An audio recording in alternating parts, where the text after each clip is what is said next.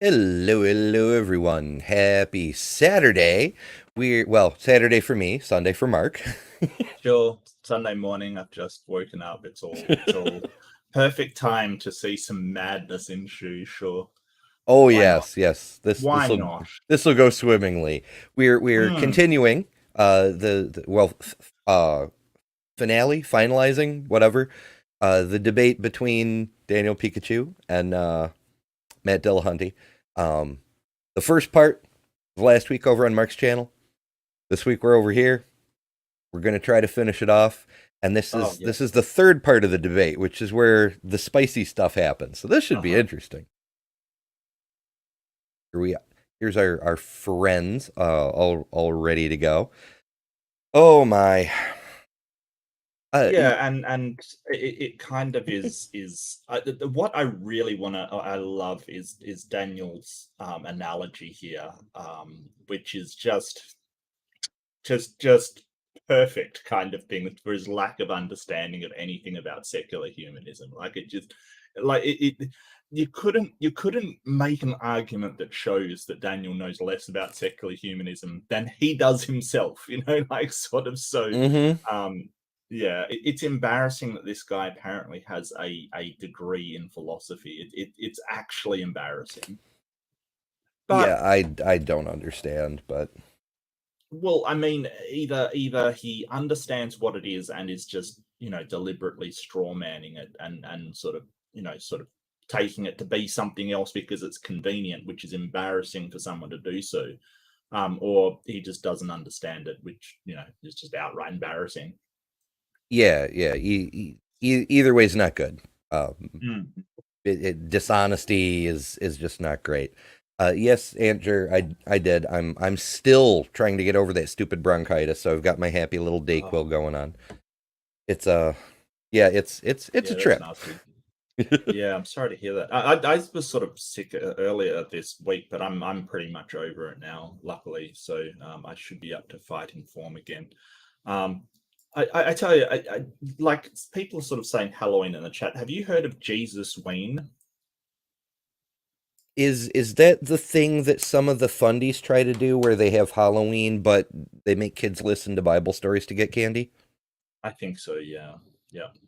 So it's kind of they're trying to reclaim Halloween kind of thing. I saw this thing on it, and they had this guy saying, "Oh, it's a myth that it's related to anything pagan kind of thing." And it was All Hallows Eve, and it started with Christmas. It's like that's just an outright lie. Like, oh my god, they're just Hmm. so desperate to get rid of anything not Jesus. Um, like it was a like Celtic holiday or something. Like it was like Yeah, every Samhain. culture has had something. Yeah, Samhain for the Celts, but Yeah, everybody's it's a right. cross quarter day. You've got the equinox Yeah, on one side and the solstice on the other, and so you put a party. It's in the yeah, old days it was early harvest and was in August. Normal harvest is near the equinox, and then Halloween yeah, marked late harvest. And that's when everything started to look spooky because the trees were all naked and all the crops were dead, and the world was like deserted and waiting for winter. So yeah, yeah. people have spooky time now, Mhm. at least in the north. Yeah. You guys do a spooky thing in April ish or May No, or no. no? We have Halloween. Yeah. It's probably not as big over here as it is in America. Like you won't. I will rarely see like children wandering around or anything like that for Halloween. But it Mm. does happen. Like people do go trick or treating, whatever. Occasionally, depending on where they live and what they're doing, kind of thing. It's more. To be honest with you, Halloween was more a excuse for a party, basically. Like people just have parties. Yeah, that those are good too. I miss Halloween Yeah. parties. We don't do those very much. It's the same problem as we have with D&D here is nobody can sync up their schedules. Like Oh it's yeah. gotten to the point we're having weddings on Thursdays because no one Yeah. can sync up a weekend, it's crazy. Yeah. Capitalism, Yeah. yay. Yeah. Um, Yeah, no, I hear you. It's just, yeah, that's there seems to be a few days that sort of everybody sort of syncs up in Australia. So yeah, it's kind of, yeah. I think Australians and I think Australia's got a drinking problem, to be honest with you. Like, really, it sometimes I do get concerned, but that aside, all the youngins love Halloween for dressing up and stuff like that. Cool. Did it myself. I don't think I don't know. I don't get to a lot of parties anyway, so I don't know if I'd dress up these days. Hmm. Yeah, it's tricky. Like this morning I took my kids to a video game convention. New York State's biggest video game convention, in fact, so big Mhm. it's actually a holiday. Today in Syracuse, New York is Retro Game Con Day.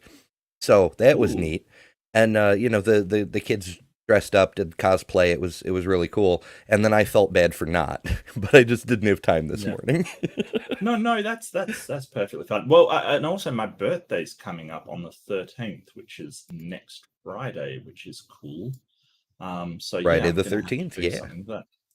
Yeah, Friday the 13th. I was actually born on a Friday the 13th, so that explains a lot really about my life if I was a It does. superstitious person. Yeah. Cursed. Absolutely cursed. Well, once upon Yeah, a time, it was considered a lucky date, and then the Knights really was Templar one. happened. Oh, okay. Wow. Poor Knights Templar.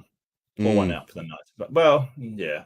I don't know. You mess around with the Catholic Church, you accumulate too much treasure. Eventually, Yeah, somebody's going to accuse you of heresy. yeah.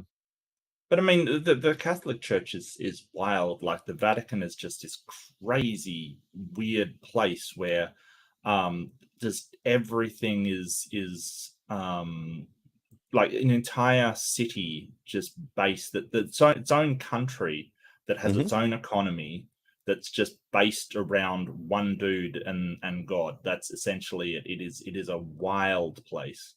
Oh, the Just history of it is freaking trippy. yeah, Like at one point, when the Papal States were a thing, Vatican City is a treaty from Mussolini that resolved the problem of the besieged in the Vatican situation after the right. unification of Italy. But when the Papal States were a thing, they bordered on the Byzantine Empire that was trying to reconquer Italy for, Hmm. because it's the Eastern Roman Empire, and they wanted to reconquer the Yeah. West because liberate Rome. But Rome was part of the Papal States. So it's just weird to me to think that like the ruined remnants of the Roman Empire are bordering against the still existing Roman Empire, but it's based in Constantinople Hmm. now. Yeah. So weird. Yeah, it is. It's crazy. Yep. Alrighty. So yeah, well, I think that's tangents upon tangents as we do. Um, but yeah, as to the video itself, I'm trying to mentally bring up a refresher from last time, and it's not working.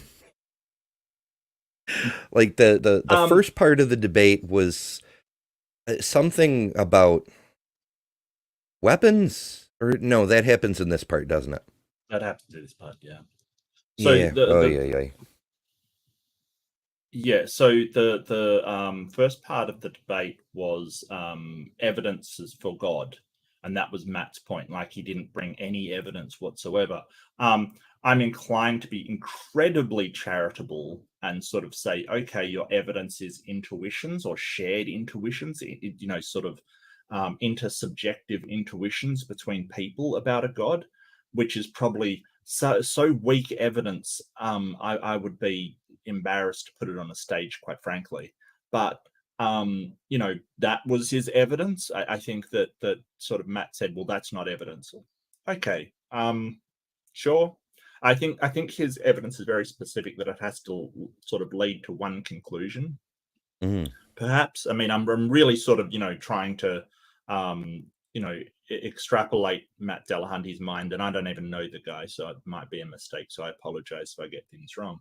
But um the the um the whole point is that it doesn't lead to just one conclusion. Like what could be causing this as well? It doesn't lead to just, well, because people have intuitions about this thing doesn't mean that that thing is what's causing those intuitions, or the intuitions are particularly accurate. Psychologically, we do have been described to have a God-shaped hole. We assign agency where there is no agency, and this has been pretty well observed. Oh, come on, Rachel, be nice. Yeah, we could make this Nice. 6 hours easy. Sure, why not? Why not? Well, this is the part with the real meat in it. So, welcome everybody. Welcome to the madness. Yeah.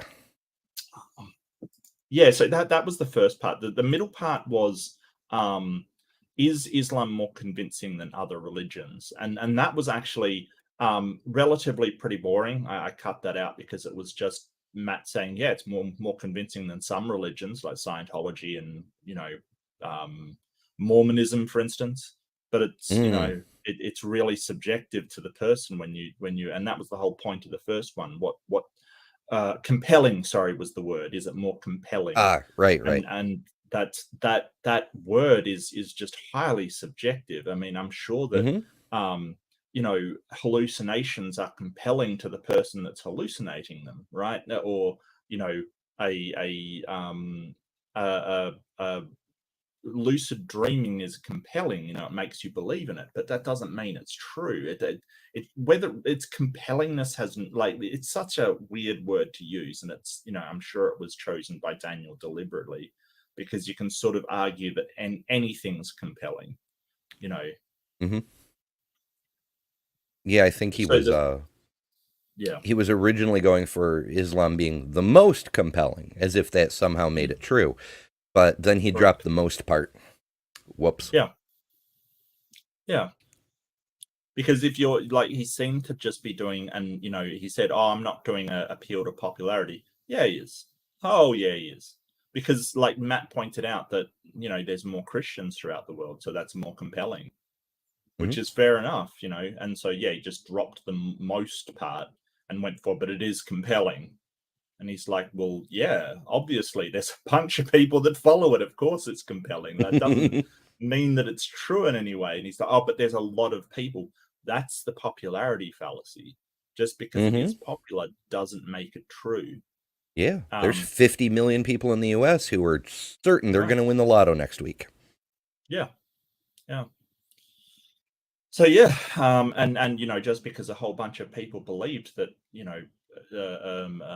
disease came from an imbalance in the humors a while ago, everybody like sort of believed that 100%. They knew it to be true. Doesn't make it true. It was not, in fact, true. So, while Daniel claims otherwise, he is doing an appeal to popularity. Like a lot of these theists do. They go, oh, I'm not making an appeal to popularity, but there is a lot of people that believe it. It's like, that's an appeal to popularity. Like, that's exactly what it is.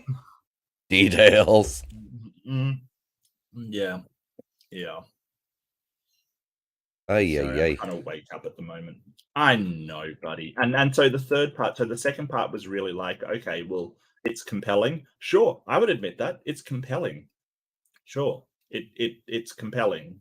People find it compelling. I don't understand it, but sure. But then again, people find frigging soaps compelling. People find Bold and the Beautiful compelling. I don't understand that either, but they do find it compelling. It doesn't mean it's real. And the third part is, which is better for society, Islam or secular humanism? And this is where the wheels fall off, and the rails just it doesn't just go off the rails. It lights the rails on fire and relocates them somewhere. Like yeah. And then it exploded. Yeah. All right, let's punch this teacup and see what happens, shall we? Leeches are still a thing, actually. That's Leeches true. are actually still a thing. They can work under certain circumstances. Like bloodletting is always bad for you. Left-handed Jedi, always bad for you. but leeches can actually help in very specific circumstances. So that's not entirely. But the thing is, they used to put leeches on damn near everything, regardless of whether it was good for the person or not. You've Just got throw ghosts in leeches your on. blood. Right. So, but they still can help. So hospitals actually still do keep leeches. Yeah, a whole bunch of interesting things. I got so when I turned 18, I went to go give blood and couldn't. They tested my blood. It's way too dense. Did some more follow-up work. Turns out I have a condition called hemochromatosis, which means there's way too much iron in my blood. And if it's left untreated, it'll build up iron deposits in my organs and ruin my day. There's only one treatment for it: leeches. That's the official MD recommended treatment. I'm like, thanks. Awesome. I do not have pet leeches, for anyone wondering. Yeah, I wouldn't recommend it.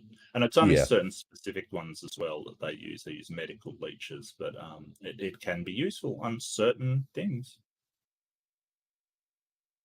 Docker, are you pulling my leg? Because I could kind of believe that, but at the same time...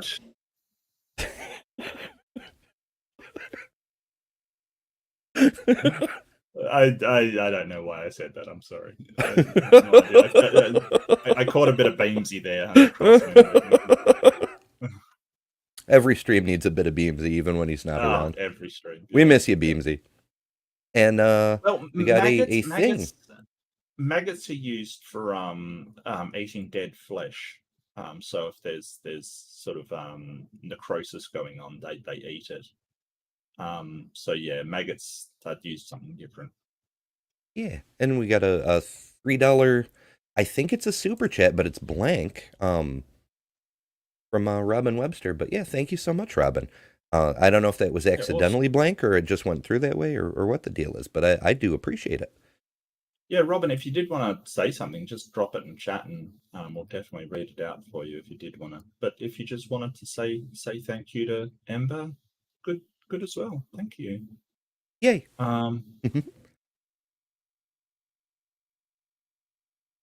Yeah, Iron Man. Oh, and yeah, vampires. Vampires would work. I've been trying to get a vampire to bite me since I was like 4 years old.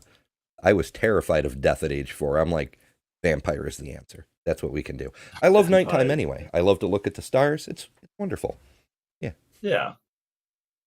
Okay. Robin says, just enjoy both of your work. Well, thank you. Thank you. I appreciate that. Yeah. We do try. We get on a lot of tangents, but we do try. Yeah, we desperately try. Well, should we start it up and ride this flaming dumpster down to the ground? I know. I feel like I should have made a special flaming dumpster emoji just for this video, but lots going on, so I haven't had time. But it did cross my mind. Yeah. It should be a standard YouTube emoji anyway. All right, let's go. Secular humanism or Islam, which one's better for the world? Well, as I already kind of worked in some of the stuff, I did a debate on this subject last week, and so I'm going to steal things from that opening, but I also mentioned that secular humanism has as its foundation the betterment of a world for humans. And so any idea within a religion would at least be worked into it under humanism. Fair warning, I'm going to piss people off. Sorry, not sorry. Matt piss people off? Who would guess? Really, no. Also, just verifying, if the audio's not working, let me know. It doesn't always work, and I don't know why. I think we just lost it. I think, just as you said that, I think we just lost it. Ay. Just play it. We'll see if it starts. Okay. This stuff's important. And so I'll start off by talking a little bit about secular humanism, and that it has as its focus the betterment of humanity, while Islam has as its focus adherence to God, which may or may not be in the interest of the betterment of humanity. It depends on which version of Islam and how different people view what Allah wants and what we're expected to do. And we also have this problem that I mentioned the other day, which is the temptation to look at data comparing Islam and secular humanism fails because we don't have a secular humanist state. And it may in fact be a bad thing that I might be opposed to have a secular humanist state.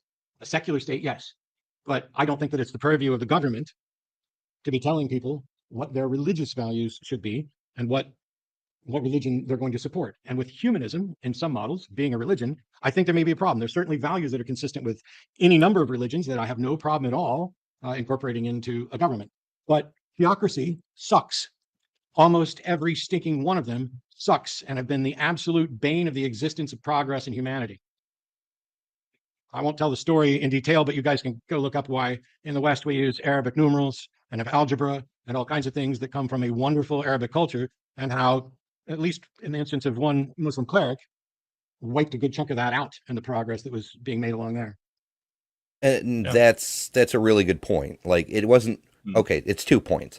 The first is that conservatism ruins everything. That's what ended the golden age of Islam. Yeah. But the other thing, the thing that always gets overlooked, is when the Christian apologists are like, "Oh, well, Christianity gave us science and math and yada yada. Really It's annoys all me, yeah. Christian progress."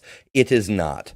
No. From the fall of the Western Empire through the 11 to 1300s ish, almost all scientific progress in the Europe area was being made by Islamic scholars. I was talking to my wife about this just the other day, and I said, well, what about Eratosthenes? What about Aristotle? What about the classical thinkers of ancient Greece? Like, excuse me, there is no possible way you can claim them as Christian or Judeo-Christian, for that matter. There is no possible way you can do that. They were Greek. They like, even the ones, unlike sort of Epicurus, didn't believe in any gods, and neither did a Democritus, where we get democracy from. Right? Like some of the foundations of the Western world. There is no possible way you can argue that they believed in a Greek pantheon. The ones that did, there were atheists back then. This is what we've got to remember, this whole idea of everybody is religious all the time. Epicurus was an atheist back in ancient Greece. Democritus, where we get democracy from, was an atheist. He did not believe in the gods. And we know this from their writings. So, you know, you've got to, like, whenever anybody's saying, "Oh, all of our thing is built upon Christian," no, it's not. That is demonstrably untrue. Yeah. Don't get me wrong. There's been a lot that sort of Christians have discovered and done, but when you're a religion wiping out everybody in an area that isn't that religion, that's not surprising. Yeah. Right. So, and even then, even the people who were Christian, like, you know, Galileo got imprisoned, Bruno got burned, things like that. If Christianity gets credit for anything, it's holding back science while Islam was making progress, until Islam triggered the Renaissance in Europe, and they just couldn't hold it back anymore. Right. Yeah. So, you know, and, kind of the opposite of what they say. Our modern scientific methodology is derived from the Enlightenment. It's derived from basically saying, well, God, them, like, so the Enlightenment wasn't just atheists, it was atheists and deists. So deists basically said, well, God's off in a different place, he doesn't affect the world. Let's find out what's actually causing things without the explanation of God. Because the explanation of God has always led to no progress whatsoever. It's just led to, well, God does it, he works in mysterious ways, there's nothing we can know about it. Well, let's just get on with what we're doing, and die in by the millions by the plague, kind of thing, you know.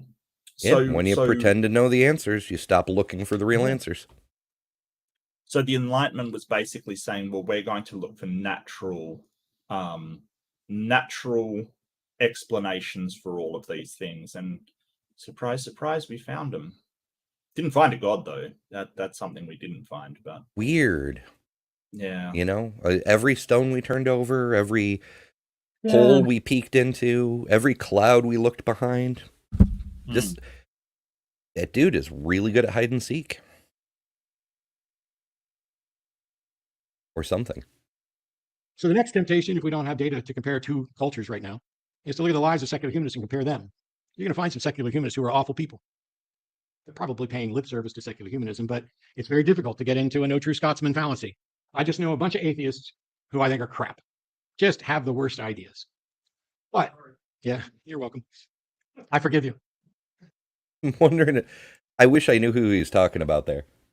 Alas, we may never know. I think maybe somebody in the audience yelled out, like you maybe, or hassled Matt. But I love how he did the cross thing of "I forgive you" kind of thing. Yeah. Like he's the Pope of atheism, right? Yeah. I don't know. I would have said like, "Here's my other cheek." I'd go for it. Yeah. That would be fun. That would be funny. I know. Well, we know Aaron was in the audience, and probably a few other people that we'd recognize. Yeah, but maybe it was Aaron. Yeah. Maybe But in a like, nutshell, "You whether talking God about exists or me?" not, we What's that? Maybe some atheist is like, "Yeah, me." Yeah. have problems to solve. And Daniel and I, well, actually, Daniel and I don't have to find a way to work together after this, but in the broader sense of humanity, Daniel and I would have to find a way to work together if we were working towards a similar goal. And if we're trying to do that, I don't get to appeal to God. He doesn't get to appeal to God. Neither of us get to appeal to any values that we don't necessarily share. And so that puts the onus on each of us to try to convince the other to share those values. So Matt makes a critical error here. He's assuming that Daniel would prefer to work towards this hypothetical common goal than simply kill Matt and be right. Right. And unfortunately, Matt's been too distant from fundamentalist religion for too long. Probably his religion, when he had it, wasn't that kind of fundamentalism anyway, because that's not super common in the US yet. But Well, yeah, I there's think- people who will kill you just to be right. Well, I think that, well, I mean, that's so stupid because killing somebody doesn't make you any more right than you were before. Like, it's such a stupid idea. It's more just eliminate any person pointing out that you're wrong, so that, you know, there's no one there to see the emperor's got no clothes kind of thing makes you feel better, which is such a dumb reason to do anything. But he's right in the sense that the state will not allow Daniel to do anything like that. Like, I can't even imagine the amount of watch lists someone as dangerous as Daniel Hikachu is on. Like, he is probably on every single watch list because the man is dangerous. He has dangerous ideas. You know, the aforementioned killing of unbelievers is one of them, and, you know, his ideas on child marriage is another. You know, just really despicable, horrible ideas. The state won't allow Daniel to do that. So he is right in the sense that they do have to find a way to live together, because they're kind of stuck in this society which accepts them, both of them. Oh, thanks, Pragmatic Crystal. I appreciate it. That they're stuck in this sort of, you know, society that says, okay, well, your religion, we're going to judge you by your actions, and rightfully so, not by what you think. So we do have to learn to work together. Whether Daniel will learn that or not, who knows? You know, I don't know what's going to happen to Daniel. I'm not a prophet. I'm not a, you know, sort of psychic. Maybe he'll end up in jail. Maybe he won't. You know, who knows? But the way that he talks is so dangerous, because you notice it's not him doing these things and going out and, you know, doing the things that he's advocating for. You know, this whole, well, we've got to overthrow this Western sort of concept of democracy and things. He's not doing that. He's trying to encourage other people to do it, which just shows that he doesn't actually, you know, how seriously is he taking it? He's not taking the first step. He's not committing the crimes that would land him in prison to stand up for his theocracy. But of course he isn't, you know. No, he's making way too much money. I mean, I don't even mean his presently 319,000 subscribers. I'm referring to his curricula that we talked about last week. He runs a online school of some kind. They sell homeschooling courses. They sell how to be a wife courses in an Islamic way. It's just, it's really disgusting. But yeah, he makes money off of being Muslim skeptic online. Is just the marketing for the shit he sells, just like any other apologist. Yeah. Now, there's a bunch of studies on religiosity and societal health that have been cited in the past, but we simply don't have the data set to really address this. So for me, it starts with, what's the focus? In secular humanism, the focus is on autonomy. freedom, consent, a view that a number of Muslims, including Daniel, don't seem to understand.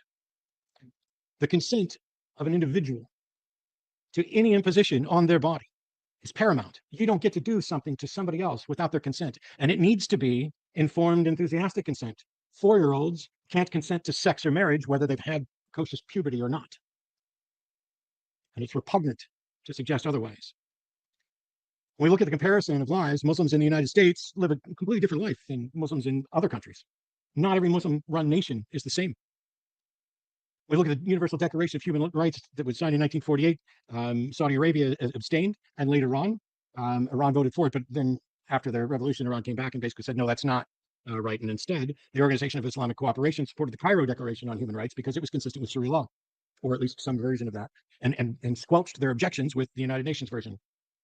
But one thing we can say about secular humanism is that there is no sect, denomination, or secular humanism that has ever required someone to believe something that is not empirically verifiable. For the record, I'm talking about facts about reality. Secular humanism doesn't require that you believe X moral claim, by the way. It states what its views are, but that's not a requirement to believe. So secular humanists do have beliefs that are not empirical, but there's no requirement that people believe something that's not empirical.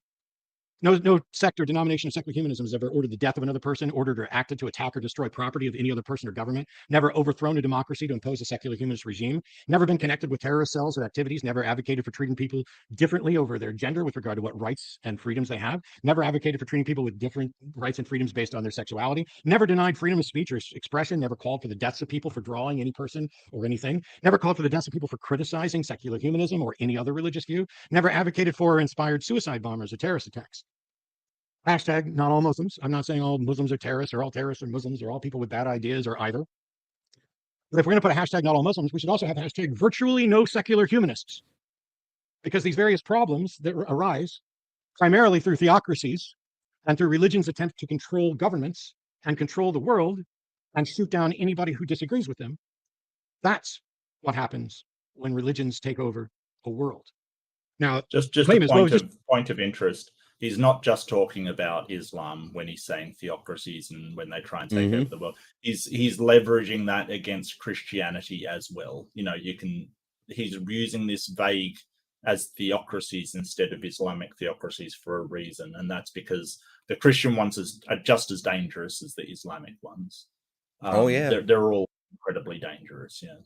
Yeah, a while back, a month or two ago, we looked up the body counts of the various religions, and while the Crusades resulted in tens of millions of deaths, the Islamic Crusades in Southeastern Asia racked up around 80 million deaths. So they're both very, very deadly to people who don't believe what they're told to believe.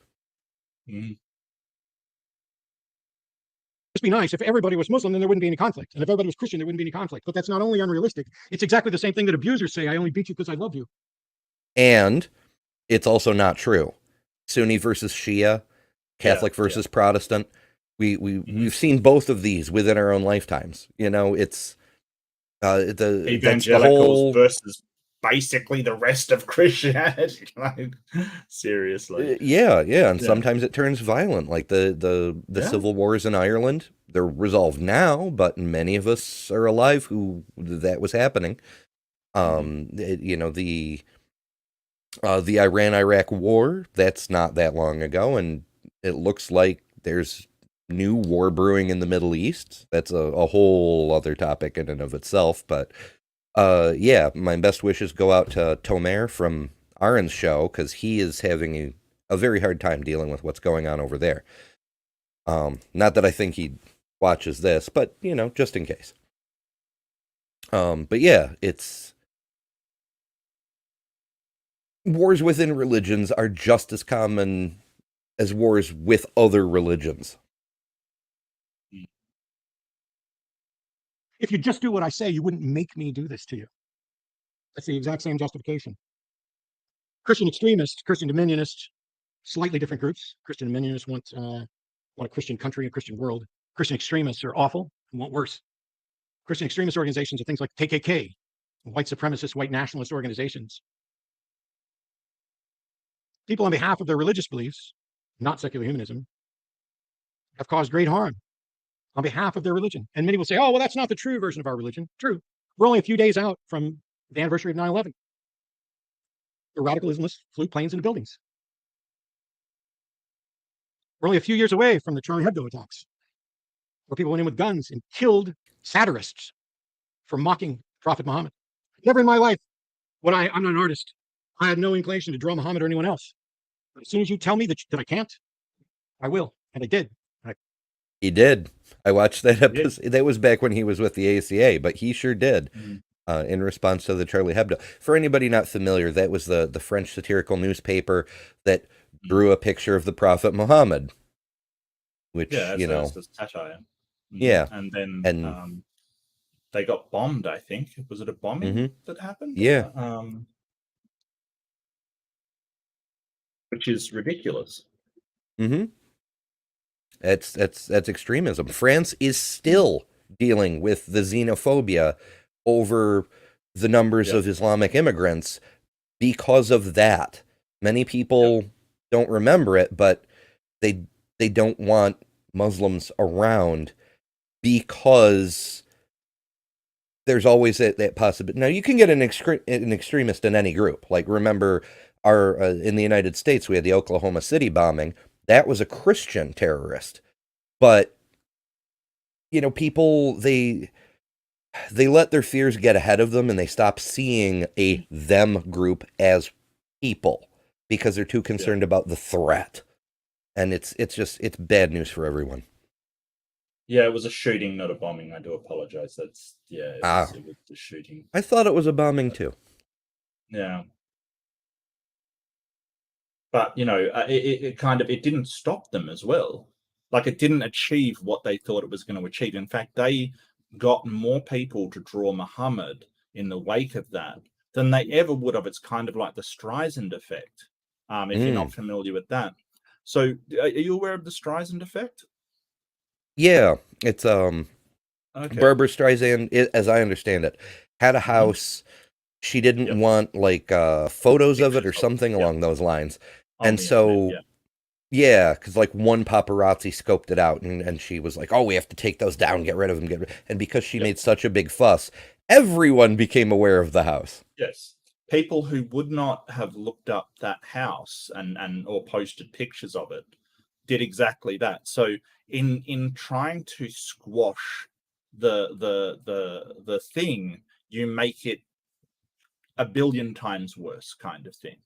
And that is essentially what Charlie Hebdo did. I drew Muhammad. Ember probably drew it. Like, everybody did it just to say a big fuck you to people who want to make you scared to control your behavior.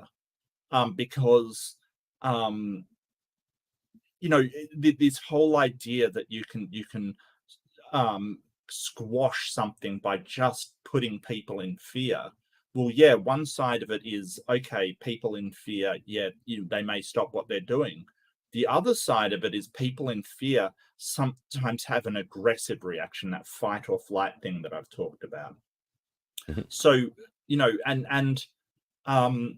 it's kind of this thing where I don't think all Muslims are like that, but they're so it does not get the effect that they're after if everybody stops drawing Muhammad. That is, they just make it so much worse. Yup. I'm having trouble typing and talking at the same time. My brain is not where it should be today, but that's okay. I'll wake up eventually, and I can help this. Yeah, we're doing our best here, folks. It's just I posted it. Not an offensive, nothing. It was just a normal tracing of an individual that was represented as Muhammad, and I drew it. Was that wrong of me? Was it wrong of me to draw an image of someone that doesn't make any sort of quality or quantitative assessment about them at all? I just did something because a religious group said I couldn't, and they killed some other people for doing it. Between 1979 and 2019, Islamists, hashtag not all Muslims, have been followed by terrorist watch groups and committed 35,000 attacks with 160,000 deaths. That doesn't. That's a shit ton of deaths. Oh yeah. I've seen this twice. Once, not when it was live, because Mark and I were doing a different debate review that night. I saw part 1 live, but I came back and watched this part later. And then I watched it through again because I had to edit it to remove certain words that YouTube really doesn't like. You'll notice that later. And I'm just now noticing that ridiculous number of deaths. That's freaking crazy. Doesn't exist. Yeah. Well, I think as of August, like 25,000 people have been killed by gun violence in the US. So there's that sort of counterexample that you know that it's not.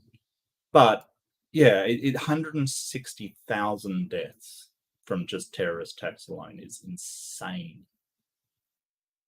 Because you don't agree with their religion. That's essentially why they happened. Insane. Yeah, I mean, we don't. It really upsets me because my whole thing, even when I was, a universalist minister trying to make all the religions make sense together and play nice and work with science and all of that, humans are not your enemy. Other humans, where people get confused, they get off on these weird tangents and screwy priorities. There are things that actually are our enemy. Cancer is killing us. Viruses are killing us. Global warming could come from, well, climate change, but there are problems that we collectively have to deal with. And maybe there's aliens now, or they're cake. We're not sure, but humans aren't the frickin' enemy. Well, and people need to, I mean, I hate to use a cliche, but wake up. Like we're basically discovering craters in Antarctica that are huge, and this Earth has craters all over it. Like, when we actually go to look at it, we're covered in craters that would destroy our entire civilization. NASA is, sort of working away, trying to say, hey, if we really get, I think there's a meteorite coming in. I can't remember the date. It's 2050 something. That if it threads the needle between Jupiter and Uranus, it will hit in like the Midwest kind of thing. So NASA's working to divert asteroids. That's what we should be focused on, not whose imaginary friend is the better one. Like, come on, seriously? This whole idea that God's going to save you from a meteorite when this Earth is covered in meteorite craters is nothing but wishful thinking. It is just hoping that your imaginary friend is going to save you from the bully. Like, we have bigger problems. Yeah, drives me. It's frustrating. It's exhausting. It's depressing. It's just. But we all do what we can. Like Mark and I talk about this in the ways we can, in the places we can. And all of you folks, you all play a part, and any individual voice is tiny. Like, Daniel has 319,000 subscribers, but the more of us talk about these things, the more of us spread these ideas, and other people hear them, and they start to go, these ideologies, these kill the non-believers things, these are bad for everyone. It very slowly creates ripples. It's unfortunate we don't have a faster way, but it matters. Speaking up matters. Yeah, and you can believe in your faith and your in your personal life. You can do whatever you want. You can be a believer as long as we're addressing the problems that concern us all as well. But if you want to sort of go, well, it doesn't matter because a God's going to avert then we've got problems, because I don't think that that's going to happen. Or if you're killing people because they draw your favorite imaginary friend, come on now, seriously? Yep. Sometimes the foolishness is very obvious, but it's not just the foolishness. It's the harm because of the foolishness. or the harm from the not foolish parts that shouldn't be carried out because the not foolish parts are attached to a big laundry list of foolishness. Like, it doesn't follow that you should burn a person for being an herbalist healer because the story about the talking donkey told you you should, you know? Right, right. For secular humanism. Not only does it not exist, I'm not aware of any secular humanist organization that has ever been on any terrorist watch list or hate group watch list. And yet that can't be said for Islam, and it can't be said for Christianity. Plenty of groups attached to both religions are in there. Which one's worse? Flip a coin. Primarily, it depends on which one's in power or which one is struggling to gain power. None of that stuff exists within secular humanism. And it doesn't exist primarily because of foundational principles of autonomy, freedom, and consent. And that is, I permit all of you to believe as your conscience dictates and to act in accordance with what your conscience dictates, right up to the point where your rights and freedoms come in conflict with someone else. And that is the point which a government is justified in stepping in. The founders of the United States created a constitution that was a living document, and they had a notion of separation of religion and government, sometimes called separation of church and state. They didn't write it in there expressly, but it was included in the letter to Danbury Baptists. The Constitution of the United States was unanimously, or the Treaty of Tripoli was unanimously ratified, saying the United States is in no way founded on Christianity, and yet Christianity is the dominant religion here, and is the cornerstone of many ideas of the broken parts of the United States of America. And you know, in a weird way, it was Christianity. It was the brokenness of Christianity that saved the United States from being officially theocratic. I mean, part of it was because there were a lot of refugees from England who were declaring their independence. Clearly, they couldn't be members of the Church of England, where the monarch is also the Pope. But also, there were a whole bunch of different sects of Christianity. Because Christianity is so shattered, they all realized that if there were a state religion, whatever it was, most of them would be forced to convert to a different flavor of Christianity. And what if it's based on the population? Like, what if today the Catholics are the state religion, but next week the Muslims win the vote or whatever? Now all the Christians have to become Muslim? It's obviously that's madness. And so they said, no state religion. We can't have that. Well, I don't think they thought that far ahead, but it was more the divisions within the different sects, as you said, like the Quakers versus the sort of who were massacring the Quakers. There was a group. But yeah, there was a the Puritans sort of. Yeah, so the Puritans concluded that Satan had sent them this Quaker scourge kind of thing. So, you know, even just without them even thinking, because I don't think they ever considered America would be a Muslim state or would be majority Muslim, but they certainly went, well, we don't want those dirty Quakers in charge, kind of thing, right? So that's why that they had the separation of church and state. Yeah. And I mean, so partly it's a protection thing, but partly it's also a cop-out. Because if there were a state religion and that particular flavor of Christianity went and did something awful, like, you know, massacre the Quakers, then it would also be the state that was responsible for that. Mm-hmm. And that's, there's a lot of factors that went into that. It wasn't necessarily because they thought this is best for humanity. It was self-interest. Yeah. But, you know, it was a lucky thing. Too bad they didn't do away with slavery while they were at it, but, you know. Oh, yeah. And when we throw out consent, when we say, in order for you to be a good person, you are not allowed to leave the house without somebody else with you. You're not allowed to leave the house without wearing some garment covering you. You are not allowed to engage in the sort of love that you would like to engage with another person, even though it doesn't harm anybody else. You don't get to consent to whether or not you're going to be married. You are property of a God, no matter which God. You diminish humanity. You sacrifice everything that we value as humans about our liberty and freedom, the right to be here and govern our own lives to the best we can. You sacrifice everything on the altar of an idea that you cannot prove and that objectively, demonstrably results in harm for people.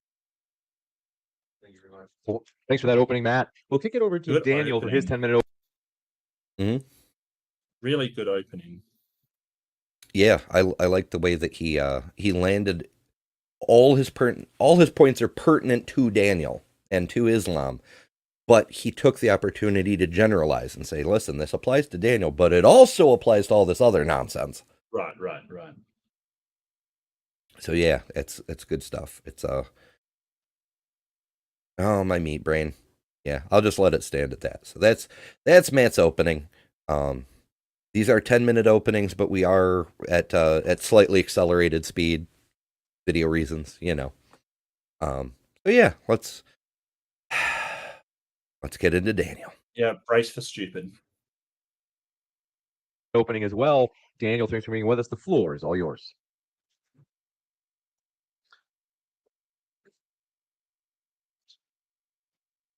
Here's a thought experiment. Imagine there's a company called Pleasure Inc., and they invent the pleasure machine. You strap a person in, pull down the virtual reality helmet, plug in a few diodes into the skull that tap into the pleasure centers of the brain. You pull the switch, and then pure unadulterated bliss. The brain implants and the VR are so powerful that any pleasurable experience you want to have, you can have it. You can satisfy basic bodily pleasures, or the tech is so advanced that you can simulate any desire. You want to vacation on the beach with supermodels? No problem. You want to travel the world and sample cuisine from every region? No problem. Every form of pleasure and entertainment is now at your fingertips. The pleasure machine comes on market and is heavily advertised. People start using it for recreation on the weekends, but the machine works too well. People can't get themselves off of it. Eventually, pleasure machine users are strapped in for 10, 15, even 20 hours a day. They can't stop using it. The constant supply of dopamine is too much to resist. Like this thought exercise, I don't know what he's trying to. It seems like he's trying to allude to modern living is like being on a pleasure machine kind of thing, or failing to live to the sort of Islamic strictness of life choices is somehow being on a. I don't know what he's trying to, or I don't know whether he's also trying to say, well, if so secular humanism, which Daniel would probably be aware of if he's got a degree in philosophy, is usually based around some kind of utilitarianism, like having a utility. So is he trying to say that pleasure is the utility that secular humanists are after? Yeah, I think what he's aiming for, as he tries to describe later in the debate when he says to Matt, "Oh, you missed the point of the analogy," is that since secular humanism only cares about human well-being, human pleasure, then that's the ideal state. It's just focused on all pleasure all the time. But I like Left-Handed Jedi's comeback. Religion is a drug. Like, well, that's where everybody gets with together and plays pretend and imagines everything's perfect. Yeah. Well, the problem with that is that works if your utility is pleasure. So some people sort of have a maximizing of pleasure and a reduction of suffering. But if you're talking about well-being, you can sort of make the argument, well, yeah, they're in pleasure, but that is not a well human, right? That's like having a drug that sort of just makes you euphoric. Yeah, you're happy kind of thing. It's an artificial happiness, but you're not well. You know, you're going to be in a your muscles will atrophy, your health will decline, kind of thing. That is not a well human you're describing hooked up to this machine. So I don't know why you would use that analogy for secular humanism, which usually is focused on the well-being of humans. Like I don't understand how it ties in. It's like this parody of, well, all you care about is pleasure.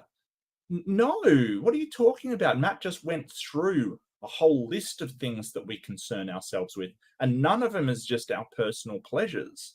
For fuck's sake, Daniel. I suppose when you've got a straw man, like, beat it, I guess, but yeah.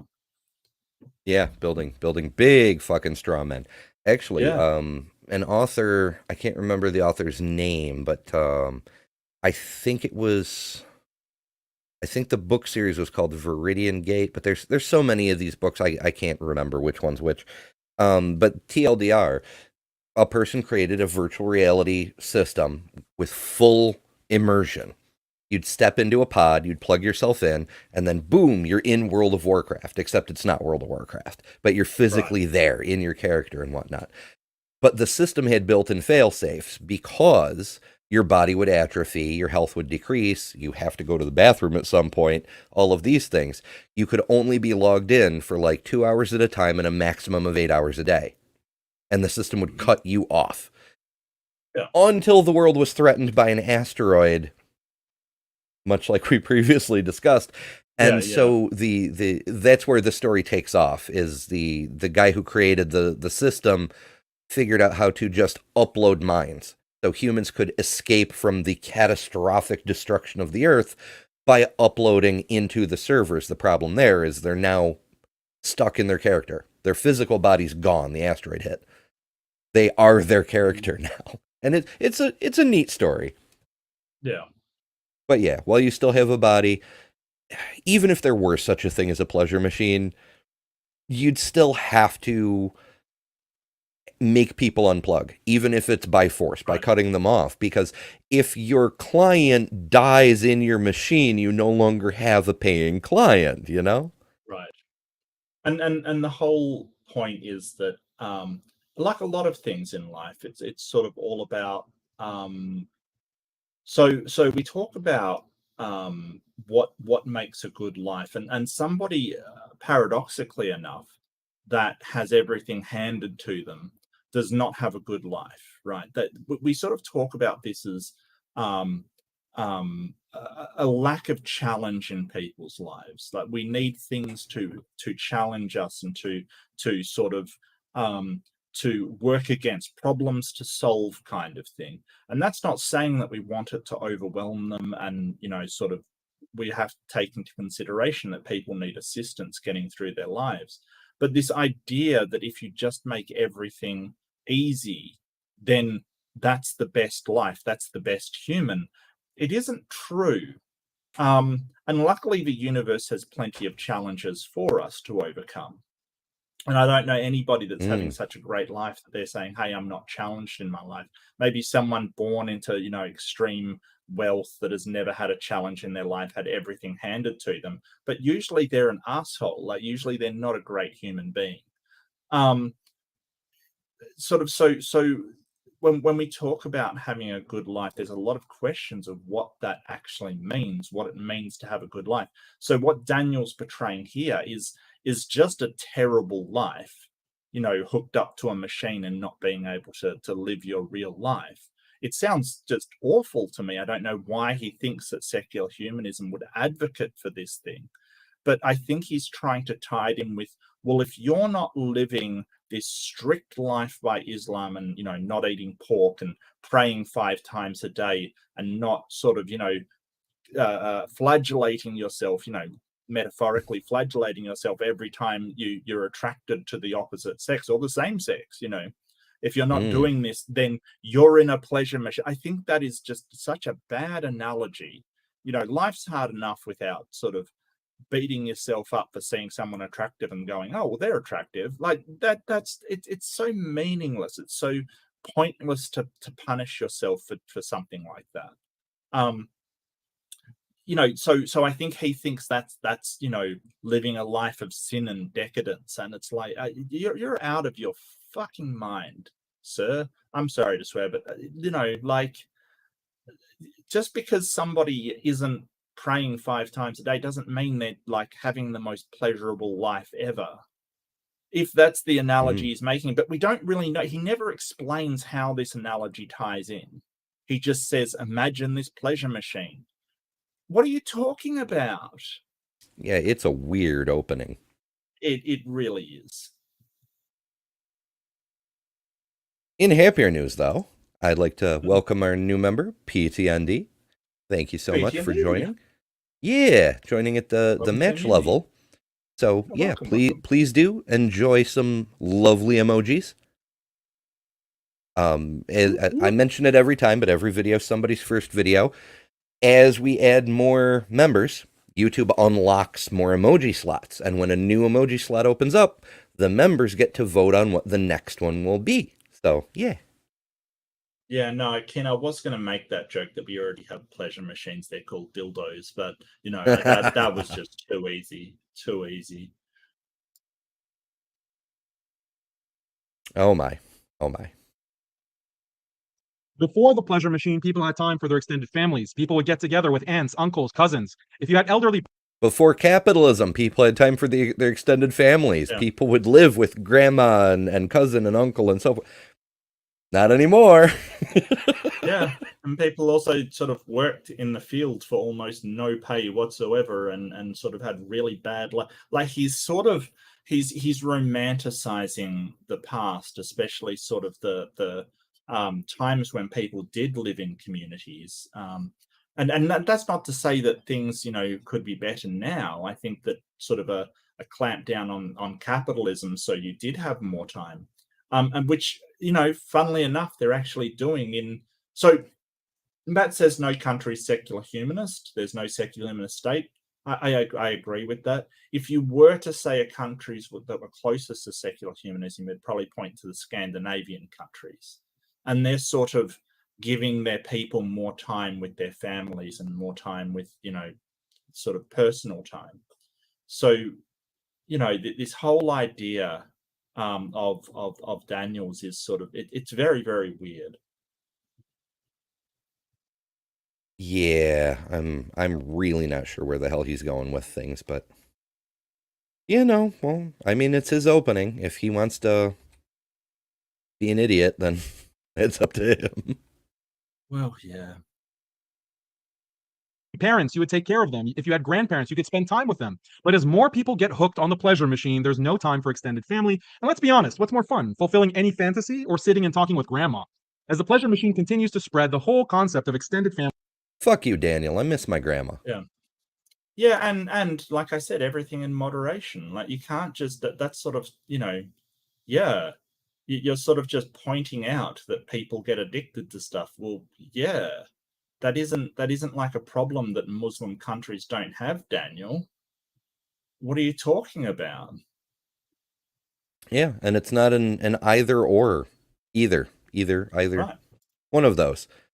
Like you can't, like, people do it now. Like a person can play, Baldur's Gate 3 or Starfield and still spend time with their kids. Sure. Sure. But there are problems with people getting addicted to this kind of stuff. Sure, but that's not it's not like there's no addicts in Muslim countries. Come on now. And the whole point is that what we found with things like video games is they give people a technical working knowledge of computers that they're going to need throughout their lives, because hate to break it to you, everything's like you cannot get a job now if you don't know how to use a computer. You can't. It's freaking impossible. The only things you'll get is sort of menial work, which is sort of very, very low paid and stuff. So, and these kind of things, they teach you how to problem solve and think critically, which maybe you need to do a bit of, Daniel, because your analogy sucks. Yeah. Well, in fairness, Daniel sucks. So, what can you do? Family dies off. People only have time for their spouse and their kids, but even this nuclear family gradually becomes too much of a burden. The only thing that people want to do is to plug themselves in. Over time, pleasure machines get a bad reputation for disrupting families, and sales start to drop. Pleasure Inc. realizes it needs a new strategy. First of all, let's improve the machine so that people. Would sales start to drop though? Like, if it gets a bad reputation for disturbing, breaking up families, whatever, that kind of implies it's continuing to break up family. And why can't families use it together if it takes you anywhere you want to go? Like, if you go into World of Warcraft, for example, you can all play together. That's the thing that you can do. Like, there's so much wrong with this. And this is just like the surface level shit. I know families that play Minecraft together, like, and have a little village of their own, and sort of do these things. It's fine. Like, and yeah, you probably should get out and get some air, and hell, I probably should get out and get some air. Like, but the point is that, yeah, like we want to moderate and balance these things, not just have like, nobody's saying that people stuck on a machine 24 hours a day is healthy. Nobody's saying that. I don't know where this analogy is going. I have no, I still don't understand. I've seen it twice and I still don't understand. Off the rails is where it's going, because very quickly he's going to get to, even if it is an analogy for secular humanism in some way, he's going to hit some parts where it very much diverges from the values of secular humanism that Matt just expressed. Is he trying to say that sort of modern society is concerned with, like, like, because I don't know anybody that can just indulge their pleasures 24 hours a day, right? Like even people that are trust fund babies and stuff, they still can't indulge their pleasures 24 hours 24/7. Like, I don't know where he's going with this. I have no idea. And if he's sort of saying, hey, if you want to maximize pleasure as a utility as part of secular humanism, well, great, but that only works if that utility is in fact pleasure. If it's not, then your analogy doesn't work. It just doesn't. If it is well-being, if it is the flourishing of humans, it falls on its ass, because then you're not concerned with pleasure. Mm-hmm. And in that case, you're only concerned with pleasure that helps humankind flourish or humans be well. And yeah, there's a certain amount of pleasure we need to be well humans. We have to sort of indulge our inner child occasionally, and we have to, sort of play occasionally. Yeah, the point, as I understand it, is to improve conditions for all humans as best we're able, to the point where it is possible for people to seek out pleasures, activities, not have to work to death and starve for it. Like there's no pleasure in any of that crap. It's to put you in the position where you have the freedom, whether it be financially or temporally or what have you. You have free time, you have free cognition, you can make your own choices, and you can do what you choose to do. Like, be an artist. There's so many artists in the United States, and ostensibly, I'd imagine, around the world, who just don't have time to art because they work all the time. Yep. And, there are a few artists who are lucky enough to be able to work as artists in this particular age, but I have no doubt that in a century or two, people are going to look back at this era and be like, why were there so little art?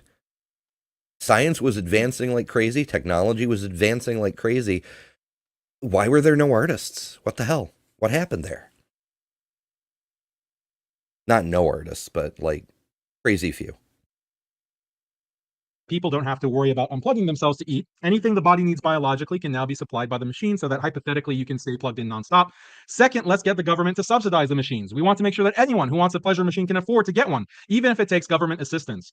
Third, more aggressive marketing techniques are needed. People who oppose the pleasure machine say that it destroys marriage, destroys families. Now they're even saying it destroys cultures and religions, because maintaining culture or religious traditions requires people to make an effort, to work hard, to make personal sacrifices, not to mention maintain bonds with others. How can you do any of that if you're strapped into a pleasure machine for most of the hours of the day?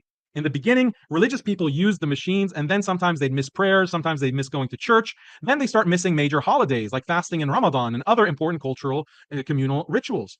So the opponents of the pleasure machines now claim that the product not only destroys marriage, family, and culture, but also community and religion.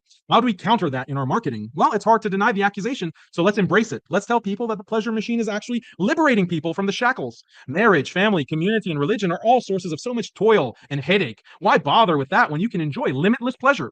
A pleasure machine. No one is advocating liberating people from family and marriage. Like, what are you talking about? I was just about to call them out on tying those all together, like family and religion are the same thing.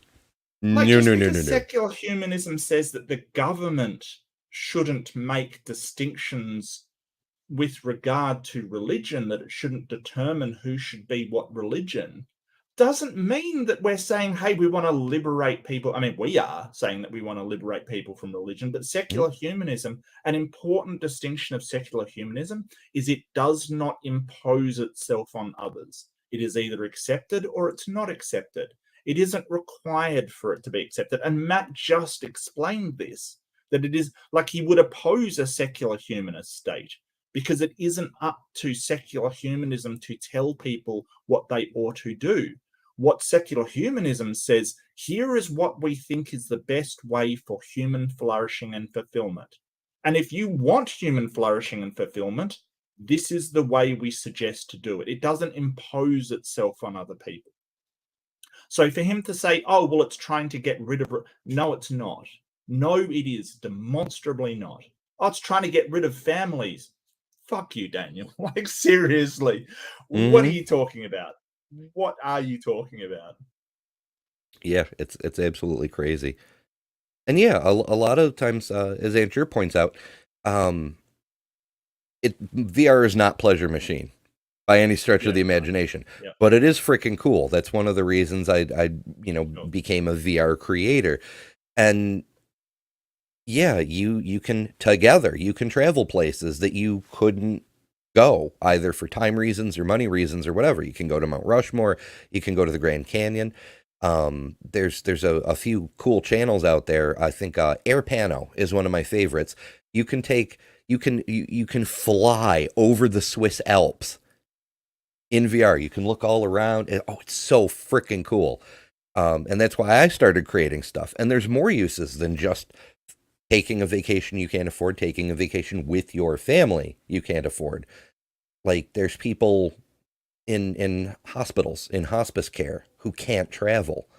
But thanks to our increases in technology, they can see places that they were never able to go when they were healthy, let alone now.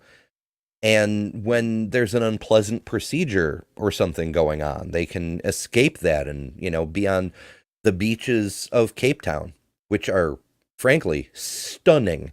It's just, you can see so much more of the world. And not just the world. There's VR stuff that'll take you into space. There's so much potential for this technology. And well, I could go on and on. No, I agree. And sort of, the idea that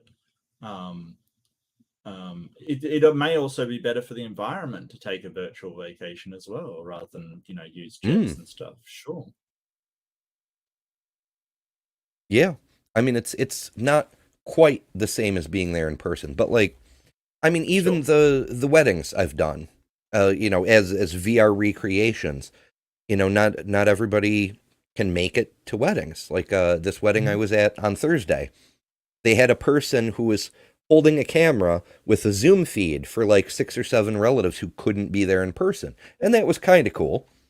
But because I made a VR of it, anybody who wasn't there or who couldn't make that Zoom call can now just take that link that I sent them, and if they have a VR headset, so much the better, but it'll work on their phone too, and they can be there. They get to sit where the camera was sitting, as if they're in a seat watching the ceremony, and they can look around. Cool. They can see, cousin Marge and the friend of the family, Bob or whatever. They get to see all the things. They get to, there's one point in the wedding where an ambulance drives by and the sirens go off. And it's just a weird little bit of comedy. But they can actually turn around and watch the ambulance go by. You can't do that with a flat video. Right. How dare you? You're destroying families, Ember. I know. I am such an awful human. Bringing people together to share an event like a wedding, just destroying families. Just. Mm-hmm. I mean, technically, you could argue, even though they're so. I don't actually know the beliefs of one member of the couple because it's just never come up. A lot of Japanese heritage. The officiant, who was one of the couple's sister, invoked a Zen master's poem for the opening part. So, possibly it's something like, let's just go with Zen, Buddhism. Okay. But the other person I've known a very long time, and they're secular, but also kind of witchy. Like there's this Yeah, big sure. sense of like, the universe sends Yeah. us signs and guides us and so forth. Sort of new age stuff. Yeah, sure. Yeah. Yeah. Yeah. So in a way you could argue it was a religious thing, kind of. Sure. Yeah. But that's the thing. We're not advocating like stamping out all religions and stuff like Daniel's trying to, sort of suggest. It's just, yeah, we're advocating stamping out your version of religion, where you want to marry 4-year-olds and bomb people and kill people for being apostates. Daniel, this is the thing. It's not all religion that we're opposed to necessarily. It's mostly yours, because you have terrible ideas. Mm-hmm. Demonstrably harmful from society. Oh, yeah. It's just crazy. If you're not familiar with Daniel Hikachu, he is a train wreck of bad ideas. Sort of people who insult Muhammad should be put to death kind of stuff, which is why I find it crazy if he's not on every watch list around the world, because he is so dangerous. But I mean, he gets on here and makes himself look like a complete ass. So, there's that. Yeah. But yeah, Sumami, it's true. VR it's not quite the same as actually being there. Like you can't feel the wind on your face. You don't get the smells of the October leaves falling on the grass or the flowers or what have you. So you do miss out on some of the sensations, but it's still, yeah, it's still getting better, I think. Although I'm a little hesitant on the smells. Good smells would be awesome, but some smells we're probably better off passing on. Machine is the great liberator. Furthermore, marriage, family, and religion are the source of so much pain and suffering. Who doesn't have conflict with parents? Who doesn't have an insensitive spouse? Who doesn't feel judged when going to church or the mosque? To make matters worse, these institutions are also rife with abuse. There's domestic abuse, child abuse, abuse in the church and the mosque. Also, these institutions are rife with unjust hierarchies and inequality. Daniel's making a hell of a case against religion right now. I'm digging it. And I don't have an insensitive spouse. I mean, are you trying to tell us, is this a cry for help, Daniel? Do you have an insensitive spouse? Oh boy. Yeah, I think he does have a spouse. That just, oh boy. I think he does, which blows my mind for a start. I know. Well, I mean, Ben Shapiro got married. Oh, yeah, this is true. Yeah. And lack of consent. The pleasure machine, on the other hand, is the great equalizer. When you're strapped in, you can enjoy yourself as much as the elites. Everyone is equal in the pleasure machine. This is the marketing we need to push through TV, movies, music, books, social media. And if anyone opposes our product, we simply accuse them of being backwards, irrational, and filled with hate. How can you reject liberation and equality? Are you a fan of domestic abuse? Are you a fan of child molestation, of white supremacy, of religious... Oh, Daniel. What? Careful. Yeah, I mean, he's to be honest, he's opened the door there Mm-hmm. for, if we're going to talk about child abuse, let's talk about your position on child marriage. Mm-hmm. That's not where you want to go, Daniel. Yeah, As you often say, Mark, no self-awareness. No, of course not. Bigotry? What are you, some kind of terrorist? Pleasure Inc. realizes that the older generations are going to be wiser and won't be the biggest advocates of their product because they have more life experience and know the value of life unplugged. So Pleasure Inc. focuses Obviously, on the younger the sales of Viagra out there, sir. Like, I know. Yeah. Like, if you've ever tried logging into the metaverse, that VR world that Facebook has been putting together, almost everyone, I mean, you'll find deserted city after deserted city, but when you do find people, they're almost all over 60. Yeah. But okay.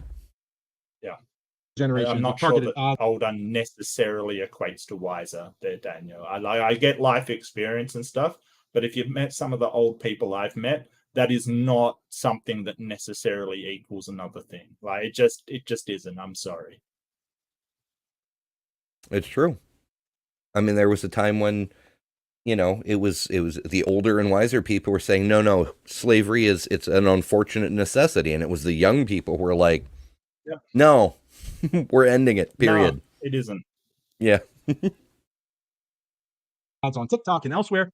Pleasure Inc. also wants its message of equality and liberation to reach youth in schools. Let's make sure that all schools raise awareness about the benefits of using the pleasure machine and how not using it can cause pain and suffering in life. Adoption of the pleasure machine continues to spread at a rapid pace, and Pleasure Inc. decides to break into new markets internationally. The only problem is many countries are banning the pleasure machine. They don't want their societies being disrupted, their cultures and religions being wiped out with the introduction of this technology. But due to heavy lobbying, Pleasure Inc. has infiltrated every level of Western government, and they leverage their connections to pass new international law. The new law is that every nation must allow their citizens to buy a pleasure machine. Not only that, but Okay, so every just nation stop for a second. So keep in mind, this is supposed to be secular humanism. Mhm. Right, this is supposed to be secular humanism. At the moment he seems to be describing capitalism, and I'll get to more on that later, but keep in mind this is supposed to be secular humanism he's making this analogy to, and it just I cannot envisage it working. Like, secular humanism isn't making rules around the world. It isn't trying to get itself established in countries.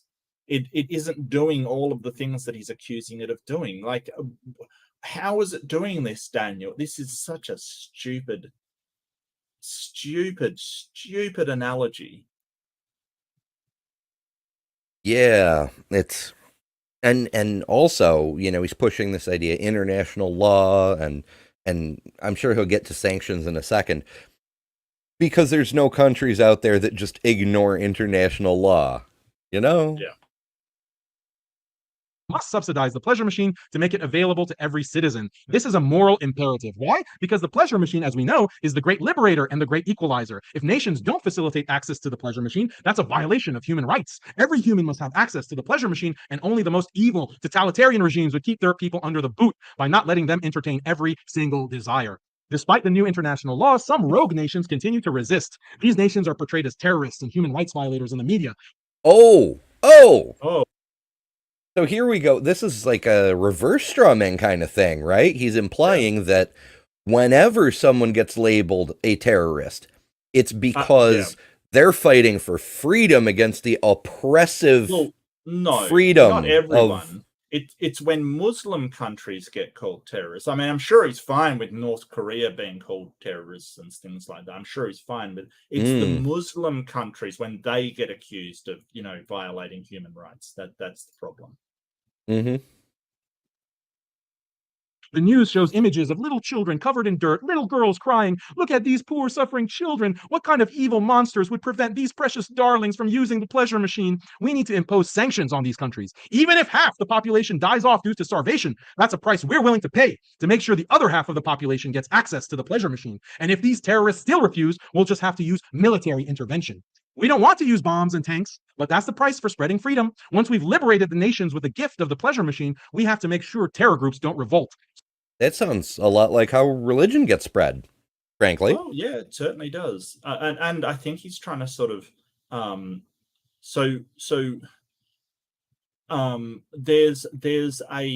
there's a case to be made for the problems with Western imperialism, right? That the whole idea that Western values should be upheld and things like that, and through military means you uphold them.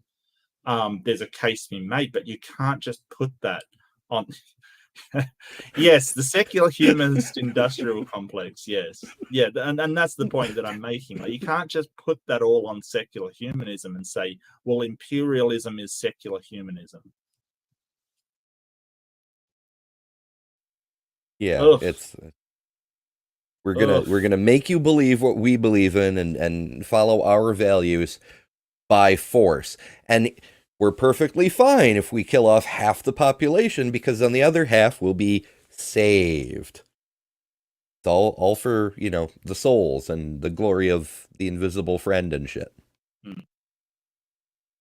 so we can install puppet dictators who brutally stifle any dissent and make sure access to pleasure machines remain uninterrupted. It's also critical that we enforce anti-extremism laws. The opponents of the pleasure machine advocate traditional institutions of marriage, family, gender, community, religion. We have to silence. Now that's an interesting. Yeah. The people who oppose the thing are also the champions of individual liberty and freedom, which, yeah, that's. I don't know what he's. It's like he's trying to invent new fallacies, you know? Yeah. I'm not sure what that would be called. Like a false association? A false positive? Like, what are you talking about? These agitators by labeling them as extremist hate mongers that inspire violence. We can put them on watch lists, ban them from travel, maybe even indefinitely detain them on spurious charges. Now, we don't want to stifle all debate about the pleasure machine, of course. That might make us look too obviously totalitarian. So let's allow people to debate the pleasure machine, but in a controlled fashion. We'll set up two sides of the debate. The progressives will argue that people need to use the pleasure machine 24 hours a day. The closed-minded, old-fashioned conservatives will argue, no, 24 hours a day is degeneracy. People should only plug themselves into the pleasure machine for 18 hours a day, like the good old days. The pleasure machine continues to proliferate. Here, given a platform to debate his position. Do you see how stupid this argument is? Well, no, we'll make it look like there is debate, but there isn't. While you're currently debating, We're only going to platform the crappy debaters with the obviously weak positions. Daniel, do you have a confession you'd like to make? yeah. This is exposing way more about Daniel than it is about secular humanism, quite frankly.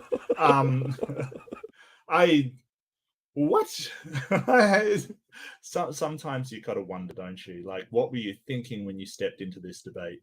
What were you thinking? Clearly, he doesn't have a proofreader, but yeah. So somebody remind me to take that and make that a clip, because that I really like that part. Until every person is plugged in nonstop. The technology also advances so that a bulky machine is not needed. The tech can actually be implanted into the body. The last remaining resistors say that this is the end of the human race. Human life as it was known for millennia is over, and even the human body has been transformed into a transhumanist abomination. All humans are now subjugated by this all-controlling totalitarian system. But Pleasure Inc. scoffs at all this and says, how could we be totalitarian when we give people everything they desire? Sure, people can't change the overall system, and we impose it on them by brute force, but that's okay because it's all for the greater good. So that's the metaphor. The pleasure machine is the secular humanist ideal. Human life should be structured around the individual pursuit of happiness and pleasure. This requires liberating people from all social norms and obligations because our obligations to others hinder our individual happiness. Technology can be used to free us from these obligations and facilitate our individual happiness. The pleasure machine represents this taken to its logical conclusion. Logical, he says. I was going to let him finish Right. his statement since he was wrapping up, but my goodness, I cannot take it. Like, So, yeah, aside from the straw man, there's another thing this is, and that is the slippery slope, right? You're basically saying, hey, if we allow people to have time to be self-fulfilled, to have pleasure in their lives, then it will lead to this, they'll constantly want pleasure, and that will lead to they will cease to work, they will ignore their families.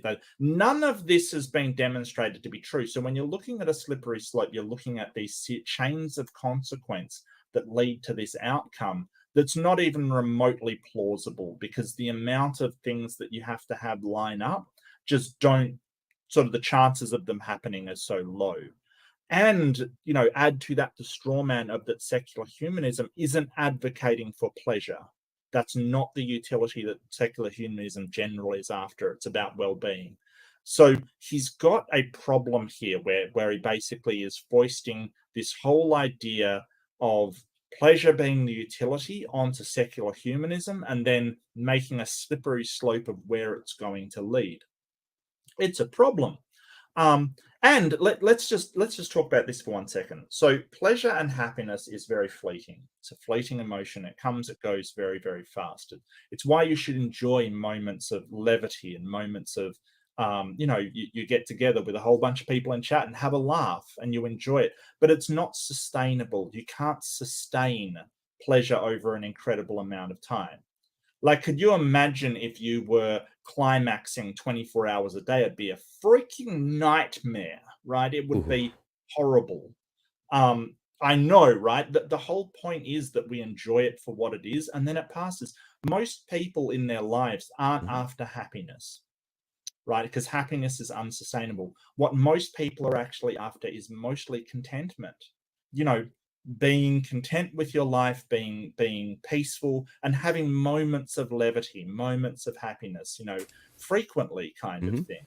Nobody wants, being happy 24 hours a day, because you probably at that point would be manic, right? You would be in a state of perpetual sort of, laughter is being manic. It's not normal. It's not healthy. It's not something that you should do. Yeah, But it's not stable.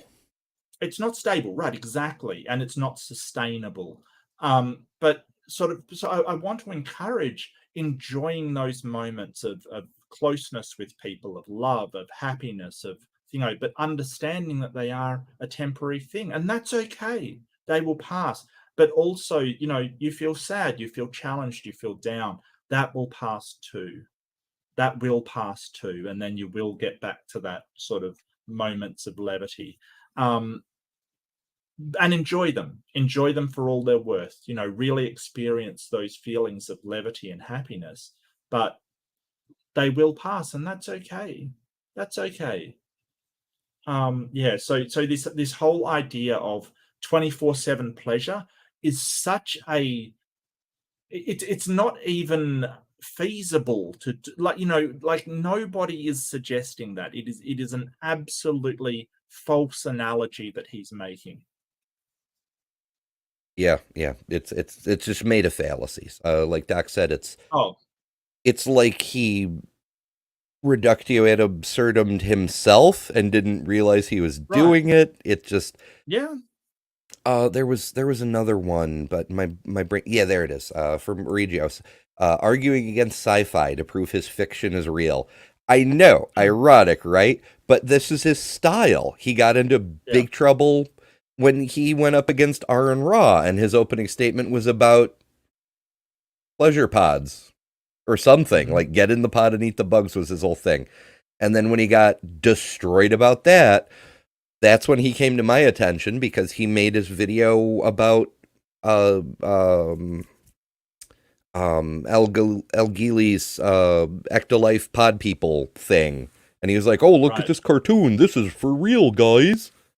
I was right all along. What an idiot. It's not even real. He's got a real problem determining what's real and what's not. And he doesn't, like, you can't come into a debate and argue that secular humanism is somehow sort of, imperialistically marching across the world. No, people are adopting it because it's a good idea and it treats everybody fairly. That's all. And the thing about secular humanism is that it doesn't have a problem incorporating ideas from other religions. It doesn't care where the idea comes from, right? If it's good for humans, then it's good for humans. That's it. That's the entire criteria. If it's good for human flourishing, then it's incorporated.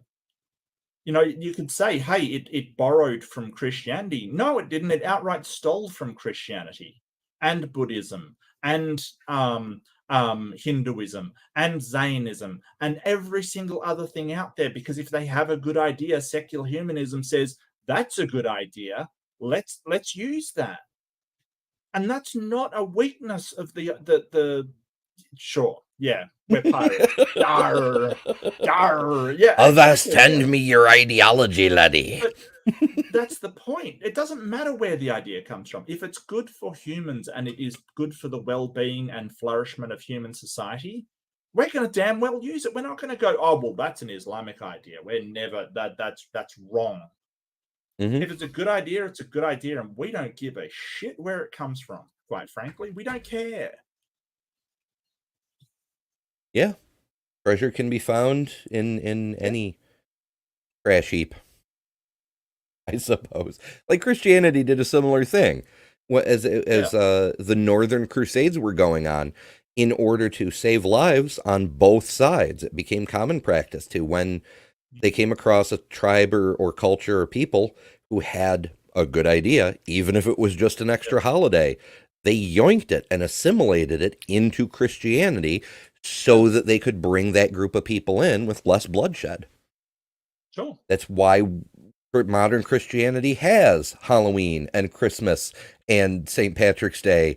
Oh, yes, I know St. Patrick's Day is named for Patrick, but whatever. It's Jesus Wayne. It's Jesus Wayne, Ember. We've discussed this before. We've discussed this, and it's not Halloween anymore. It's Jesus Wayne. I learned about that last night. Like, Lynn sent me a thing on it, and I laughed so hard. It was hilarious. Jesus Wayne, really, you want to go with that, do you? Jesus Wayne, sure, have at it. It's, nope. Nope. I said to not gonna do it. Wouldn't be prudent. I want to have the flying spaghetti ween. Like, and just, yeah, there we go. Why not? Well, my thing. You've got nil, right? You've got nil. Mhm. I've got the Blarney Stone. So it could be Blarney Ween or Nilween. Nilloween. We can Nilloween. all amount to nothing in the end. Right. That sounds okay to me. That sounds fine Yeah. to me. It actually kind of fits with Halloween. Like, what's spookier than Right. contemplating oblivion? Right. Maybe Daniel. I don't know. Well, yeah. Well, Daniel's creepier. We have to That's be true. precise That's with true. language. Right. That is true. Yes, I will concede that one. Absolutely. Oh, yeah. Mhm. Time humanists tell people to throw off their obligations to others in favor of pursuing individual happiness, they're essentially pushing the pleasure machine. What is also a part of the metaphor is that the pleasure machine is not pushed onto people by telling them they must obey. Rather, it's pushed by saying, enjoy yourself, be free. The people who want to control you, they are the ones who say obey. But we say, enjoy yourself. Aren't we so much better? This is exactly what No, we say live well. Be well. And have your life flourish. It's not enjoy yourself. It is live a good life. And constant enjoyment is not a good life, especially if you're plugged into some kind of artificial reality. We want to, and enjoying life doesn't equate to pleasure, right? Yeah. This is what I'm trying to say. Like, just because you have moments of happiness and levity, most people are after contentment and peace and things like that. There's so much more to having a good life than just enjoying yourself. It's a part of it. Yeah, and also I get to use one of my new ones, the tu croquet. Tu croquet. I actually really like it. I do. I really love it because I use that one a lot. I say that one a lot because like I just love it. In Latin, it means "and you also." Yeah. And what love he's saying is that secular humanism fundamentally boils down to also saying you must obey. Sure, you get pleasure out of it, but it's you must obey. So he's painting this false dichotomy of overt you must obey versus implied you must obey, but it's obey on both sides. All he's actually giving up is that his side is you must obey, and then he's got a straw man on the other side. Well, it's hard for someone in Islam to sort of not give that. Islam literally means submit, right? It literally means submit to God. So it's sort of hard for them to argue that, they're not telling people to obey God because Islam literally means to submit. I don't know. It's really weird. It occurs to me that in I think it was the second book L. Frank Baum wrote, they did make the straw man president of Oz. So they did have to obey the straw man. But I mean, he's sort of saying, yeah. So this is where my thought was going. I kind of lost it before. I do apologize, but secular humanism isn't telling people to obey. It's saying, hey, this is a way, or this seems to be the best way we can have flourishing humans and flourishing society. This, like, we want to incorporate all the ideas that will allow humans to flourish and live the best life we can. The best life we can is not constant pleasure. But we're also, one of the fundamental things about secular humanism, it does not impose itself on anybody, right? It does not say you have to follow this. That is one of the biggest things about secular humanism. It absolutely rejects that idea. But what it says is, hey, in order to flourish, here seems to be the best way to do it. If you want to have a good life, a life that flourishes, a life full of well-being, here seems to be the best way to do it. So he's sort of saying, well, it's not fair. So Daniel's sort of saying, hey, we're telling people to obey God, but it's not fair that you come along with better ideas and it appeals to people. Well, duh. Yeah. How dare you? How dare? I'm distracted by the alternate names for this one. Sumami's coming up with a couple good ones. I'm over here just thinking, like, I could also call this attempted murder. Nice. That is awesome. Yeah. Attempted murder. I love it. I absolutely love it. Secular humanists say to Islam. But the reality is secular humanism is a totalitarian system of liberation and equality that has been imposed on the entire world. It's a system that gradually, and I emphasize this, gradually destroys basic human institutions like marriage, family, community, religion, and ultimately the human race itself. And whoever resists it is considered a fundamental extremist who must be brought to heel. Islam also cares about individual human happiness. But oh, really? Yeah. Does it though? Could you demonstrate that, Daniel? Yeah, no, of course not. Like, look, if you're going to go hog wild with these analogies, just, why not just make stuff up as you go along? Sure. Mm-hmm. Well, Unbelievable. Well, I mean, he's made up all this crap about the pleasure machine. Let's just go hog wild, like. Sure. Yeah, Oh, why not? Why not? why not? Allah's top priority is that everyone be completely free. And, it's not like Muhammad conquered a third of the known world. No, everyone's free. Uh-huh. Everyone's free, yeah. Free to do exactly what Allah wants. That's what you're free to do. Mm-hmm. The fuck you say, Dan? Whatever. This guy. Mm-hmm. Islam sets limits because there are other institutions and norms worth preserving. Institutions of marriage, family, community, religion, and the human race itself. This is why it is far better than secular humanism. I need to call my, well, I don't actually have stocks, but if I had somebody who's managing my I cut because James did an ad section, and I'm like, that doesn't need to be. Yeah. No, fair enough. stocks, I want to call and put in an order on straw and oil, because we are currently out of straw after that straw man and oil after it got pushed down that slippery slope. In what has to be the biggest grandstanding, whining misrepresentation of secular humanism and cancel culture that I've ever heard. Cancel culture, by the way, is the real whine here, but it's not about canceling, it's about accountability. And it seems strange to call secular humanism as, oh, it's just about pleasure and everything else. And if you dare to say something like it's okay to forcibly marry a 4-year-old, they're just going to call you awful. They're going to say, are you a child predator? It's okay. It's okay. We don't need to cancel anything. What's your thoughts on cancel culture?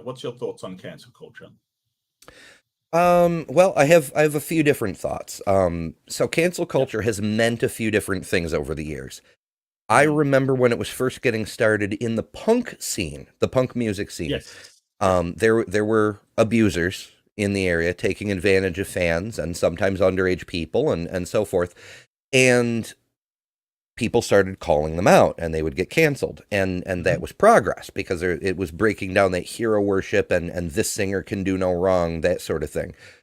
But then people started abusing it and calling out people that they just didn't like, who weren't actually Right. guilty of anything and ruining people's careers.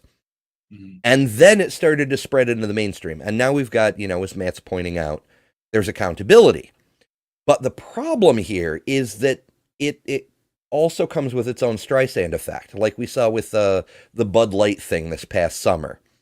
A company or a person or whatever does something commendable, but it doesn't jive with what the whiny crybaby types like Daniel, like the redneck who blew up the beer aisle in that Walmart.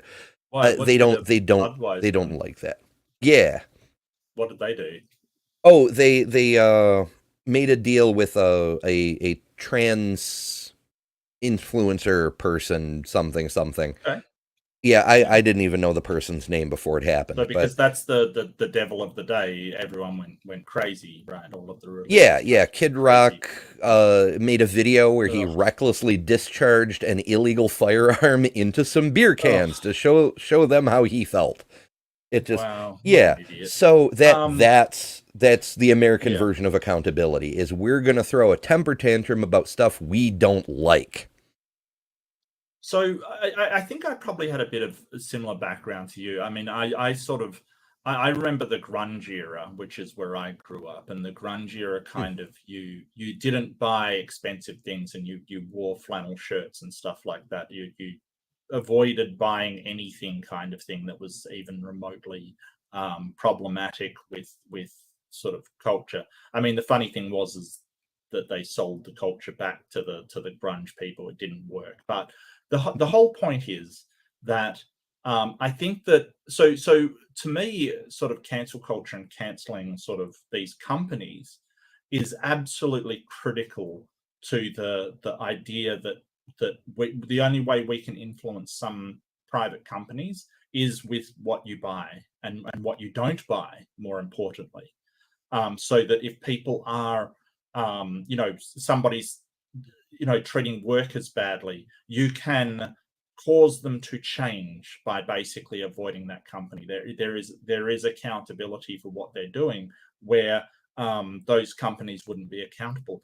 I think the problem that I see is, yes, there is accountability for the companies, but there's no accountability for the people doing it, right? So if they get the wrong end of the stick, or they like you said, they overreact to something and do it, there's no accountability for them. Like some person that cancels and that turns out to be not true or based on a lie, they just go on to the next thing. And I think that's a problem. I think there should be more sort of accountability to do with it. But yeah, I don't really have a problem with it, because it does rein in forces in our society that would otherwise be unreignable, basically, runaway capitalism and things like that. So I think it's very important. Yeah, even though it is misused, I will grant you that, absolutely. Yeah, and oftentimes it doesn't stick. Like there's a few people around who mention they've been canceled numerous times, and their fan base is not only not smaller, but oftentimes bigger. But also, I've got to thank Regios for 10 gift memberships. That's bloody 10 crazy. cancels. Yes, 10 cancels. 10 lumps of coal, because that's the membership logo for the first month. Nice. Yeah. Thanks, Regios. Yeah, I appreciate it a lot. And those went to Kin, Caterpillar, Kiwi Burb, Shadow Freddy Fazbear, Errol Kinzer, Hillhugger, Gonna Go For It, John Hudson, Spooky Bedhair, Byron Salas. Yeah, that's everybody. And yeah. Really good people. All good. Some of my favorite people in that list, I gotta say, Farron. Yeah. Yeah, lots of cool folks. Peter, Gonna Go For It. Yeah, absolutely. Yeah, so please do enjoy fun emojis and other assorted goodie perks and things. It doesn't tell me what level those memberships are at, but everybody gets access to emojis. So yes, do enjoy.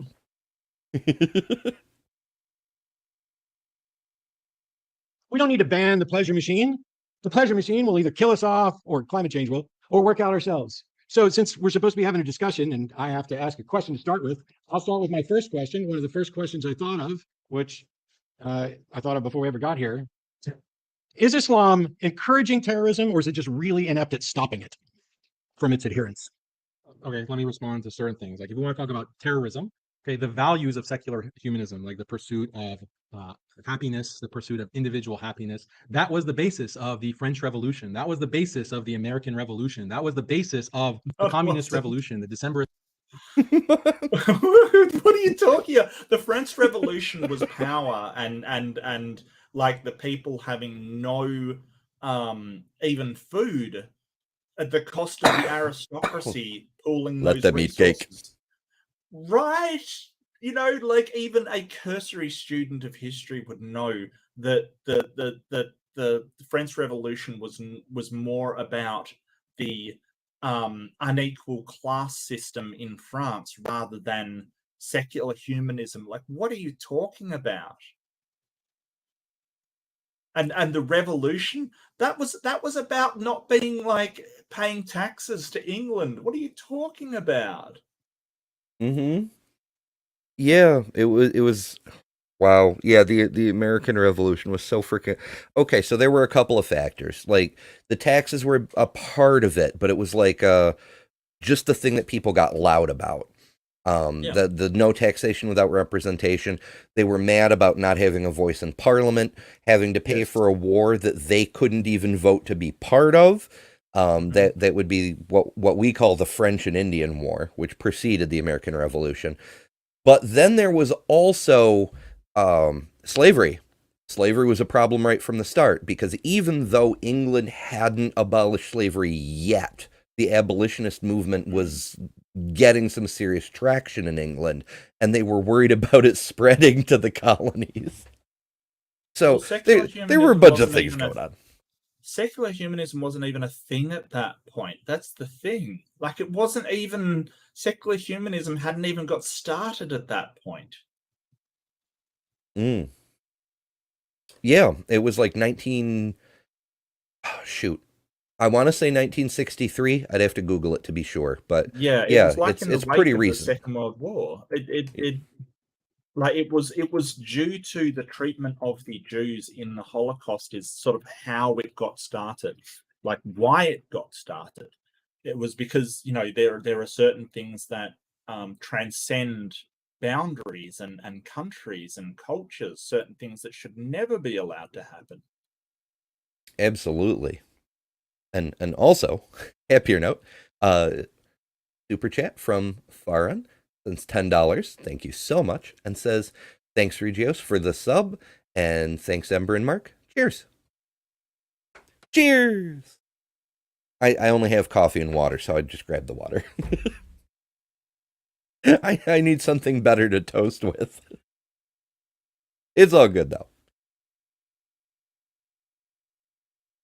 First revolution, all of these revolutions that were explicitly on the basis of reason and improving human happiness on the basis of reason and overthrowing religion, that is the ideological basis of all of those movements that ended up killing hundreds of thousands of people. Obviously, you are not going to consider them to be terrorists. That's very convenient for you. But the people who were being killed by these groups did consider them to be terrorists. The regimes that were displaced by these groups did consider them to be terrorists. But the winners are able to write history. You keep bringing up like this point about 4-year-olds. This is like a straw man that was put forth in a previous. It's not a straw man if it's literally what you said, Daniel. Yeah. Holy crap. This guy. I don't know. At least we're finding humor in this. And also, another super chat. 5 New Zealand dollars? I know in Australia they're dollary dues. What do you happen to know what they are in New Zealand? I have no idea. I don't have any idea. Kiwi bucks? Maybe. Yeah, maybe. I mean, they're from Kiwi, so yeah. Kiwi anyway, cash. but yes, 5 New Zealand dollars. Thank you, Kiwi. That's awesome, and great stream. Well, thank you. We try. Sometimes we're amusing, even when we're dealing with a total dill hole like Daniel. Daniel the Dill Hole. Now that would be a better name for his channel. kiwi fruit dollars. Okay. This debate, nowhere did I say that a 4-year-old should be, in a sexual relationship. It was a hypothetical that was presented to me, and I answered that on the basis of the hypothetical that was presented. Nowhere did I say that, oh yeah, 4-year-olds go through puberty and therefore they should be sexually active. So you're So saying that's a hypothetical 4-year-old who went through precocious puberty would be okay to have sex with them because that's what you said in the debate. so we can go through Right. what I said in that debate from the beginning, but I thought you want to stick on the topic of the debate. Well, I'm just saying you're now denying that you said what we all heard you say, which No, I got said- popularized over the internet because Mike specifically asked if a 4-year-old goes through precocious puberty, under your version of what Allah permits, is it permissible to marry and have sex with her? And your answer was yes. No, the point that I put to that person in that debate was that if we accept that someone is going through puberty, that means that the person is going to desire sexual relations. They're going to Which is flatly not true. As a person who's been through puberty, as a person who knows people who've been through puberty, I mean, hell, I went through middle school and high school with people who were going through and had completed puberty. I can assure you, the vast majority of people do not want sex immediately upon the ignition of puberty. Right.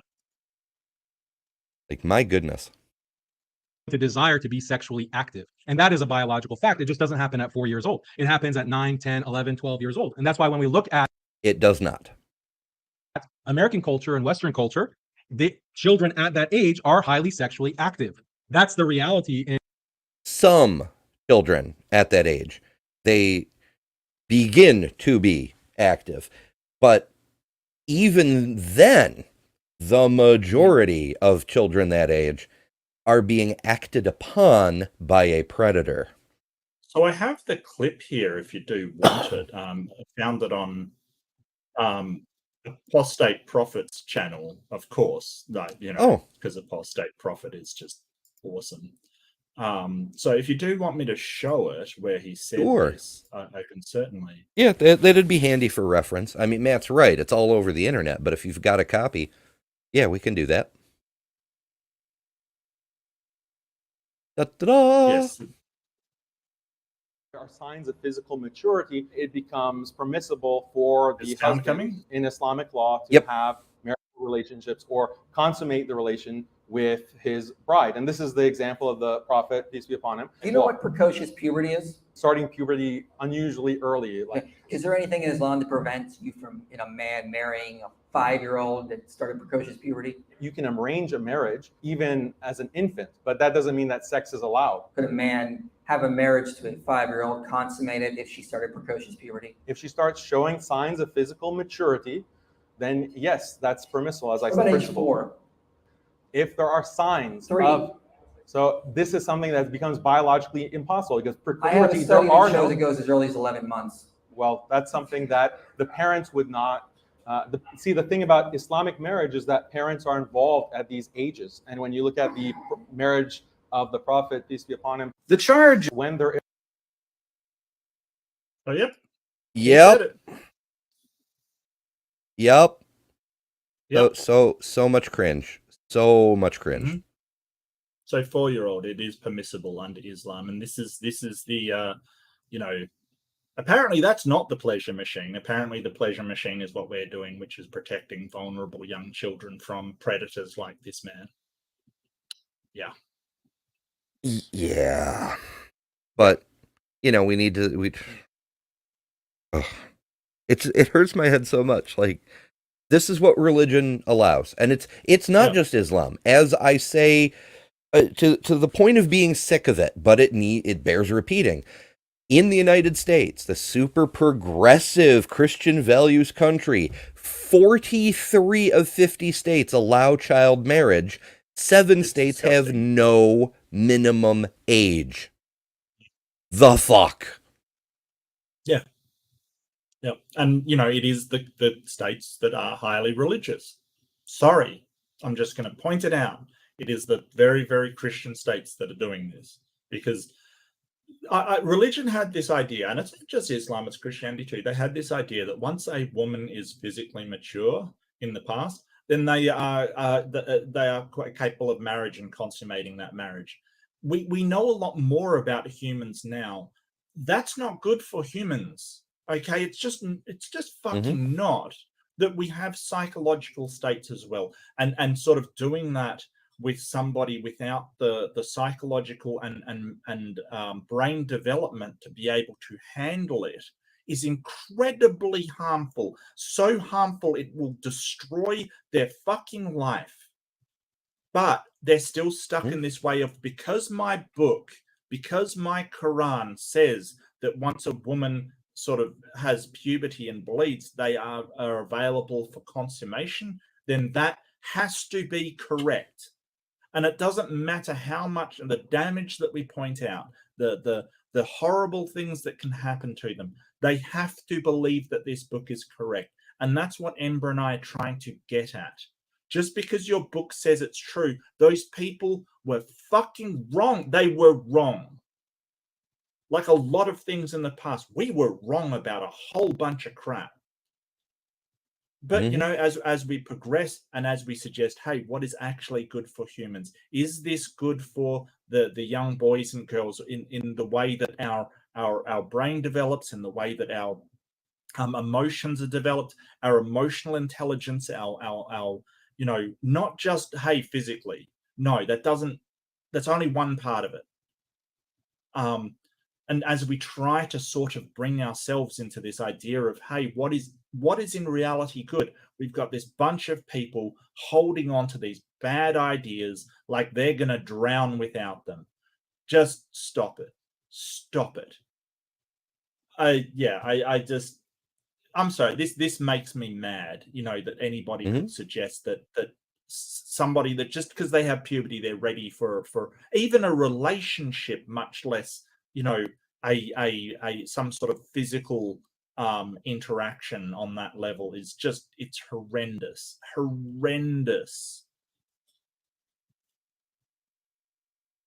Yeah, there's a lot about it that upsets me. Like, you know, we rail against religions. We pick on Ken Ham for pretending that his fairy tales about humans being made out of dirt or ribs and eating a magic fruit and getting cursed for all time are foolish. And it's true, they are foolish. But that's sort of the lighter side of things. I don't actually care if you want to believe in a fairy tale about there being a dude who had a boat with every kind of animal on it. That's freaking, you know, believe that, believe Peter Pan, believe whatever you want. That's all fine and games.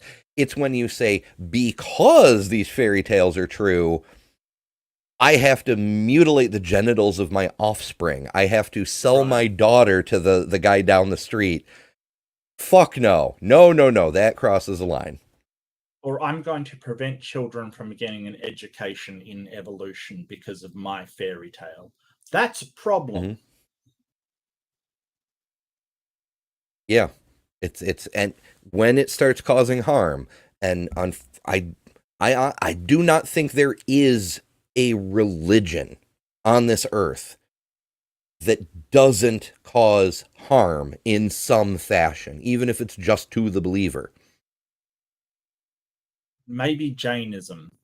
Maybe. Like if I was to point to one, you know, because Jainism's, they're pacifists, they won't even kill bugs kind of thing. They really just, you know, they don't harm anything. So,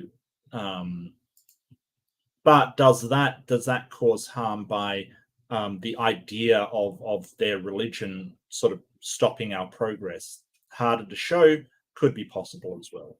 Sure. Yeah, I mean, well, there's a few use cases that pop into mind, like self-defense. Like, you know, most moral systems would argue that if you need to defend your own life, violence can be justified. So to say violence is always off the table can be harmful. Yeah, no, that's fair. That is a fair distinction. Yes, I agree. Yeah. Yeah, but you know, it's a whole thing. But ultimately, what I think it boils down to is when you're abrogating your own ability to reason, your own critical thinking, your sense of logic, and investing that in the trust of some other authority that cannot be questioned. you've diminished yourself. And when you Yep, start saying totally other agree. people have to do the same as you, now you've become a threat to other people. Mhm. Most unfortunate. in the world today. You, So you you get to use your favorite insert now. Oh, yes. Yeah. Where is it? I gotta find it. There we go. Tighten your anus. Hi, Titan. I gotta use these while I can, because I'm almost definitely gonna be off trucking again next week, and so that means for several weeks I'm probably gonna be out of touch. Now there's preloaded videos on the channel, so stuff will keep coming out on schedule at least until the end of the year. Hopefully I won't be out of touch that long. And I won't be like incommunicado. I just won't have any control over my own schedule or whether I have signal or not. So it'll be hit or miss. But while I'm in the truck, I won't have my home setup with all my fancy buttons and things. So on my remote unit, I just won't be able to do stuff like that. So I got to use them while I can. Got to use them, yeah, absolutely. And we'll miss you, Amber. We really will. So keep safe and drive safe. And yeah, it's Yeah, you got to do what you got to do. Hopefully, it won't Life be too goes long. on. Yeah. or I won't say you because I don't know what your views are, but the person that I was debating has no problem in there being, this laissez-faire attitude towards children 9, 10, 11, or even younger being active with sexual dating, going to prom, going to these kinds of dance. Dating and sexual behavior, not the same thing. Yep. Going to a prom, very much Same not. thing. I mean, most kids when I went through school, and according to my kids, most kids now don't even bring a date to prom anymore. They just go with their friends. Sure. Like, Yeah, I don't no, think they're not I went related. to I mean, we don't really have proms. We sometimes have end of year dances. I didn't really go to my one in high school. The reason why we don't prosecute sort of underage people from having sex is because both of them are young, right? And it happens. There is some problems with it. Underage pregnancy is a problem. All of these things are problems, sure, but that's a far cry from some 40-year-old marrying a teenager kind of thing. That's ridiculous to suggest it is. And most children sort of experience their sexuality in college or university or something like that, going out of high school. So we're talking 18, 17. But if it is younger, if they do things that are younger, what we want to stop is older people from preying on them when they aren't emotionally developed enough to do it. We also want them to understand the consequences of their actions. So he's sort of just equating any problem at all with American sexuality with secular humanism. And I don't understand why. Because it's sort of this, well, I'm going to heap every evil I can think of. And I do want to point out, he hasn't addressed the question about terrorism yet. That's true. The question was, does Islam promote terrorists, or is it just really bad at stopping them? Yep. Let's see if he ever... Yeah. I don't know if he ever does get to it. Boyfriend, girlfriend, fornicating, that is all allowed. So you don't have a problem, or people who are scoffing and laughing, they don't have a problem with 9-year-olds having sex. They just have a problem with the idea of a 9-year-old getting married. That was the No, we do have a problem. No, we do have a problem. That's a problem. If 9-year-olds are having sex, that's a problem. If 14-year-olds are having sex, that's a problem. But you don't prosecute them because they're both of the same age. That's the thing you're failing to understand. The bigger problem is when 35-year-olds like Daniel are the ones who are having sex with the 9-year-old. Like, no. Yes. Yeah, and so a lot of the time we look at with underage people what the power structure is like. So if it is a teacher that with a power over them, that's a problem. Hell, if it's even a softball coach, that's a problem. That's a real big freaking problem. If it is two young people, we still want to, like when you say, oh, that's not a problem. Yes, it is. We have to make sure they understand the consequences of their actions, what some of the ramifications can be. That's why we do sex ed. You're sort of acting like we're just going, hey, kids, just have at it. No, that's not what we're doing. No. We're deciding the greater evil is if they don't understand about sex and have unprotected sex, they're in danger. It's dangerous. We want them to understand that it is dangerous to do so. That if they're going to do it anyway, it is the greater evil to leave them uneducated about how to protect themselves. Because unfortunately, we might not be able to stop them. But what we can do is make sure they understand how to keep themselves safe while they do it. It's a lot like the drug issue, right? If you can't stop drugs, then you have clinics where people can shoot up in safety, where they're not being risking AIDS, when they're not risking hepatitis and things like that. It is acknowledgement that these problems exist and taking practical ways to minimize the harm that we're doing. We're not suggesting they should do it in the first place. No one is advocating for them to do so. What we're trying to do is minimize the harm. That's it. Yeah, quite so. And there's in fact, comprehensive sex education does a much better job of convincing people to wait to have sex until they're in a better position, more mature, know themselves, etc., than anything else. Like the abstinence only, God will be mad if you do naughty things with your partner. Doesn't do a damn. In fact, it makes it more enticing because you want to piss off God. But telling people, hey, this is what syphilis looks like, that's going to turn people off. Yeah. You could contract AIDS and have a depleted immune system for the rest of your life is some of the consequences. Yeah, it's pretty. But even the mild stuff is unpleasant enough that it gives people second thoughts. Right. Yes. Yeah. But if you have to, if this is something you have to do, please be safe about it. It's just please. That is going to do so much better than sort of God's gonna smite you for touching your willy.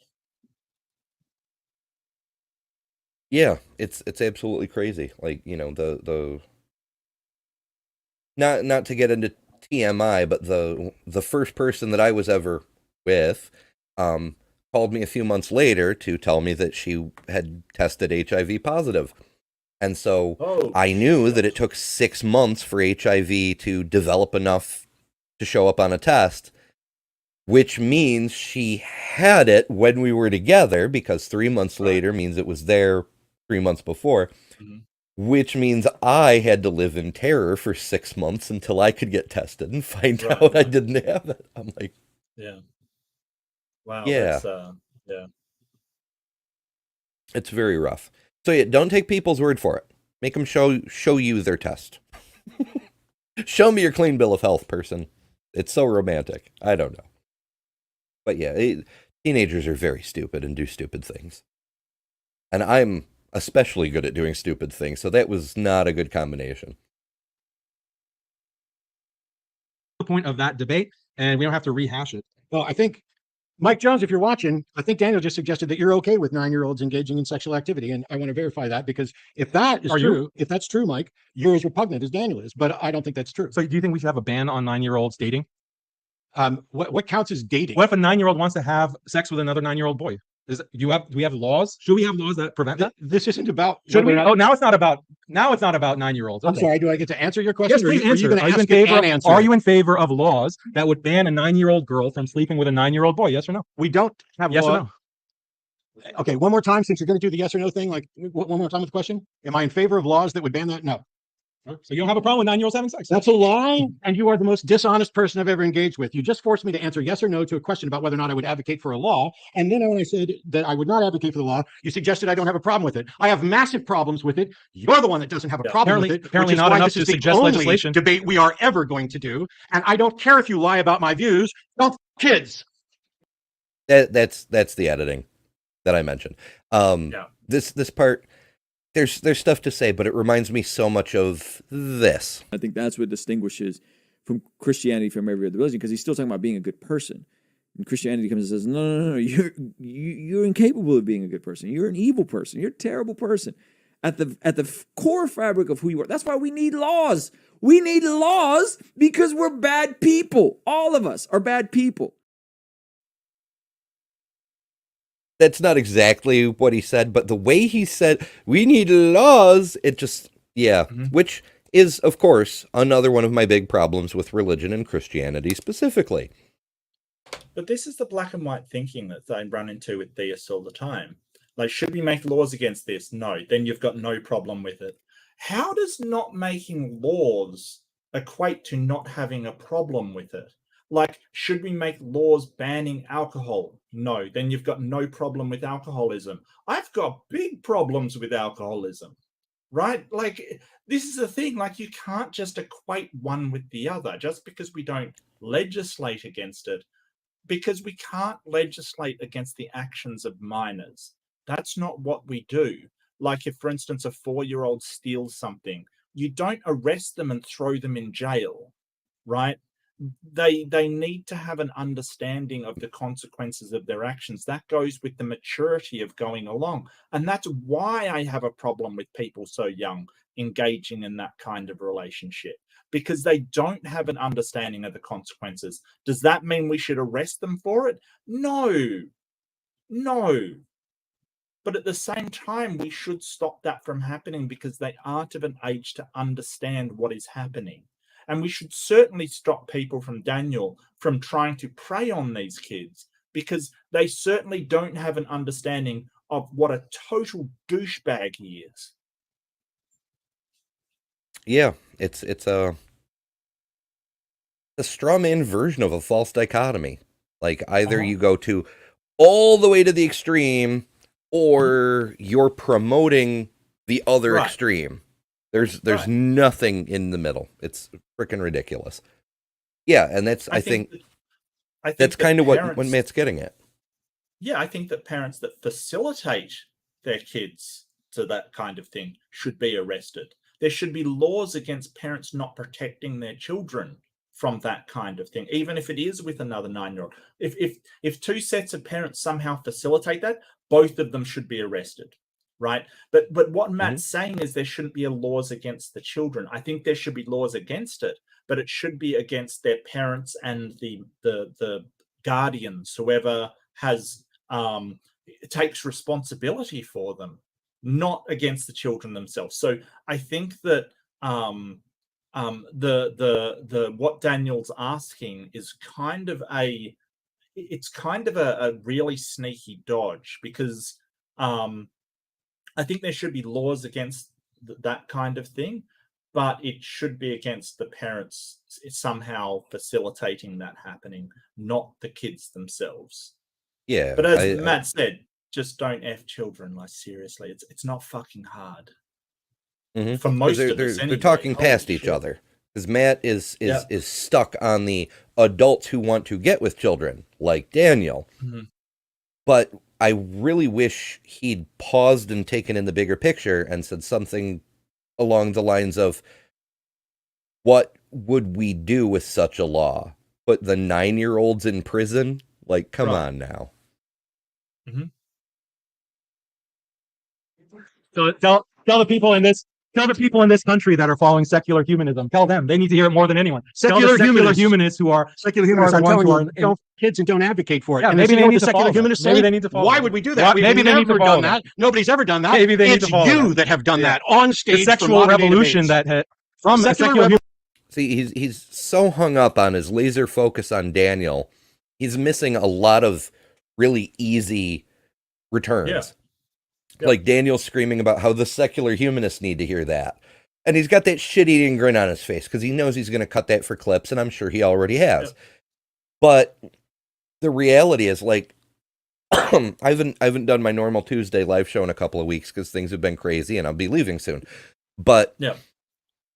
you know, every week I would go through the news, and we'd always see, just from that day, half a dozen pastors sent to jail, always for involvement with a child under their care.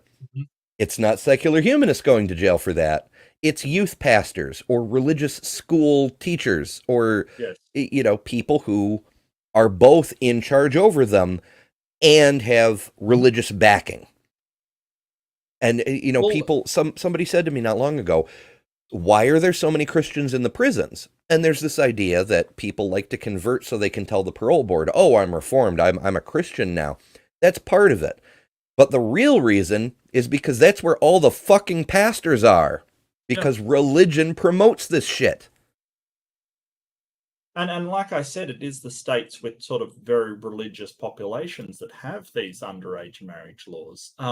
He's missing the opportunity to say, well, who are the secular humanists doing these things, as opposed to the, you know, like you said, that all of this is happening in the churches, in the mosques, kind of thing. So where is this happening? He basically wants to say, and this is what I think he's saying, and this is what I'm interpreting what he says, that America is a sort of deviant, sexually active, horrible place of you know, sexual malcontents and these perverted things, right? That's his opinion of America, which is strange because he lives there, but that's his opinion of America, right? He sees all of this sort of sexual gratification going on and goes, oh, that's just this.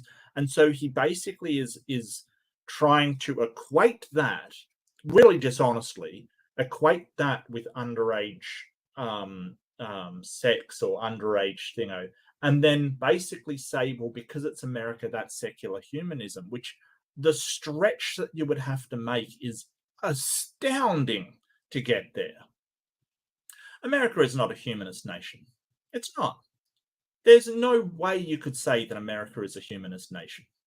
It's a capitalist nation. That is what it is. I mean, it may be secular, but it's secular capitalist, not humanist. Humans aren't given the highest priority in America. Capital is. I mean, I'm not saying anything that everybody doesn't already know. Let's face it. It's true. Secular, we're working on that. We're officially there, but not okay. Actually, it's kind of a backsliding thing. Like we were more secular than not. Now, even though the numbers are better for secularity, population-wise, the political window has shifted. We're nominally secular, but not really. But we're working on that. But yeah, kind of really backslid around the Cold War kind of thing. That's when that's when, you know, In God We Trust was put on the bills and all of that kind of jazz. So I get what you're saying. Yes, that nominally it's secular, but in practice it really is has a lot more Christian influence than any secular nation should. I get what you're saying. But you know, it is capitalist. It 100% is capitalist. I think that's one of the big reasons for the culture wars. The humanist versus religion, the race versus race, even to an extent the rich versus poor, though they will try to scapegoat onto anyone. The trans people are the latest ones. But fundamentally, it's to take people's mind off the fact that money matters more than humans do. A lot more.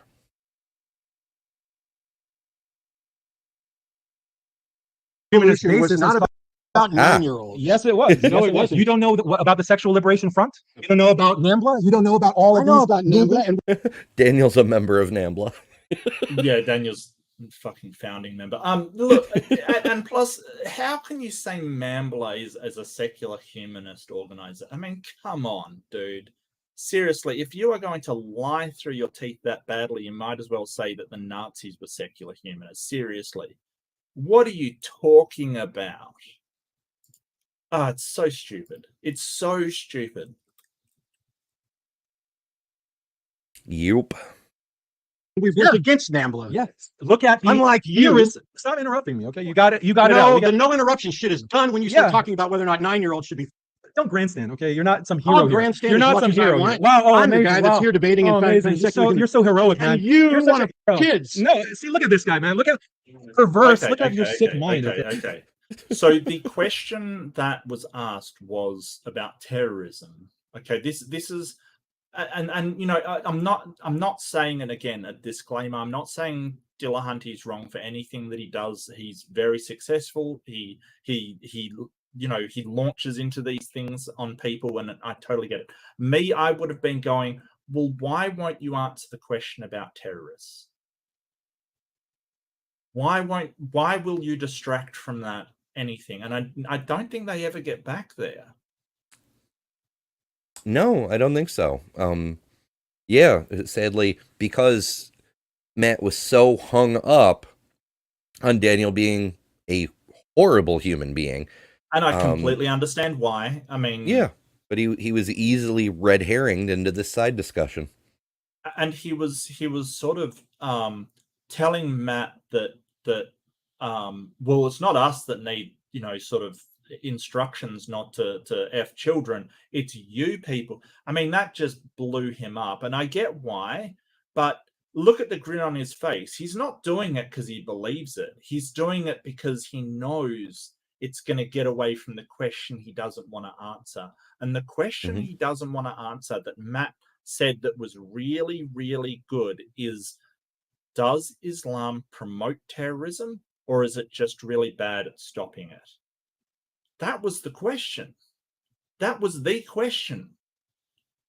Because he can't claim, hey, it's not Islam's fault that terrorists happen in it all the time.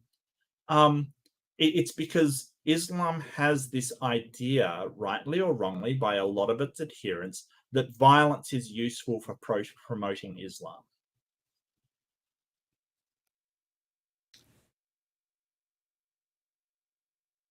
Yeah.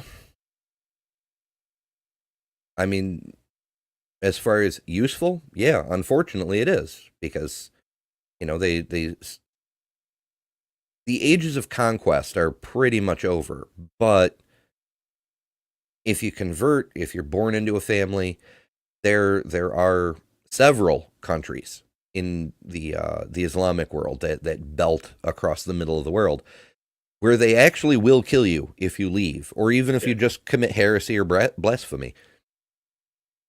It's very medieval. And yeah, you're right, Carrie. That's the reaction Daniel's after. And he wants to put this narrative that the Islamic world is just being attacked unfairly by all of the West kind of thing. It's a narrative he wants to play into. It's really tragic. Yeah. Fortunately, we are eventually going to get to some, you know, meaningful points instead of just harping on how much of a horrible person Daniel is. Well, to an extent, anyway. It doesn't stay like this for the whole rest of the debate, I suppose. Okay.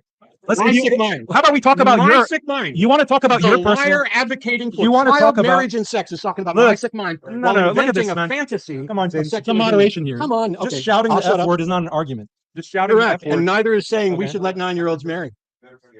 Yeah. So we don't need to talk about personal life. Okay. Okay, You don't get need to back make any accusations against me. get I'll back to talk the about your question, then. boyfriend. So don't talk about me. So the thing about this. Yeah.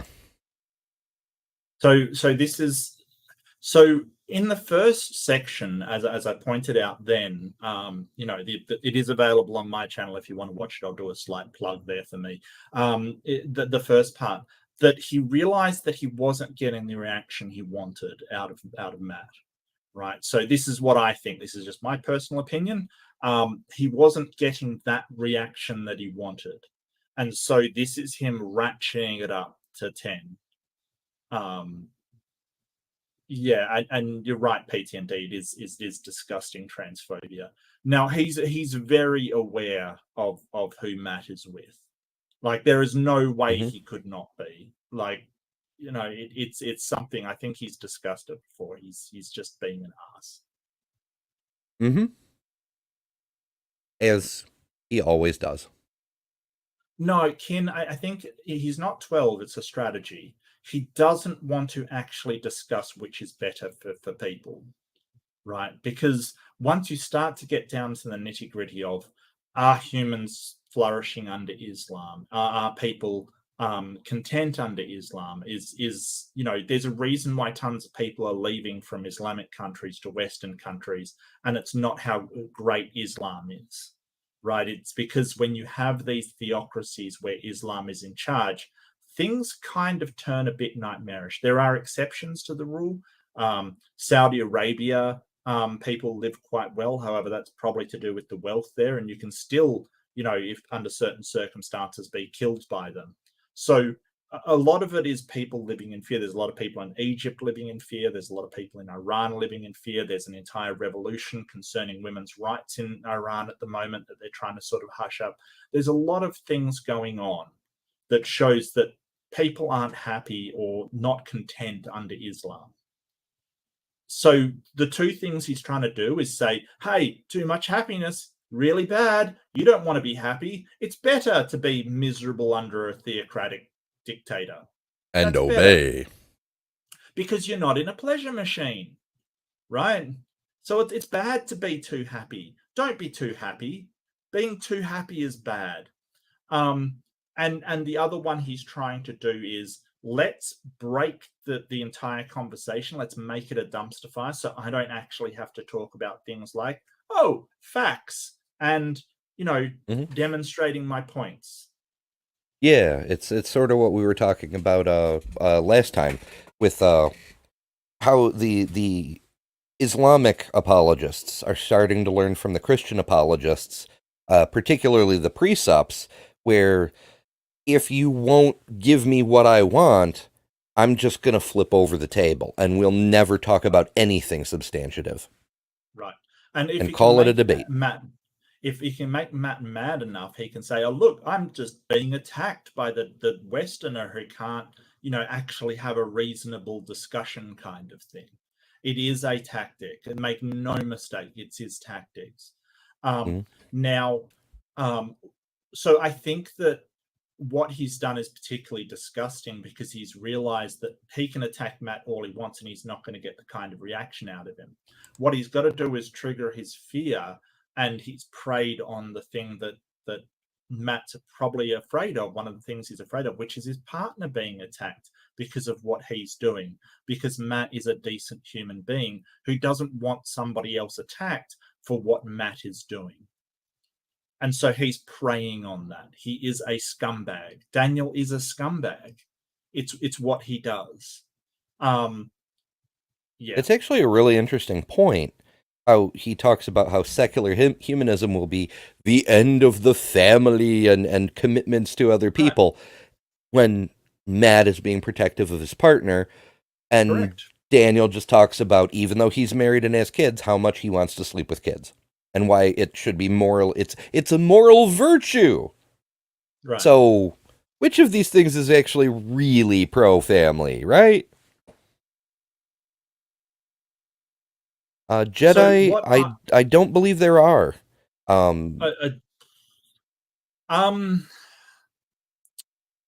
So I have met one who believes in theocracy, and that's Claire Core, ages ago. She's a freaking nightmare, but she lives in England. But she's a bit of a weird one. She wouldn't mesh with any of the Islamic apologists I would see in current day. Generally, you don't see them. It is sort of, you know, the man's job to do this kind of stuff. So I haven't seen any. Yeah, it's very much like the trad trend in fundamentalist Christianity that occasionally you'll see somebody like trad wife speak up and say women shouldn't be public figures and shouldn't have a voice, even though she is a woman using her public figure status to express her opinion. But if people of a feminine persuasion say anything else, they get shouted down by the men. Like, no, that's a men's place to talk. Get back in the kitchen. So yeah, you can't be an ultra-conservative religious regressive and have gender equality. At least not with the Abrahamic faith. Yeah, that's true. The whole argument is that the whole point of this debate on secular humanism is individual happiness the end-all be-all of human morality. No, that is No. not the debate. It's not the debate, and it's not the position of secular humanism either.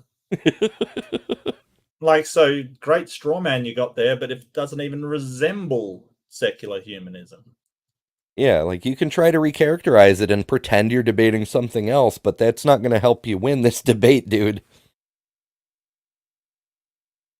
Your whole argument has been that we need to do what's best for humanity. The question is, what is actually the best for humanity? Is unhindered pursuit of personal individual happiness going to cause the best for humanity overall?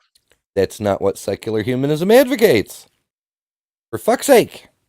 Yeah. And I'm saying no, because there are other values and institutions that are worth preserving.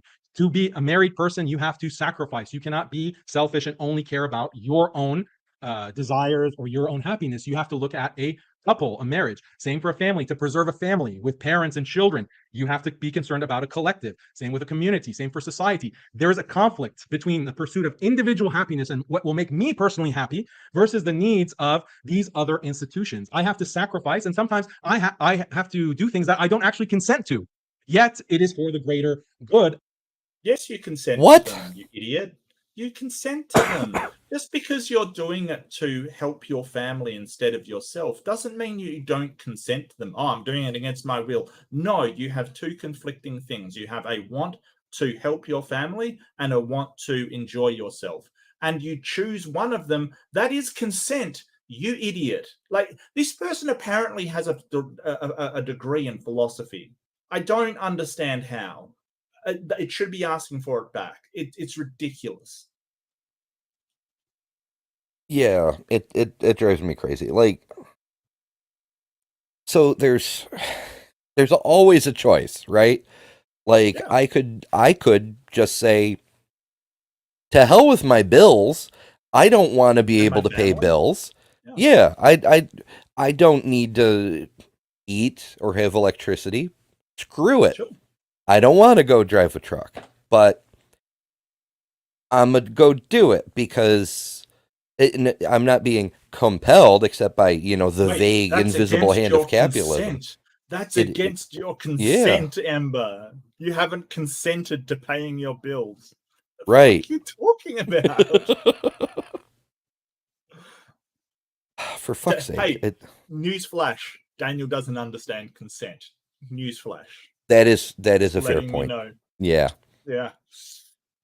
Ay. Of humanity. That's the main problem with secular humanism, is that it prioritizes individual happiness. It does not. It does not. I mean, well, okay. It makes it a priority, but the way Daniel's painting it is it's the number one priority. Correct. No, yes. it's down the list. Yeah. So if I were Matt, I would sort of say, hey, yes, secular humanism works on some sort of utility. The utility that we're after is not pleasure, it's well-being. Now, happiness and pleasure are part of that well-being, but so is challenge, and so is being able to mourn people and do all of these things which aren't necessarily fantastically nice.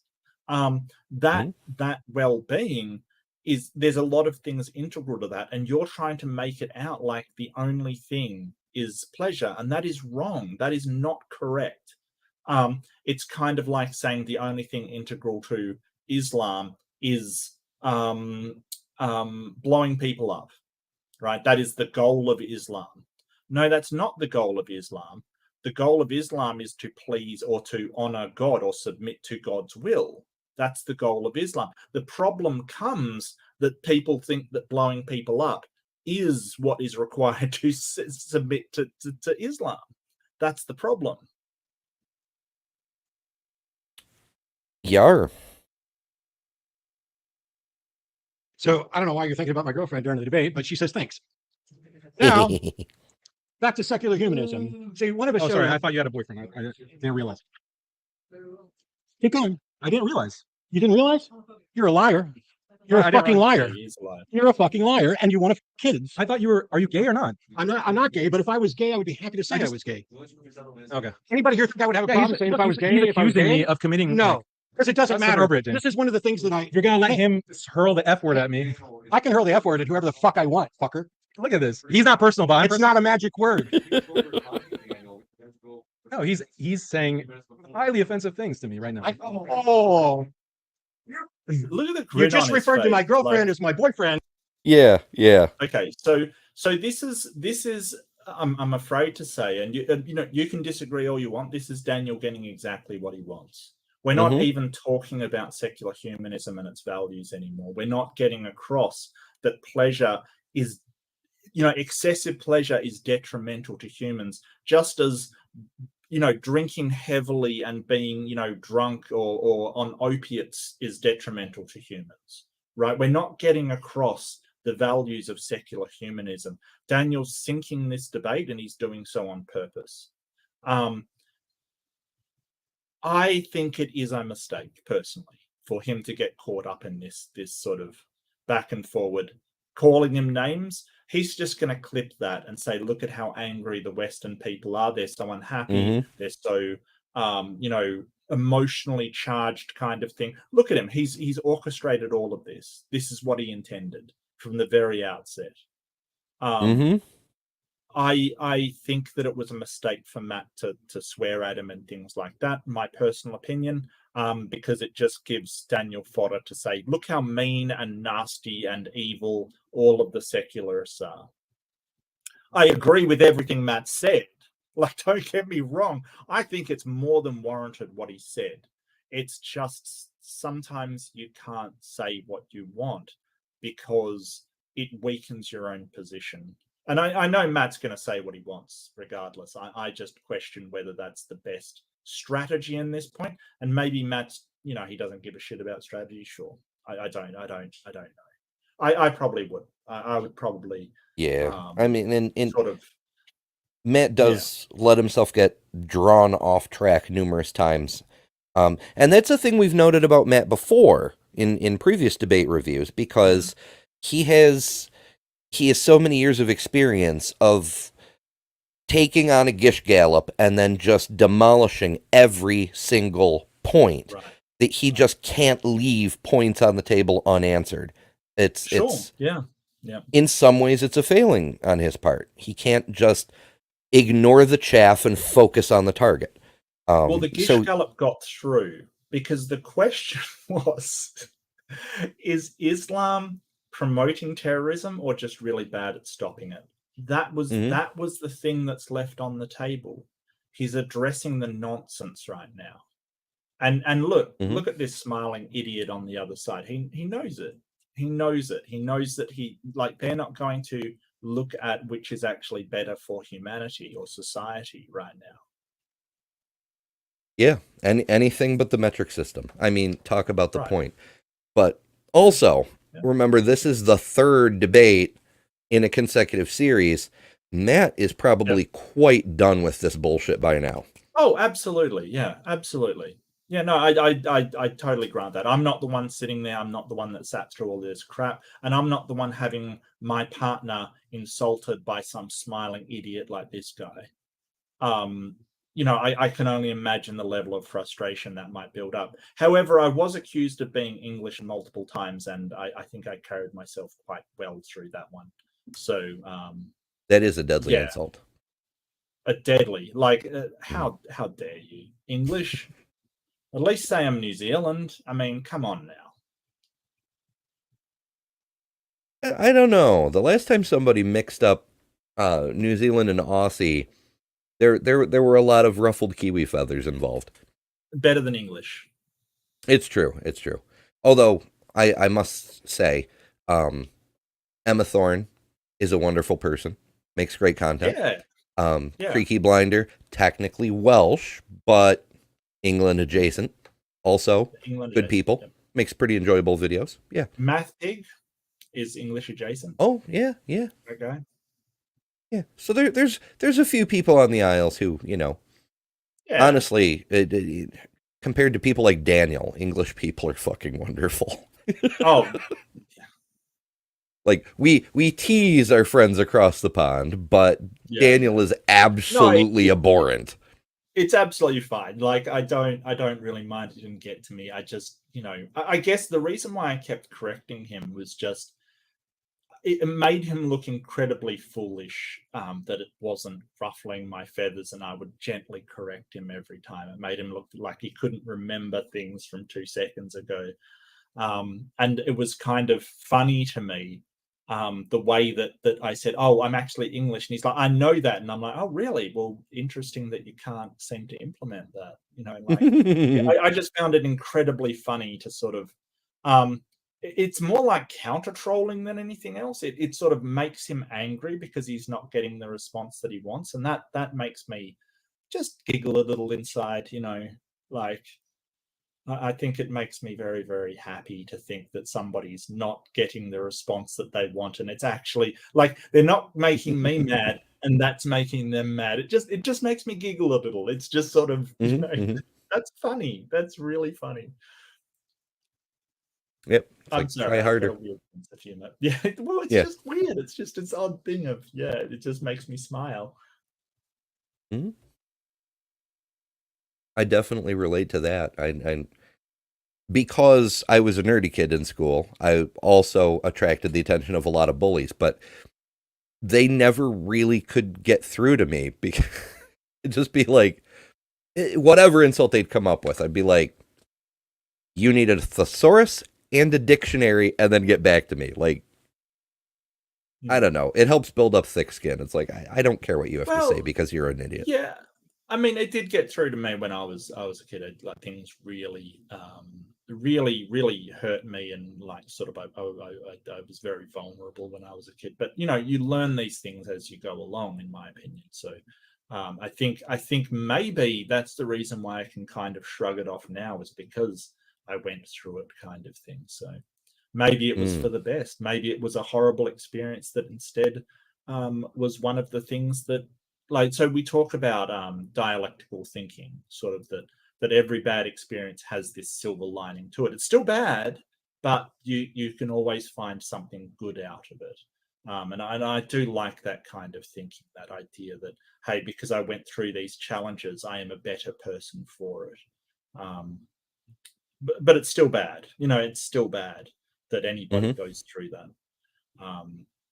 You know, but this idea of keeping two ideas in the same, you know, with conflicting ideas at the same time. It is possible. It is possible to think that way, and I do like that way of thinking. So I'm just derailing us again, off on tangents. You should have a tangent emoji as well. Everyone should. I know. People have told me a number of times. I'll when the next slot opens up, assuming I can get to my big computer and actually design one, I'll design a tangent emoji, and it'll be up to the members. It'll be in the vote, though. Again, Well, assuming I can do that. I can send you mine. I've done one. Oh, neat. Yeah, well, I mean, if you want to do your own, that's cool. So yeah, all good. Yeah. The tricky bit is I actually have to be near my computer in order to get to the saved emoji. Because, like, I have a laptop. Right.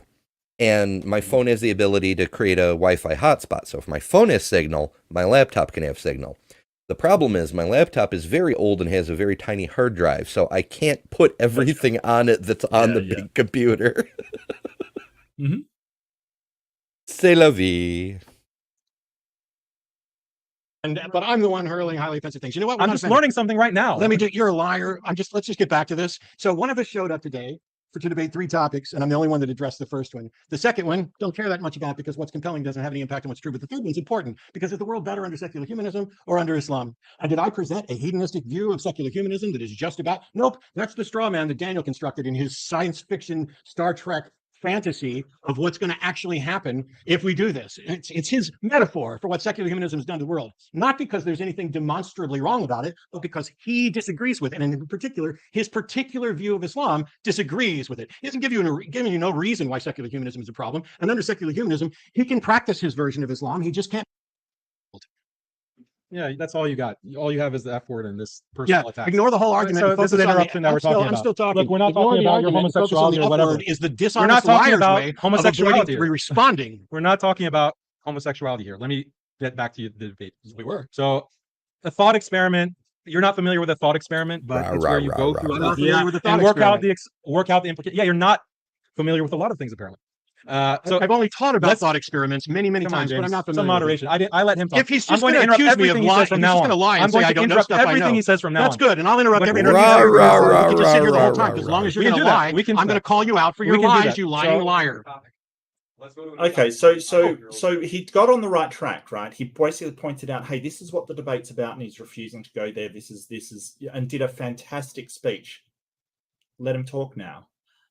So I think personally, I don't want to say that I know more about stuff than Matt Dillahunty, but I think that Daniel's about to dig himself a hole. Matt's not letting him speak. It makes him look weak. He's not. He's got really good arguments and he isn't addressing them. But in order to show that he's not addressing them, you need to let him speak. You need to let him go to these irrelevant topics and point out. And the one thing I noticed about this is Matt's not taking notes like he usually does. I'm not sure why. I think he's decided that this guy isn't worth his time. It isn't worth his inclination. He's stopped taking notes because a lot of the stuff he's saying is irrelevant. I think that's a mistake. I think that he does need to take notes and say, hey, he brought up this, it's got nothing to do with the topic, nothing to do with the topic. And my point was this, reinforce it and say he did not address the point. He didn't address the point about terrorism. He didn't address the point about secular humanism not actually being, like, can you demonstrate secular humanism is all about pleasure as in your thought experiment? If you can't, then what you've got is a false analogy.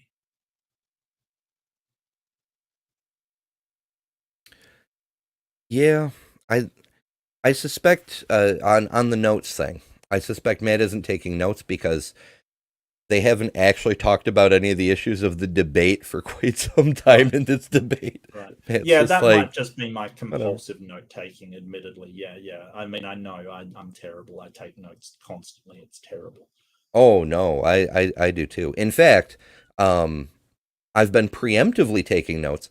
So not for sure yet, guys. But Mark and I got asked to do a debate that theoretically may be coming up this week, but it's not for sure. But like in preparing my opening, I also like pre-prepared some notes based on the responses I expect from the other guys based on what I say in my opening. And I have those on my phone, so if I'm not around, I still have my notes. I don't know if that one's going to go forward. I think I generally scare Otangelo off. He leaves any room that I come into. He really just, I'm not sure that's going to go through. I hope so. I really hope so. Yeah, it should be. It should be fun. not to spoil great, anything, yeah. especially since it's not for sure. But yeah. Sweet. Yeah, so let's focus on the violent history of liberalism. Let's look at the reign of terror. Let's look at the invasion. He loves the reign of terror. But yes, the violent history of liberalism. Okay. So he didn't address what Matt said, right? So pay attention to this. He didn't actually address that secular humanism isn't all about pleasure. He didn't address any of that stuff. Instead, he goes to another straw man. Like, he just builds up a straw man. It gets knocked down by Matt. So he just goes to something else. It's a straw man. So watch what he's trying to do here. So Look, American capitalist imperialism. Yeah, I gotcha. It's a problem. Where is that secular humanism? That's what you haven't connected. Mm-hmm. Yeah, I mean, he's barely even trying to talk about liberalism.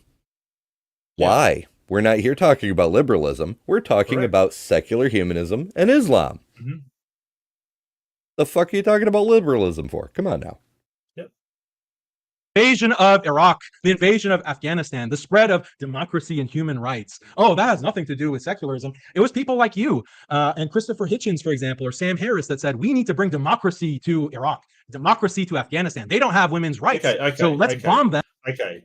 So Iraq was not a secular humanist war. Iraq was I mean, if I think any system had the most to play with Iraq, it'd probably be capitalism. I hate to break it to you, Daniel, but they weren't there to spread freedom, mate. That wasn't why they were there. It was because they had oil. Mm-hmm. I'm really sorry, mate, but the smell of it was freedom. American imperialism. Yeah, absolutely, and it's unfortunately that's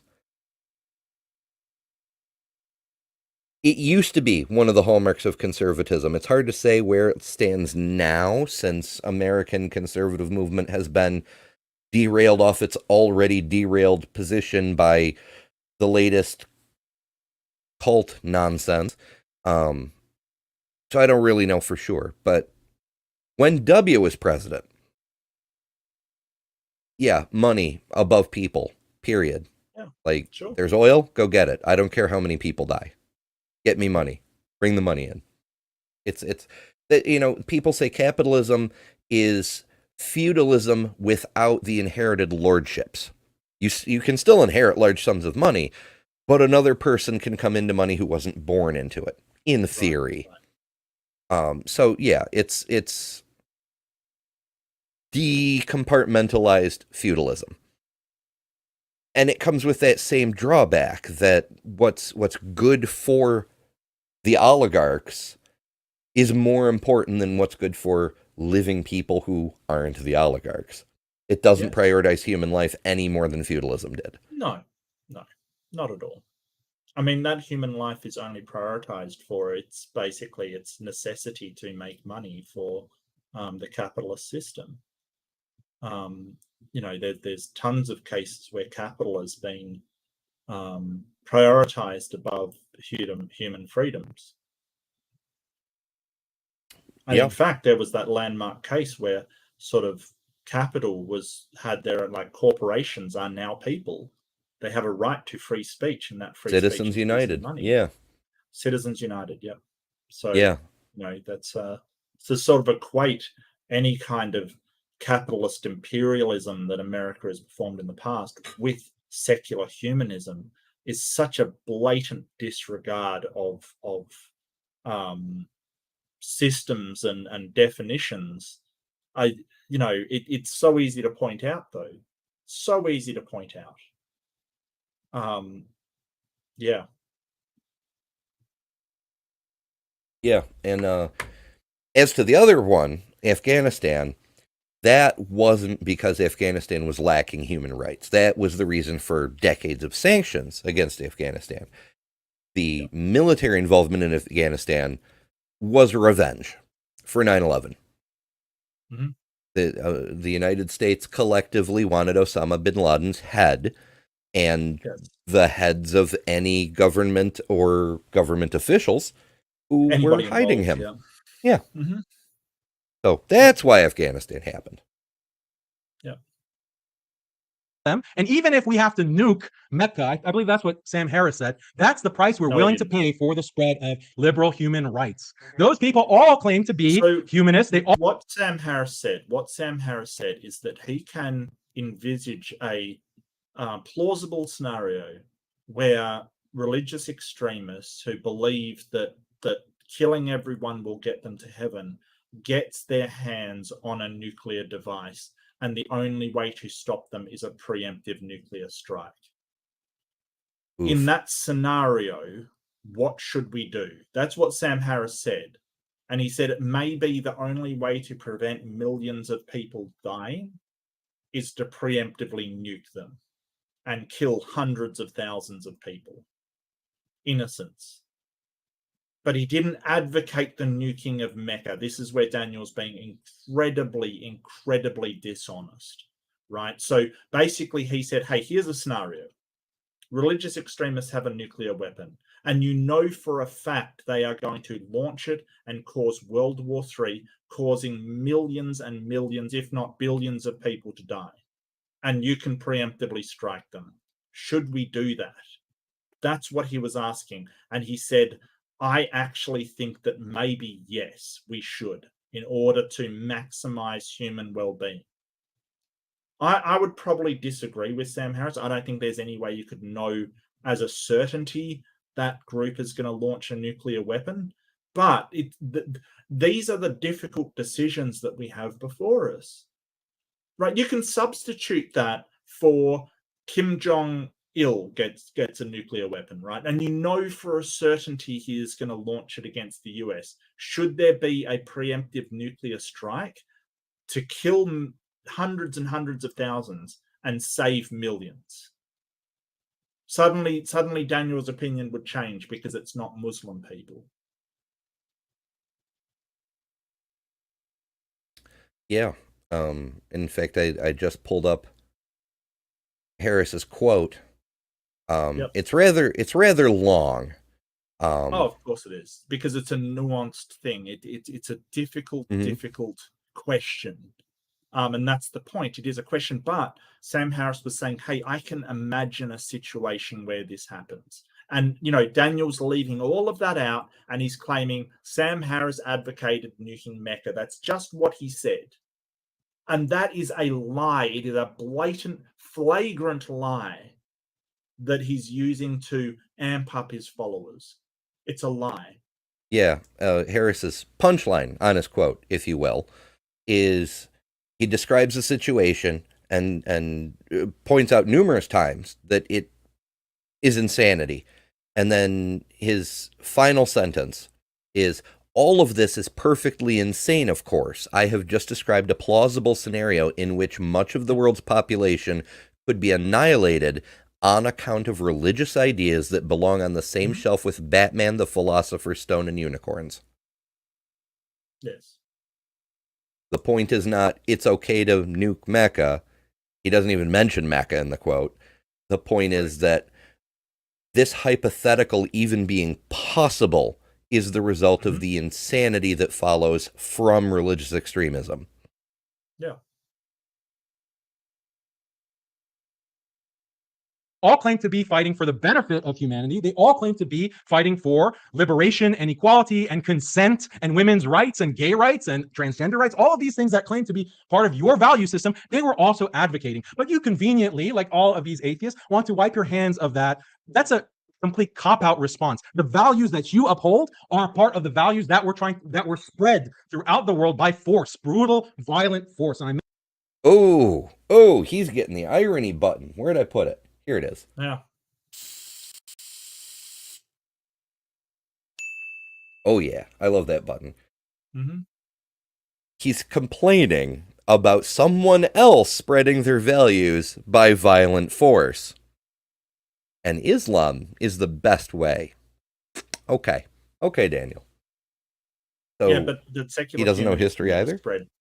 Secular humanism never spread by force. That's the thing, right? You're talking about sort of American imperialism and sort of these wars of sort of down to a capitalist nature.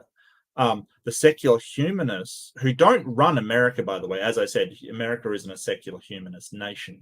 The secular humanists were protesting that war. I was out protesting the Iraq war, right? So, and as were all secular humanists, because you can't be a secular humanist and go, okay, well, we're going to support this war to go in to, seek weapons of mass destruction that may or may not be there, kind of thing. Like you just can't get on board with that.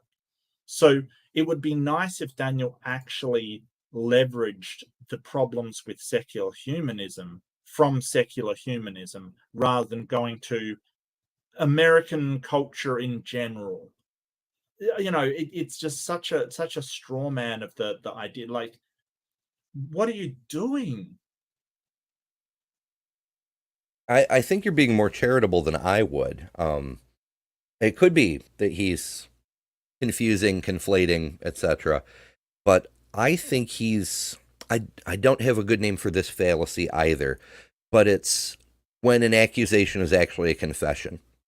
He's saying, here's what my people have done, but instead of saying, here's what my people have done, and I'm advocating for and think is worthwhile, he's saying, your side believes in this. It's like a pseudo tu quoque.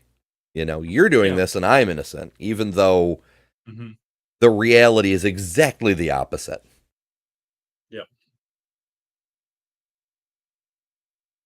Mentioned many historical examples up until today. It's still happening. It's still happening with an international human rights law, Universal Declaration of Human Rights. It's all based on secular humanism. But oh no, the humanists are spreading human rights. They're advocating for human rights. Oh no. Yeah. And guess what? Those human rights, to be honest with you, I would like to see George W. Bush locked up for the illegal war that he did, as well as, for example, John Howard, who was the Prime Minister of Australia at the time, should be locked up for war crimes. That's what I would like to see. I think they started a war illegally. It was not just. There was no reason for it. Millions of Iraqis died, and they should be held accountable for it, is my opinion, as is most secular humanists think that they're war criminals. Do you think Muhammad was a war criminal for killing all of those people, raiding caravans, being generally a vicious bandit? No, of course not. You think Muhammad's the bee's knees, the greatest person that ever lived. This is the difference. The crimes that you associate with secular humanists condemn. The crimes like terrorism that Matt brought up, you don't want to talk about at all. You want to pretend that Muslims don't do this kind of thing. They're all great. Yeah, I'm really sorry, Daniel, they're not. And you and children is one of the best example why. Yeah, Dick Cheney, absolutely. No, I agree, Joel. Dick Cheney as well. Aww. Now my dick feels insignificant. I could have gone with a bigger dick. I mean, don't get me wrong. It's really odd. Nixon was a dick. Yeah, I mean, literally. But I mean, it's really weird that you know, Nixon never got arrested or locked up in any way. There seems to be this, oh, well, it's the president, you can't do that. They should be more liable for their illegal actions than anybody else. They should be held more accountable. I don't understand, like, why, you know, just being the president sort of gets you off the hook kind of thing. It's really weird. I don't understand it. Well, Nixon cheated a little bit. He resigned, and then his former vice president moved up to become president and pardoned him. So yeah, he didn't even have to go through a trial process. I think they should have dragged him through trial anyway and been like, okay, you've been pardoned, so your penalty, whatever it ends up being, is commuted, but we're still holding the fucking trial because this needs to go on the historical record, what you've done. Yeah. But I don't know. You don't want to take ownership of that. That law is imposed. If you violate the Universal Declaration of Human Rights and international law, the UN will place sanctions on you. You have a Security Council that will punish you as a nation and starve you to death because you do not uphold those specific values. The analogy or metaphor with the pleasure machine is exactly correct. This is exactly what happens. They will bomb you, starve your children. Daniel doesn't know how arguments work. They won't bomb you, and sanctions are just saying, hey, these countries will not trade with you if you violate human rights that we've agreed on. We have the right as nations to say, hey, we there's some things that we hold dear. We're not going to trade with you if you violate them. Just like your country, like China, has the right to say, hey, we're not going to trade with you if you do certain things. And they have done so before, but they do have the right to do so. That's the thing. Like, you can't just say, hey, You have no right. You still have to trade with us no matter what we're doing to our people. We can gas them, we can nuke them, we can do anything we want to them. You still have no, that's not how anything works, Daniel. That's not how anything works. Our countries get to choose who we trade with. That's it. Yeah. Freaking idiot. That's the whole point, is to not have to go to war over every damn disagreement. Yeah. Children to death and say, look, we're just trying to liberate you. We just want the best for humanity. That's why we have these laws. We are creating an international order of rules, and it's a rules-based order. So obey or you will die. That's the history of secular humanism. You don't want to acknowledge that. Right? That is not the history of secular humanism. That's the history of Islam. Mm-hmm. Literally. Not even obey hyperbole. or die is the, but notice how we're sort of getting off. I hope Matt addresses, and I can't remember if he did. I hope he addresses that this is not secular humanism. That there is nothing in this diatribe that applies to secular humanism at all. Because, I mean, it's weird because in an earlier debate with Hussein, he tried the same thing on me. Like, look at what all these countries have done. And I have to say, well, that's not secular. You're taking anything at all, anything, literally anything, and saying, hey, that's secular humanism. It's wrong. Like, your ideas of what secular humanism are so warped. Yeah. I don't know. Part of me wonders if, I mean, people like Daniel are dishonest as the Republicans, but Right. and that's pretty dishonest if you're familiar with American politics. Oh, yeah. But yeah. There's a part of me that wonders, what if they really don't understand, like, all that is good in the world falls under the umbrella of Islam, no matter the horrible things that have happened because of Islam, and everything else is atheists or secular humanists or whatever. Right. Yeah. Like, what if they really don't understand that? Insane. History. Well, because it's a lie, and here's why. First of all, I'm not Sam Harris, and I disagree with Sam on a number of things. I'm also not Christopher Hitchens, and I think he was monumentally wrong about war. And while I served in the military for 8 years, I have massive objections to what our Christian-led country did to try to put democracy everywhere. They fucked the world up, and what they did was they helped create more people who hate this country and more people who are now compelled to become jihadis than to become secularists, because the United States is not secular humanism in action. And in just the same way that he represented the United States Revolution as if it was the principle of secular humanism didn't exist until 1963 with the first Humanist Manifesto. Hey, I was right. Yeah. Hooray. Good call. Yeah. Yeah, good call. No, it didn't even exist, which is, but you can use that. That's good, because you can say, hey, he's just leveraging every single atrocity that's ever been committed in the history of the world onto secular humanism. Yeah. And also, as a veteran myself, I agree with Matt. Like, I served before the Iraq War, and I'm glad, because if I'd had to serve in the Iraq War, then I'd have to be mad at myself. Not that I'm mad at veterans who did have to do that, because when you're in, you do not have a choice. Yeah, but I don't blame the soldiers. I blame the people in power that orchestrated it, not the people who fought in the war. Well, let's be clear here.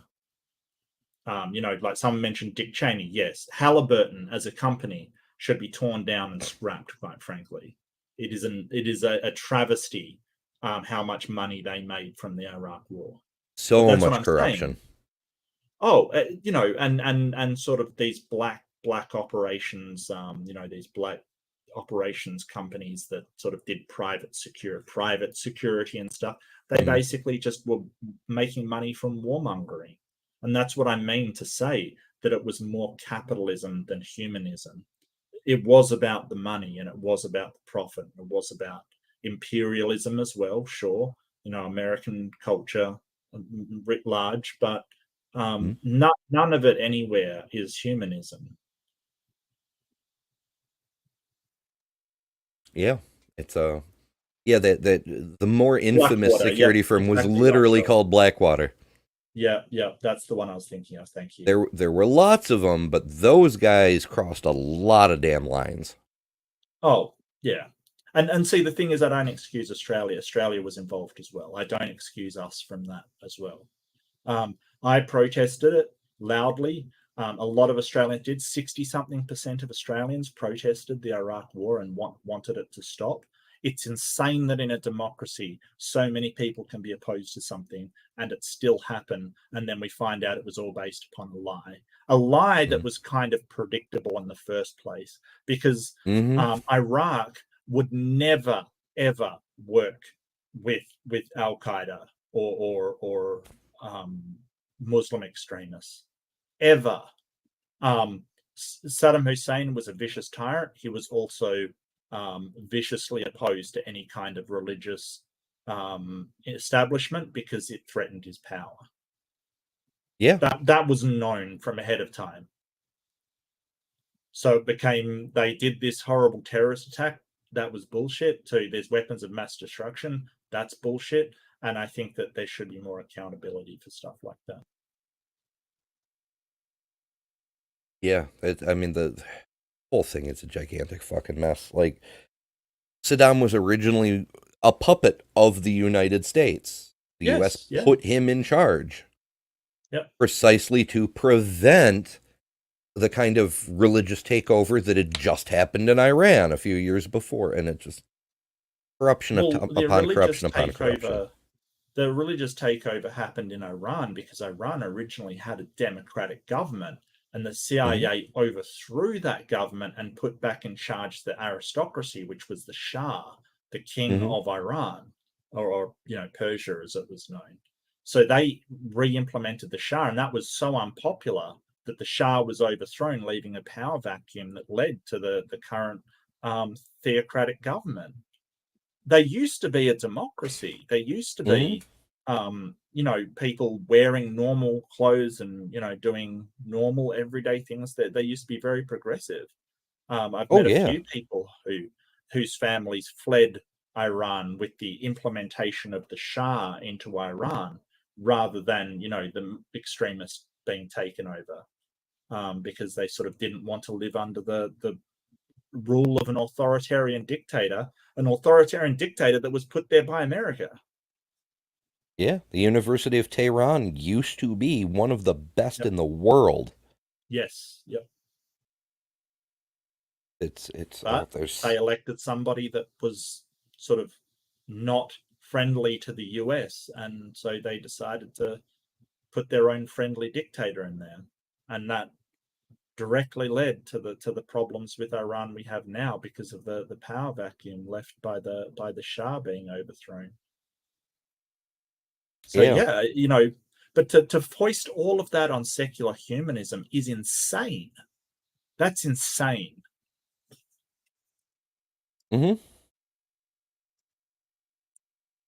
Oh, speaking of Middle Eastern wars, Titan reports that it seems the conflict in Israel is escalating.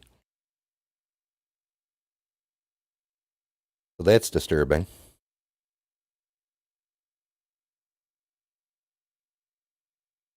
That was time that said that. Yeah.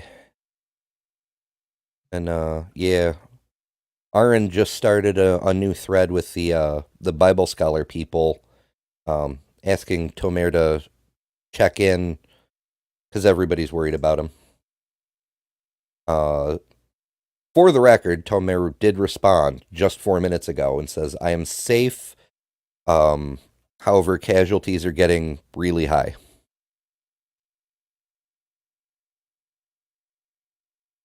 Oh, I thought Trump had solved that problem and everybody was going to live in peace.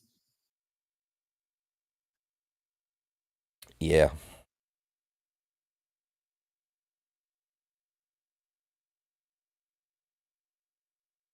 Very, very ungoodness.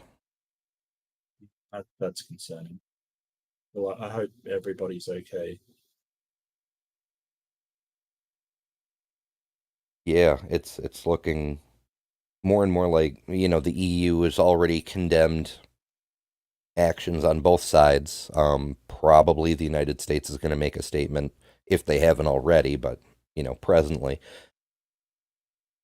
it may take some kind of intervention to stop the unfolding violence, unless we have, another War of 67 with way more civilians in the way. So that's very ungood. Double plus ungood, as they say. Yeah. Well, the problem is that if the West gets involved, it's going to be seen as a sort of thing, us siding with Israel.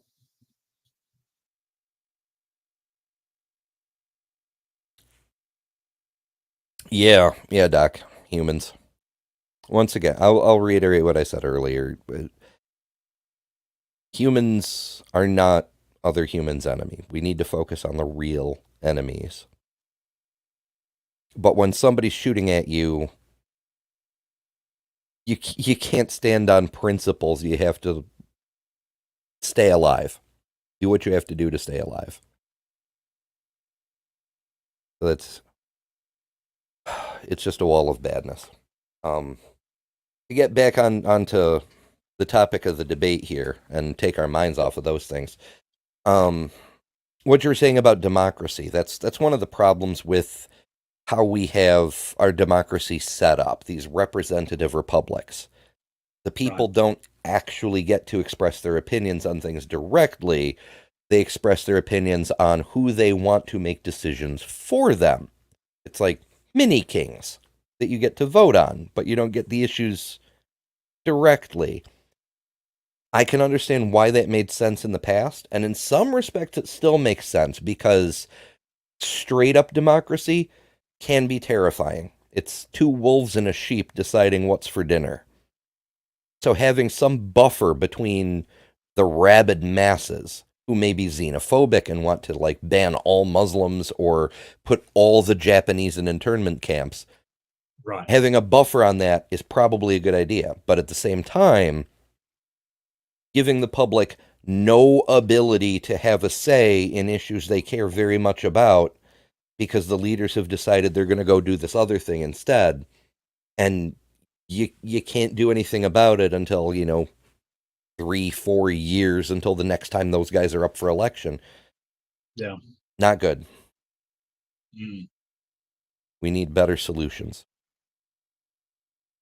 Yeah, well, I mean, you know what they've said about democracy, and I think Mark Twain said that it was like it's the worst form of government except every single other form of government ever tried, which is kind of true in my mind. Sort of that hey, we can reform this, and I'm all for a better system, a more representative system, a system with more checks and balances. I'm all for it.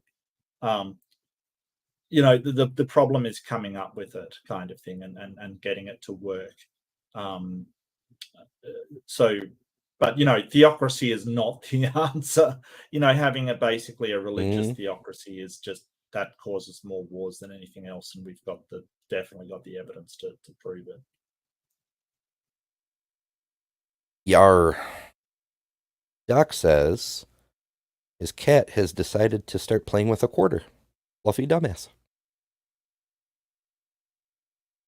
Cool. I dig it. All right, let's let Daniel get reamed some more. You don't get to saddle everything that isn't Islam under secular humanism. And as secular humanists are here in the United States fighting for equality and freedom that allows you to be a Muslim and Mike to be a Christian and me to be an atheist, it wasn't secular humanism that sent people out and tried to conquer Iraq. And it wasn't me, so don't fucking saddle me with your delusion of what you think I believe. Let's address what I actually think and say, like I've done with you. Yeah, very convenient. You can mention 9/11. You can mention all kinds of terrorist attacks to attack my position and attack Islam. Islam condemns terrorism. It attacks killing civilians for the purposes of war. So you can saddle me with that. No problem. You can just have a cute little hashtag boomer joke about it. But when I point out all of these You don't age well, my Not friend. on So Oh, but when I talk about all of the tens of millions classy to the killed, end. tens of millions that are killed by your ideology, secular They're not humanism killed is by a my sub- ideology. No, nobody's secular been killed by my secular ideology. humanism, secular Nobody's humanism, been killed by secular my humanism, ideology. Nobody's secu- been killed by my. Yeah, deny it. Say Okay, it. we heard it. We heard Has it. anybody been killed because of my? You're Tens a of liar. millions. Okay, fine. You are a Fine. liar. Tens of millions. Your hands are bloody with the My blood of hands are not millions. bloody. And Yes, they're they also are. not You literally went to broken war. children. Like you're the last person. This is the sound You know- bites. This is the sound bites. Mhm. Hands are bloody with the. No, it isn't. No, that's not secular humorism, you idiot. And quite frankly, if you have a degree in philosophy, you should be handing that back. Because if you can't differentiate capitalism and imperialism from secular humanism, then you are a complete and utter idiot. Like, seriously, you're an idiot. Yeah, it's Um, either everything not Islam is secular humanism, apparently. Yeah. And Daniel actually missed a chance to like respond honestly and intellectually when he was pointing out that Matt's saddling Islam with 9/11. Matt wasn't, but that's neither here nor there. But he chose to poke at Matt rather than make a valid point that Right. religious extremists aren't representative of the whole of the religion. It's it's like blaming all painters for the Holocaust. Not to go Godwin's right. law, but Yeah. it just because a person has one trait doesn't mean everybody with that whole trait has the same thing going on. That's what is it? Collectivist fallacy? I can't remember.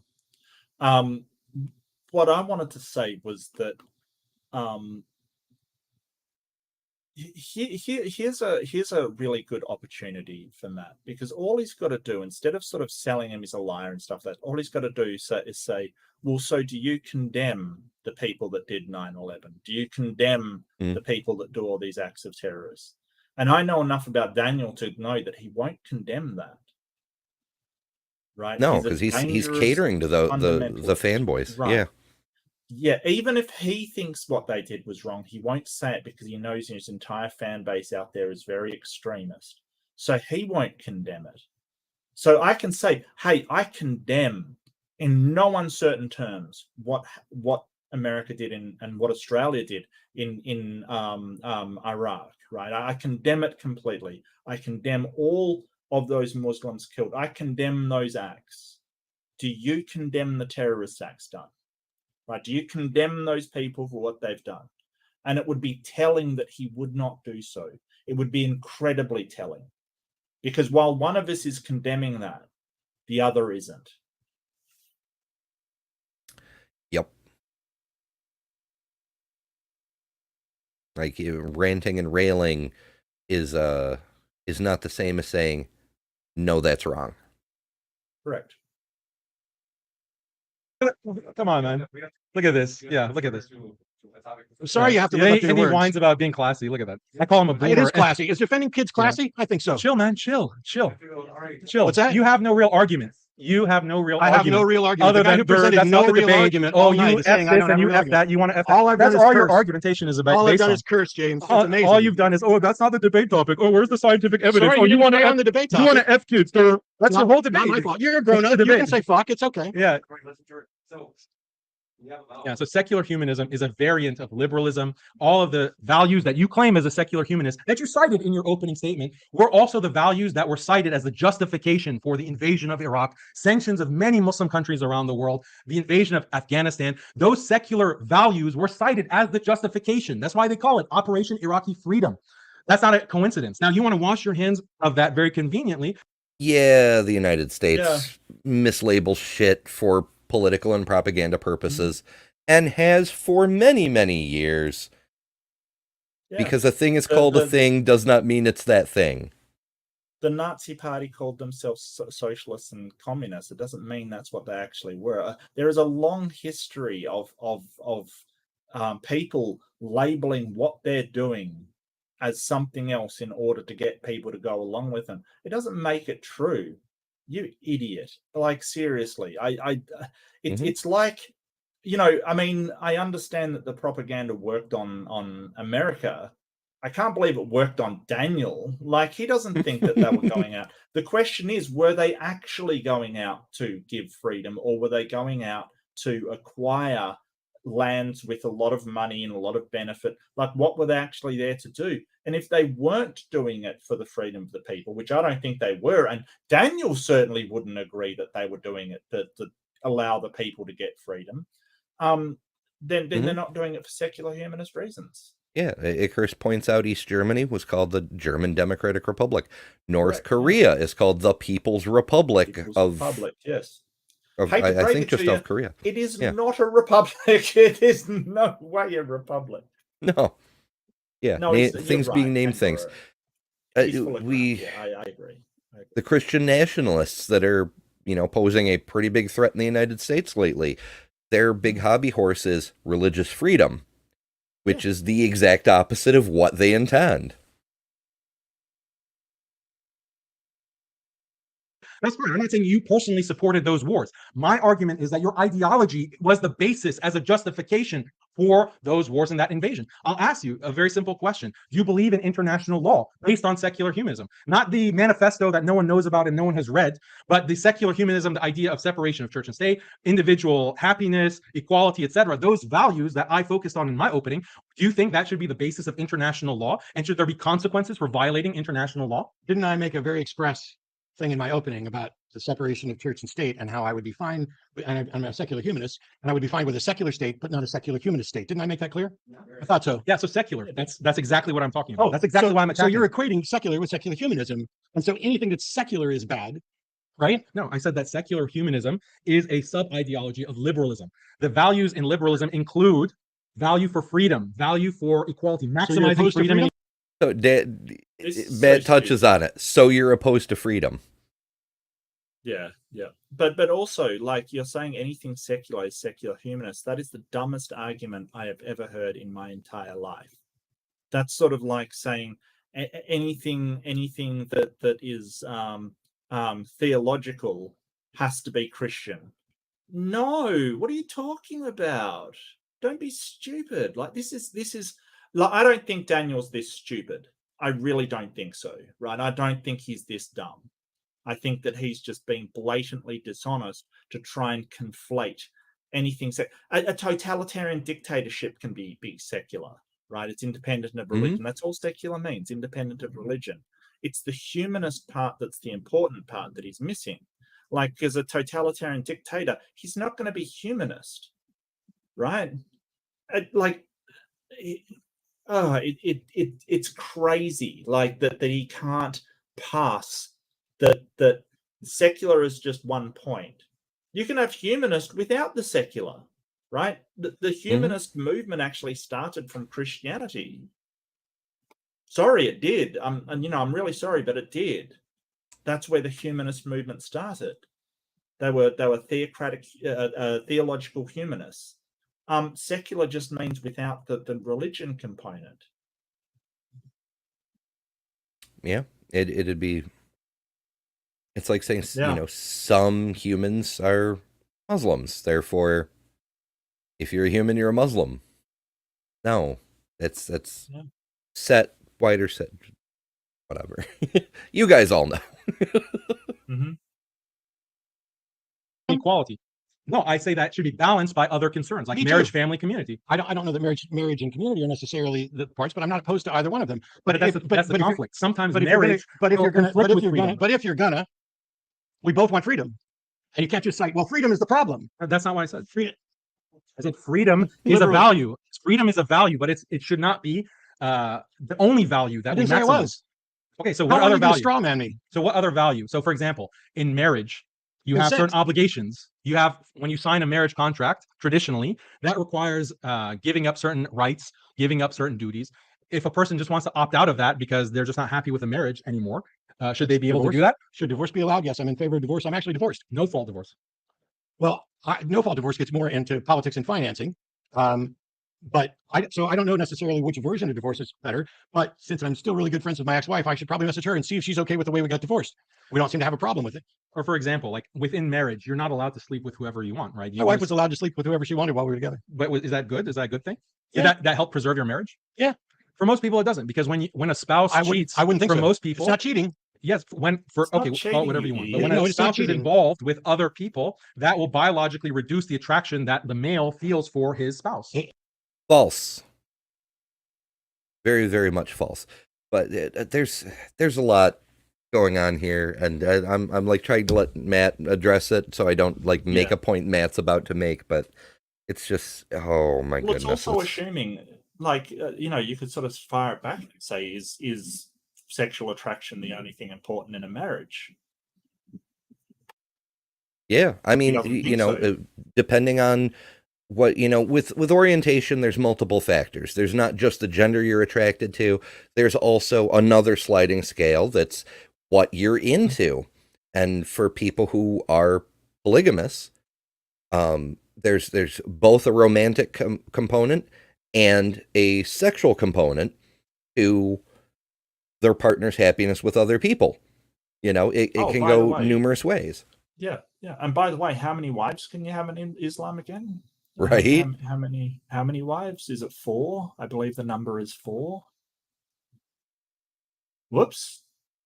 So why doesn't that reduce the sexual attraction you have towards your other wives? Like, why is that suddenly not a problem?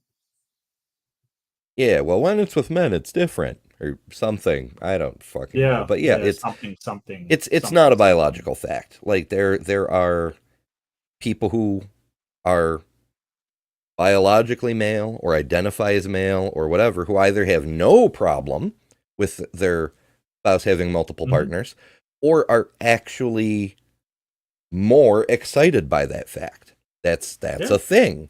I'm not going to shame anybody's kink if that's what a person is into. Cool. Pornhub category of it for a reason, buddy. Yeah, as long as everybody consents. All good. Consents, it's fine. Yeah. And so that's not a biological fact, but also to what was he getting at earlier? It was something he said a second ago. No fault divorce. Oh yeah, right. The freedom thing. When you sign a marriage contract, you give up certain freedoms. Right, but that's by choice. Yeah, that's the exercise of your freedom. Mm-hmm. For fuck's sake, Daniel. Now, so if you get forced into a marriage because you were 9 years old and a 35-year-old took advantage of you, and now that person's father has to sell them to you, that's not freedom. Right. Or because if you enter a relationship and your wife cheats on you, you didn't consent to having an open relationship, right? It's a different category than hey, we have an open relationship. You equate it with cheating, but it's not, because you consented ahead of time. You made an agreement. Hey, I see who I want. You see who you want. I wouldn't be happy in that relationship, I don't think, right? So that's not something that me and my wife have agreed to. But that's where consent comes in. What cheating is when they do something you haven't consented to, right? That they have another relationship when you haven't consented to allow that in your relationship.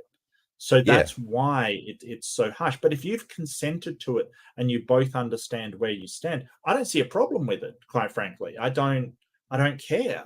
It's fine as long as both of people have consented to it. If one is doing it and the other hasn't consented to it, now that I see as a problem, right? That's a problem. But this whole no-fault divorce, some people, marriages just don't work out. And instead of forcing those people to stay in a marriage where they're both deeply unhappy, it's probably better for society that they find somebody that they are happy with. I don't see the problem there. Yeah. The only reason to oppose no-fault divorce is because your religion says that people shouldn't divorce. God doesn't permit that or whatever. Like, no, get the fuck out of here with that. Yeah. And that is part of the reason why marriage customs throughout the world involve fidelity. Yeah. You have to be faithful to your spouse. That's part of being in a marriage. So if you want to preserve marriage, you have to restrict someone's freedom to sleep with whoever they want. If you say, no, freedom is most important, they should be able to sleep with whoever they want, that undermines the institution of marriage. Why? Because there's this biological attachment that's destroyed when your spouse sleeps with other people. Yeah. So this notion that I have no problem with marriage. I have no problem with people being in monogamous, committed relationships. I'm in one now, but and I've been in one before. But the notion that your marriage is right for everybody else is problematic. There are plenty of people who have marriages that are different. There are sometimes two men who get married and it works out. Two women get married and it works out. Evidently, there's some polygamists that do it and it works out. I don't get it because it's not me. It's not anything that I want to participate in. Well, see, But- the whole premise was, do you but- value marriage? Not you're okay but- with marriage. Because if you value something, then what kind of policies would you put in place to preserve that institution? I don't. I think that an institution that has to be preserved through policy probably isn't nearly as valuable as you think it is. Okay, then what about the policies for scientific education? Like, what if there are countries that are like, we don't need any scientific education. There's only religious education. And actually, we're not going to educate most of the population. Will you have a problem with that? United States homeschool. Well, the problem is that those people end up magnificently ill-equipped to make any kind of headway in the world. Like, they're just terrible places where people are uneducated. It is because the country wants their people to succeed in the world that they want a scientific education. Because, newsflash for you, it's incredibly good at getting stuff done. Like science wasn't made a sort of school subject because we wanted people to conform to science. It's because science actually gets stuff done. Essentially, at the end of the day, it will get it done.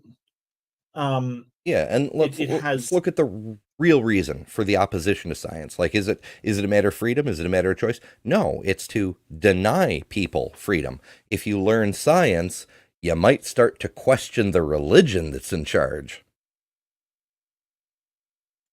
When you learn that, the earth isn't flat, that it doesn't have corners, that it isn't built on pillars, maybe you're going to start to say, what are the rest of the things I've been told are bullshit too?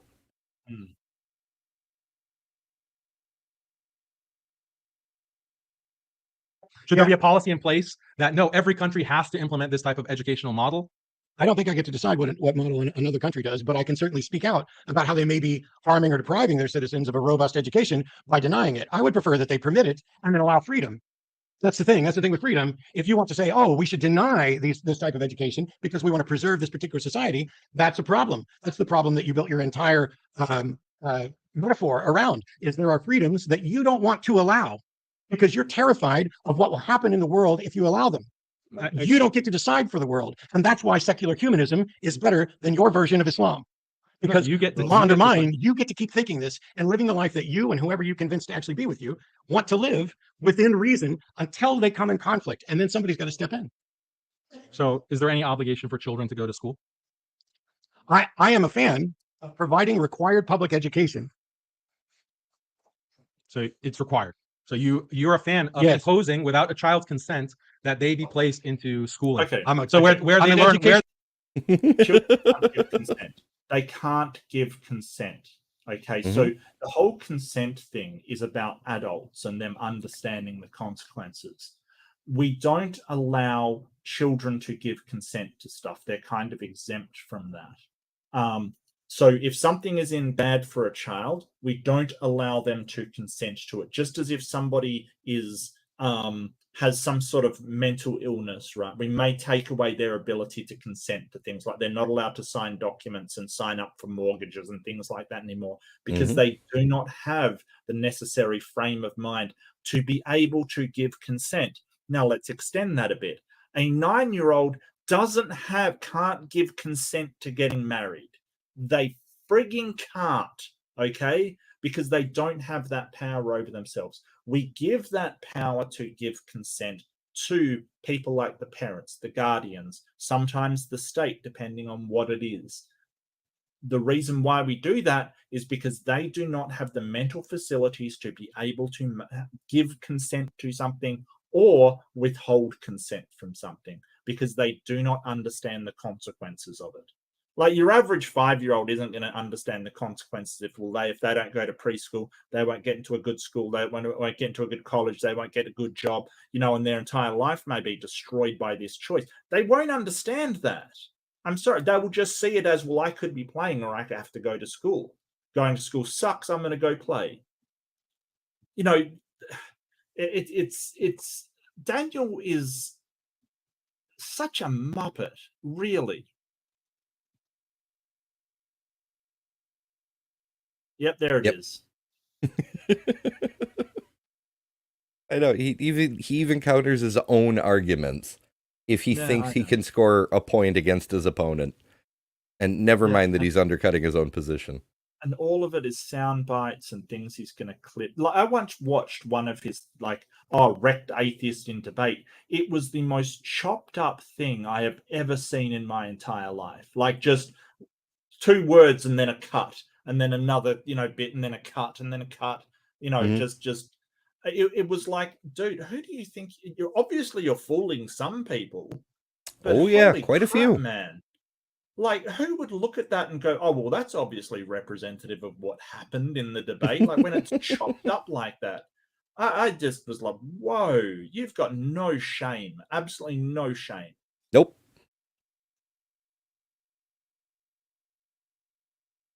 Where they learn. Yeah, so you don't believe in consent. Yeah. Yeah, laugh it up, you. So 300-pound gorilla. Here's the thing that Daniel doesn't seem to understand.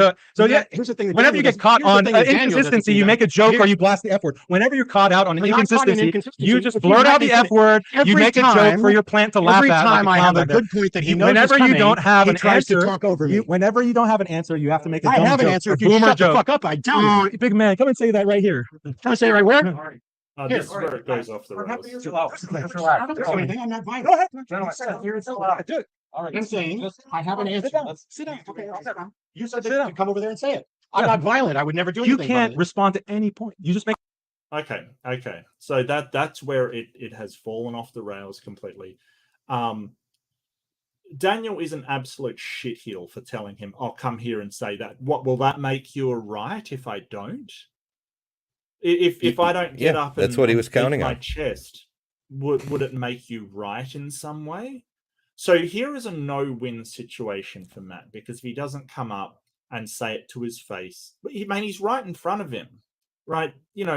Come here and say that is such an obvious attempt to try and make him lure him into some sort of physical altercation. I don't know what the hell this guy is thinking. Because me getting up and going over there doesn't make me any more right, or you any more right, or anybody more right. All it means is you're just beating your chest. But, he's going to call him a coward if he doesn't. If he does, he basically gets to go, oh, well, you're violent and aggressive and you get up out of your chair and you're in the wrong. So it's a no-win situation for Matt. I think the best thing to do is just ignore that kind of thing and just sort of say, well, me getting up doesn't make you more right, doesn't make me more right. It's irrelevant. Like, you can be, and then you can say, hey, this is the kind of violence we expect from Islam. Come and fight me, bro, is the kind of violence that you expect. You're proving my point right now. This is why Islam is bad, because anybody that disagrees with you, you want to get into a physical altercation with.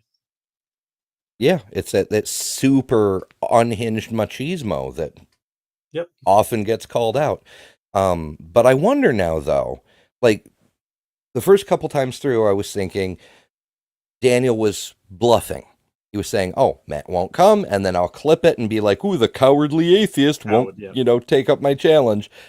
But now I'm wondering if maybe all the red herrings, all the deliberately provocative comments, all the mischaracterization was building up until he was sure Matt was good and hot-headed so that he could say, come over here and say that, so he could get Matt to hit him. Was he trying, was all of this just to provoke Matt to try to get him to hit him? I don't think it was, I don't think it was to go that far, but it was certainly to have Matt blow up or have some kind of reaction that he can say, look, the guy claims to be this peaceful atheist, but, he's basically gotten out of his chair and is over in my space. He doesn't believe what he actually says. And I'm sure that's what he's trying to do.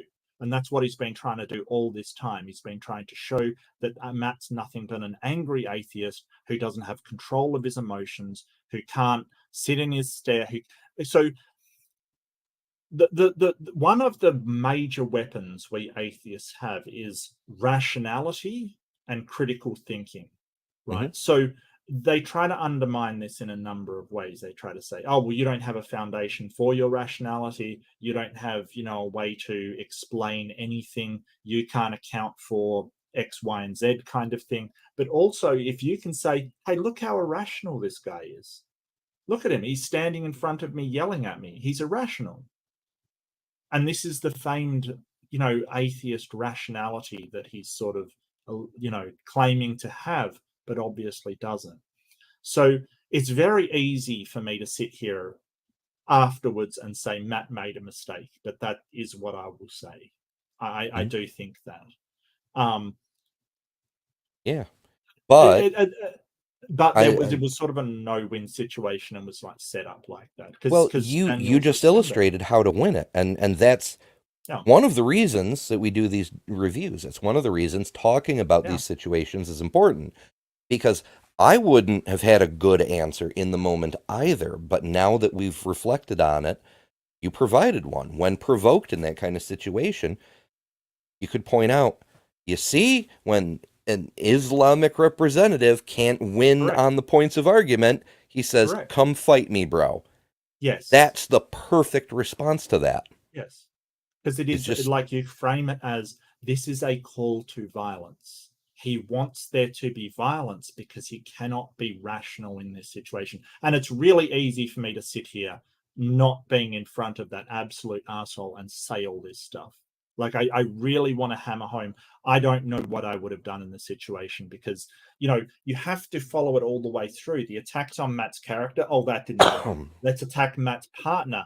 Okay, that seems to be getting somewhere. Let's completely and flagrantly lie about everything about him and keep putting in there things about homosexuality. Like, this was all so he could fire him up and say, look, it's just an irrational atheist. We Islamic people are the ones with rationality. See how I just sat there. And of course, he'll clip all of the stuff out of him mocking him and things like that for no context. Of course he will.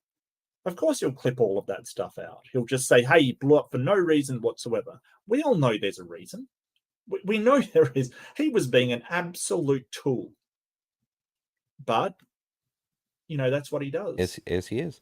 But yeah, the wisdom you just dropped right there, the insight that you showed, Matt could have handled this entire debate very differently if every time, and debate bros handle this wrong often too, is people who just call out the fallacy.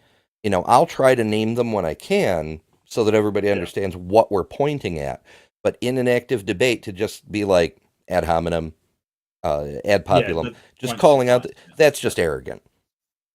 Yeah. The optimal approach, as I perceive it in this moment, is every time your opponent does do something like that, like call your girlfriend your boyfriend or mischaracter or whatever, say, oh, is that representative of how Islam considers that? Just stay laser focused on the argument and turn every fallacy to a weapon against your opponent. Use everything they throw against you against them. Yeah, that's a thing. I've often called it intellectual judo. Use someone's weight against them. Exactly. That's a thing I learned when I was very, very little, is that your opponents will give you the tools you need to defeat them by being the aggressor. You just got to figure out how. Yeah. So yeah, that's very cool stuff. Beamsy, I am always picking on Witless, even if I don't expressly say so. All of this can be applied to Witless, yeah. Mm-hmm. Austin certainly falls under the Yeah. Somebody said, possibly earlier today, possibly in the last couple of days, that Austin would be dangerous if he actually used his brain, like if he were on the atheist side. I'm like, I don't know if I'd want him on the atheist side. He'd make a lot less money, though. It's true. That's the thing. Yeah. Yeah. I don't know. Make a joke. I can't respond to any So you do believe in schooling? So You believe in? do you want an answer? Or you're pretending that I don't have You're do you want an an answer? educational. Okay. You don't want an answer. I is the bet truth. your boyfriend finds you He really doesn't want an attractive. answer. He doesn't want an answer. He'd rather The pretend. to know. You boyfriend believe again, you're a right? fan of education. Mhm. Do you want an answer, or do you So got to being pretend I don't have absolute- one? Because I fucking got one. He's already You- been you said it was- corrected twice on this, right? He's been Yeah, corrected now twice. he's doing Now it to be appealed deliberately provocative. I Right, mean, he which- was doing it which- already, but now it's Well, obvious. We knew that. We kind Yeah. of knew that. But the fact that he has been corrected twice and he's still going back to it shows that he knew that in the first place. Like, he is just outright lying, which just shows, how deceptive he is. Yeah, openly dishonest. Yeah. Yeah.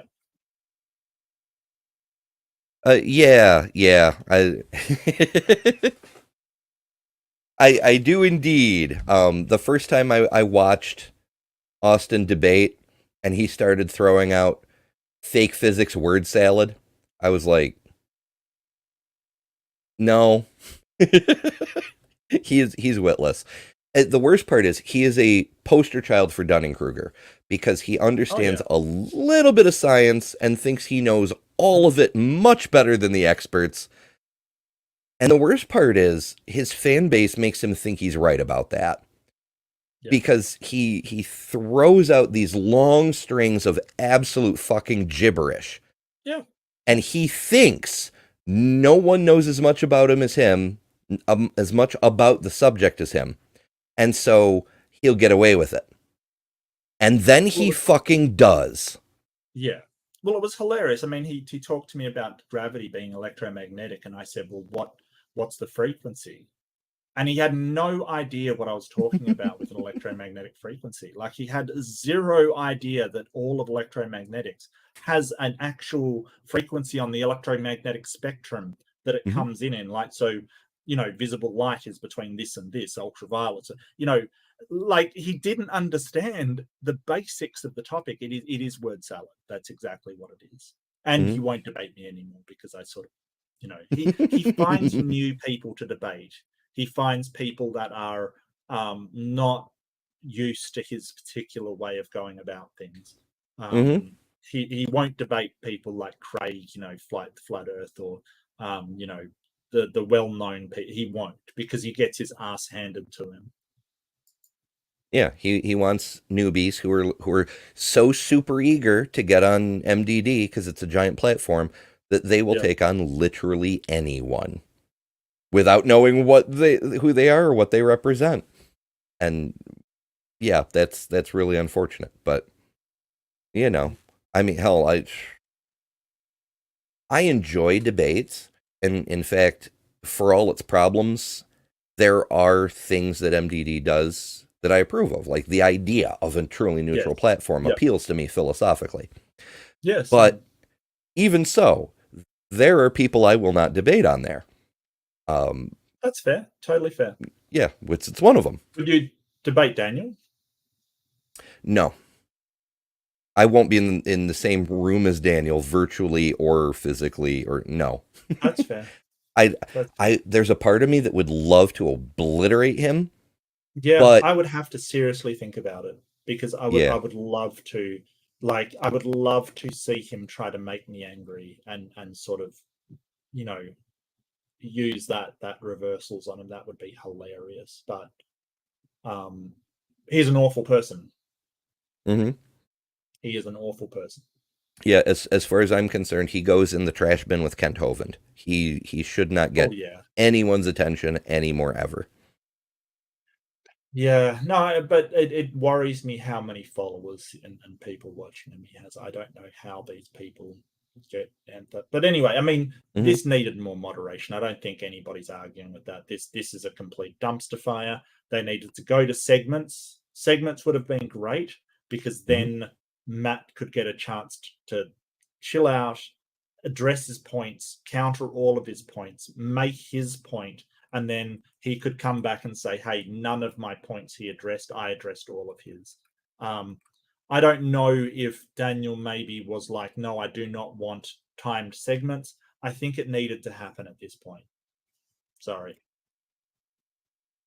Yeah, if things get out of control, you have to take steps.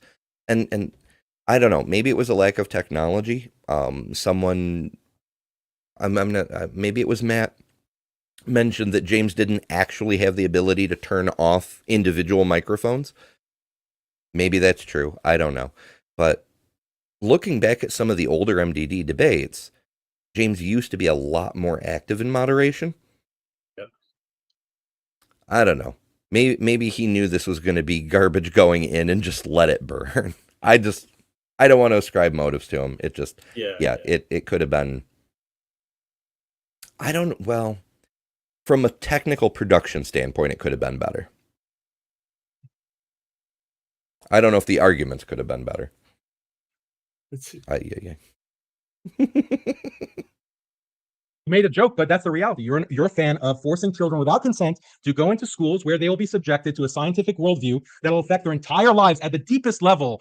You have no problem with the lack of consent in that situation. How terrified he is of. Yeah, same.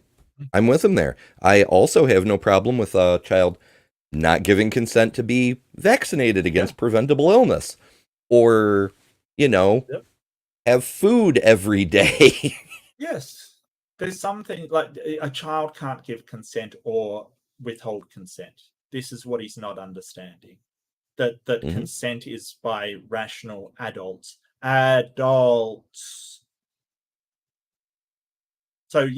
So mark it down for your books. Daniel does not understand consent because he doesn't. Just to make it official. Ay. My answer. And he wants to prop up his straw man again about what I'm actually saying. Yeah. Here's the thing that Dan doesn't understand about consent and about parenthood. Parents don't own their children.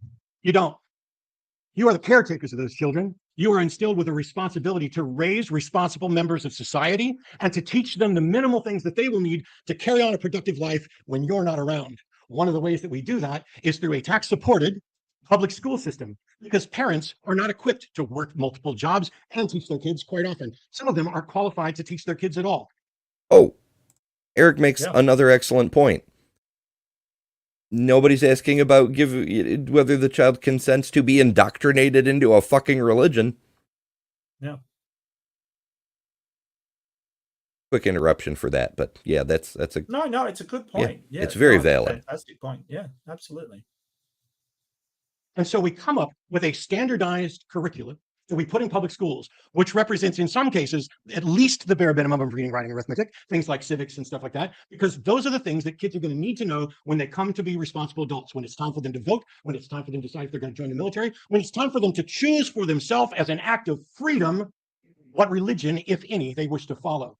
That is why I'm not only a fan of public education, I'm not only a fan of compelled public education. I think that raising the next generation of kids to understand how the world around them works so that they can function well within it is a moral duty.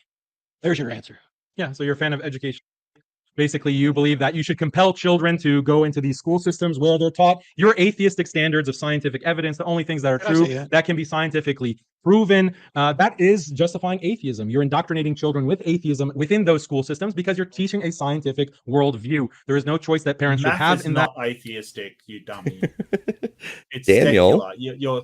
Can't differentiate between science and atheism. He can't differentiate between secular and atheist. That's the whole point, right? Mm-hmm. He doesn't understand what secular means. He doesn't understand what consent means. He doesn't understand what humanism is. He doesn't understand anything, but wants to talk authoritatively on it because his God somehow has given him the power to talk authoritatively.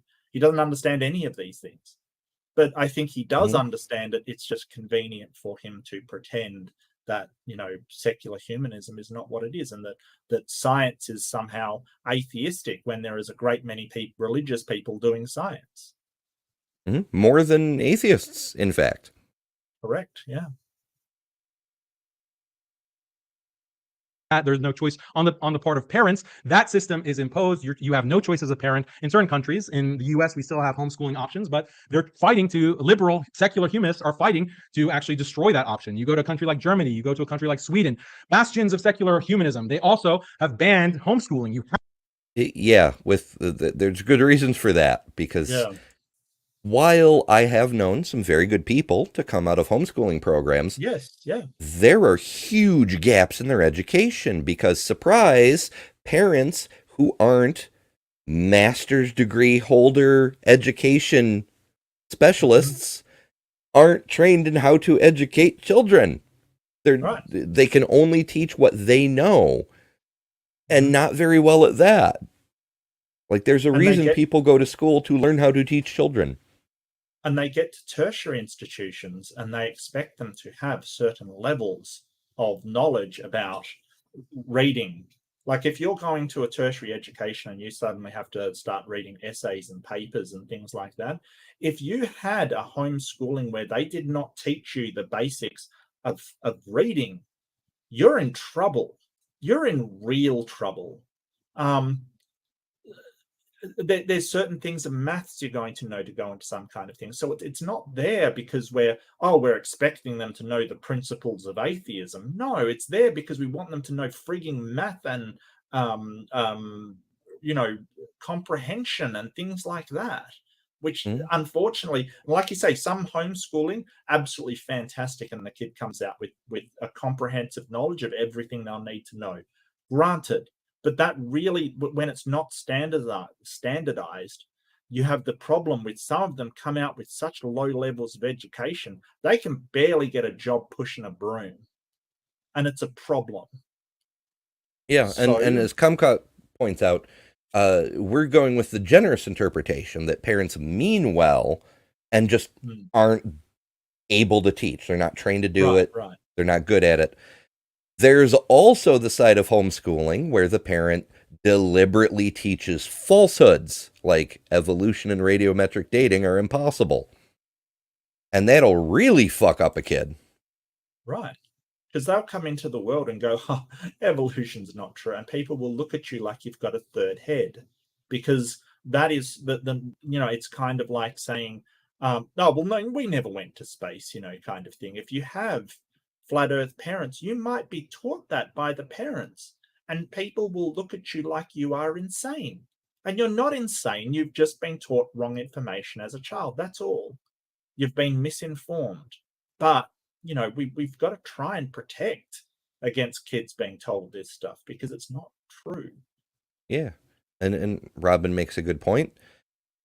Public schools aren't perfect either. Right. In general, I do believe they're a better option, but yeah, U.S. public schools definitely need some work too. Yeah, parents use it as an excuse to perpetuate their own beliefs, to indoctrinate their kids more fully than they would get otherwise. And yeah, thankfully, college does exist. Unfortunately, not everybody can go to college. I learned evolution so early, I don't even remember learning it, quite frankly. I think it was like in early primary school. Even before I went to primary school, I think my parents told me about it. Like, I can't even remember when I first learned about evolution. That's the thing. It just was like, yeah, that's what happens. We've got a lot of evidence for it. Yeah. An atheist says the same thing. Had to unlearn a lot of stuff from homeschooling, and thankfully, college helped. Yeah, I actually don't recall when I learned about evolution either. I think the word got presented in 6th or 7th grade, but by that point, the concepts of what it represented were already there. But I also grew up on a farm, so that may have had something to do with it too. I don't know. Have to put your children into these secular schools where atheism is the ground assumption. Not Islam, not Christianity, not Buddhism, not Hinduism, atheism. So this is non-consensual. It is quite violent because if you don't send your children to school, the police will come and bust down your door and take your children by force. And this is what has been happening to Christians and Muslims in Sweden. It's quite a heart-wrenching sight to see the police bust down the door of Muslims and take children in the name of secular humanism. By order of secular humanism, open this door. Wow. So this is another thing that Christian apologists have been doing of late. Like that Colin fellow. Oh, California's passing a law where the police will come to your house and take your children away because you're a Christian. It's multiple layers of bullshit on top of each other. Mm-hmm. Yeah, if you're in a place where you're legally required to send your children to public school and you don't do that, you've broken the law because it's a law For fuck's sake, Well, Daniel. I think some questions would be nice here, like asking Daniel, you know, like, do you want kids to be ignorant and uneducated? And if he says, well, you know, I think that the Islam can educate them, it's like, can you teach your kids differential calculus? How about quadratic equations? Can you give me the quadratic formula? Go for it. Yeah. No? Show me you can teach, Daniel. Right. Show me that you know this stuff. Yeah. What is religion so afraid of if it fears education?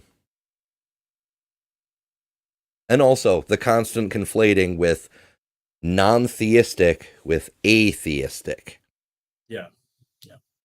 Well, that's weird. So, you know, something that has nothing to do with like taking a shit is obviously atheistic for some reason. I don't know why, because, you know, it doesn't involve religion. Yep. If it's not all about Allah, it's atheistic. Yeah. Yeah. Apparently so. False dichotomies. Everyone's favorite flavor.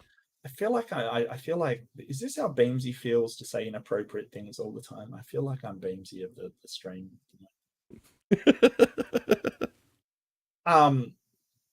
Yeah.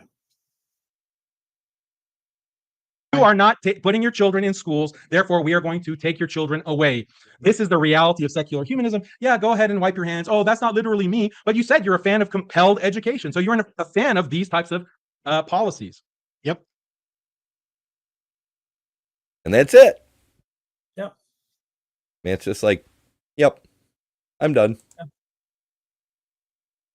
And I think sort of taking that approach would be, you know, probably a good idea. It's sort of, yeah, this is the reason why we do it. I don't have to explain more than that to you. I don't have to give into, because you sort of, the corruptionist. Thanks, Benji. You have to give into this educational R word to sort of, you know, and it's like, well, no, kids can't give consent for anything. And yeah, we support having compulsory education because a country without compulsory. But notice the juxtaposition of how Daniel's saying, oh, you don't think anything's more important than your pleasure, but you want to take kids away and educate them. Am I doing that for my pleasure? Or is there something more important than pleasure? Like the education of pleases kids me and the well-being of the country to be educated and healthy and happy. You know, what are you trying to say? So all these two ideas are in contradiction with one another, that I do everything for my own pleasure, yet I am, you know, making sure that children are sufficiently educated to cope with the things that they will need to cope with in society. These two things are in absolute opposition to one another. And Daniel's using both of them to make his points. Well, which is it, Daniel? Am I just after my own pleasure? Or am I doing things on behalf of children? What is it? He's confused. He is confused, but I don't know that he's necessarily confused there. I think he's deliberately he's being dishonest, double faking. Yeah. Yep. But it just shows how much he is distorting things to be able to say, on one hand, your aim of having a happy, healthy life is selfish and simply just wanting pleasure. And on the other hand, doing these actions against children is somehow in violating them because they don't want to do it. Those two things are in absolute opposition. I don't understand how you're using both of them. It just shows how weak your arguments are. And at the end of the day, what Daniel was doing was making Matt angry so he wouldn't actually have to have a rational discussion. Because in that having a rational discussion is where he knew he would get absolutely killed. Yep. He knew he had no chance, so he tried to flip over the board. And did so. And I don't blame Matt in the slightest. Having my partner insulted is horrible as well. What I resonate with the way Matt behaved, because insulting me, that's fine. Go ahead, insult me all you want. Insulting my partner and making me be afraid that she is going to have consequences for what I do on the internet, that does concern me. That does make me afraid, right? So I can totally understand why Matt, even though Daniel needled him and he went, okay, let's overcome that, why he needled his partner, and that was just horrible. And I think that's absolutely scumbag move, bringing her into it. I noticed that Matt was the bigger man. He didn't attack Daniel's wife, or his children, or any of his family. So congratulations on Matt being the bigger man. But I don't blame his reaction. I just probably would do something different myself. That's all. Yeah. It's a shame. Very, very much. Like I said, I wasn't in Matt's position. I can't say. It's so easy to sit there after a debate and go, "Oh, well, I would have done differently." Sure. Do you really know that? No, you weren't there. So I do have to couch that in what I believe I would have done rather than what I did. But were you there? Were you there? Oh God, I've got to get more ham up. I can't stay away from the ham. I can't do it. Ever since he put in a copyright violation, I ham is on my shopping list every week from now until forever. It's all about ham. I wonder if that's what got Apologia started. Are we like? I don't know. He does an almost weekly. Oh really? His ham and egg segment. Yeah. Oh, okay. I remember now the segment Ham and Eggs, but I'd forgotten about that. I forgot that he did that segment. I like Apologia. I don't see him as much as I would like to. I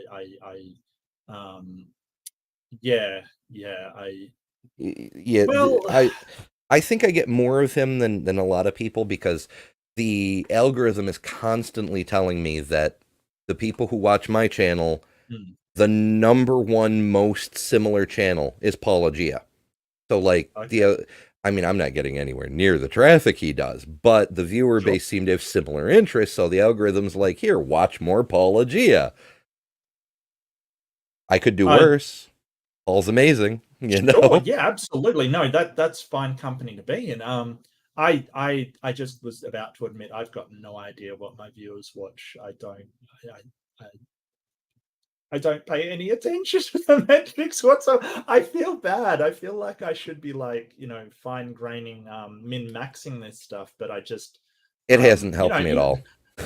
Well, I was sort of dragged into this by Peter DeTucker on like he just sort of bullied me into doing a YouTube channel, and I've been just doing whatever I feel like ever since. And I don't know why it's been working. It seems to be. I don't know.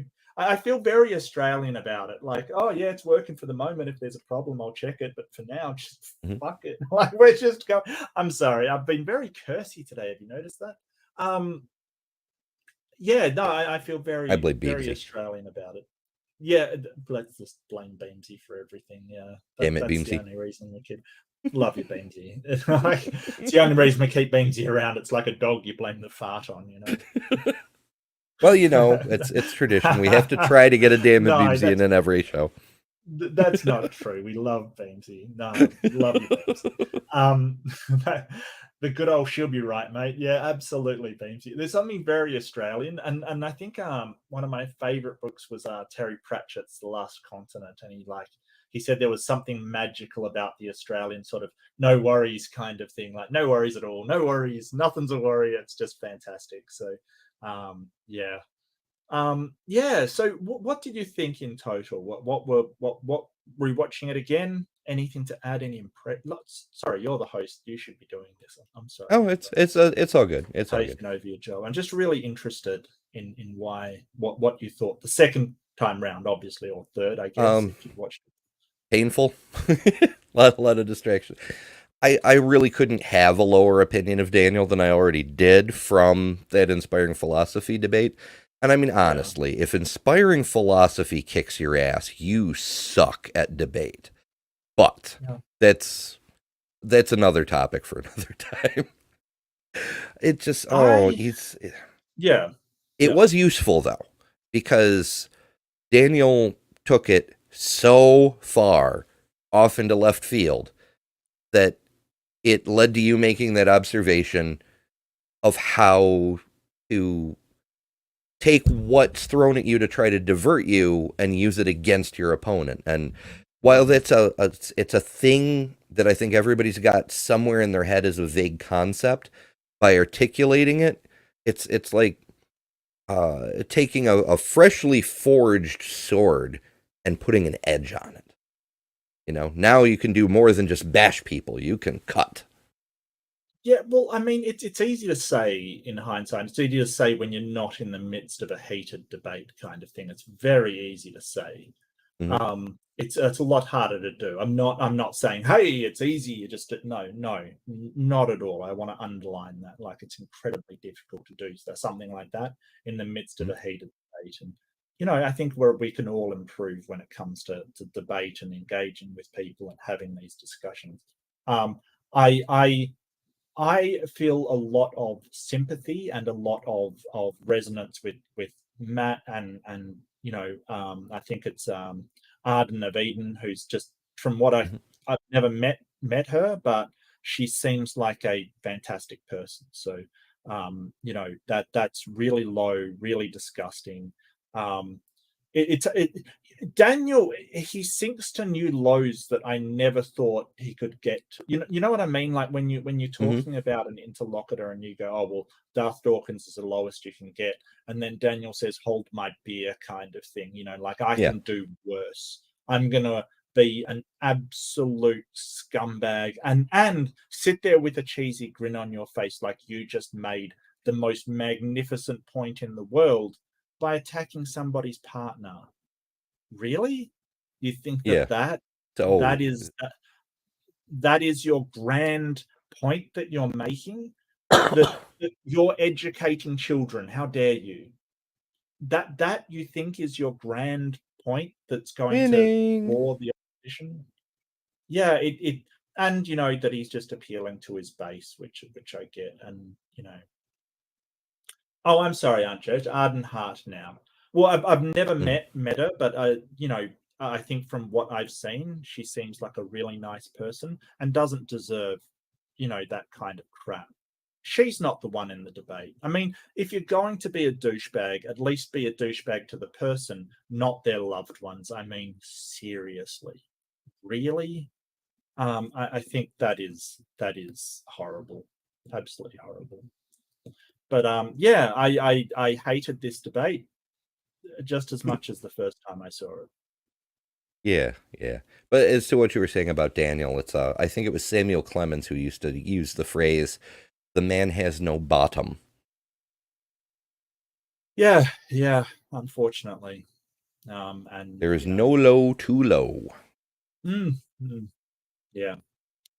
But curious. that's another debate down. We don't have to revisit that one. Hopefully, Matt can get somebody who is more on his intellectual level and not just a bottom-feeding piece of crap, basically. That would be nice.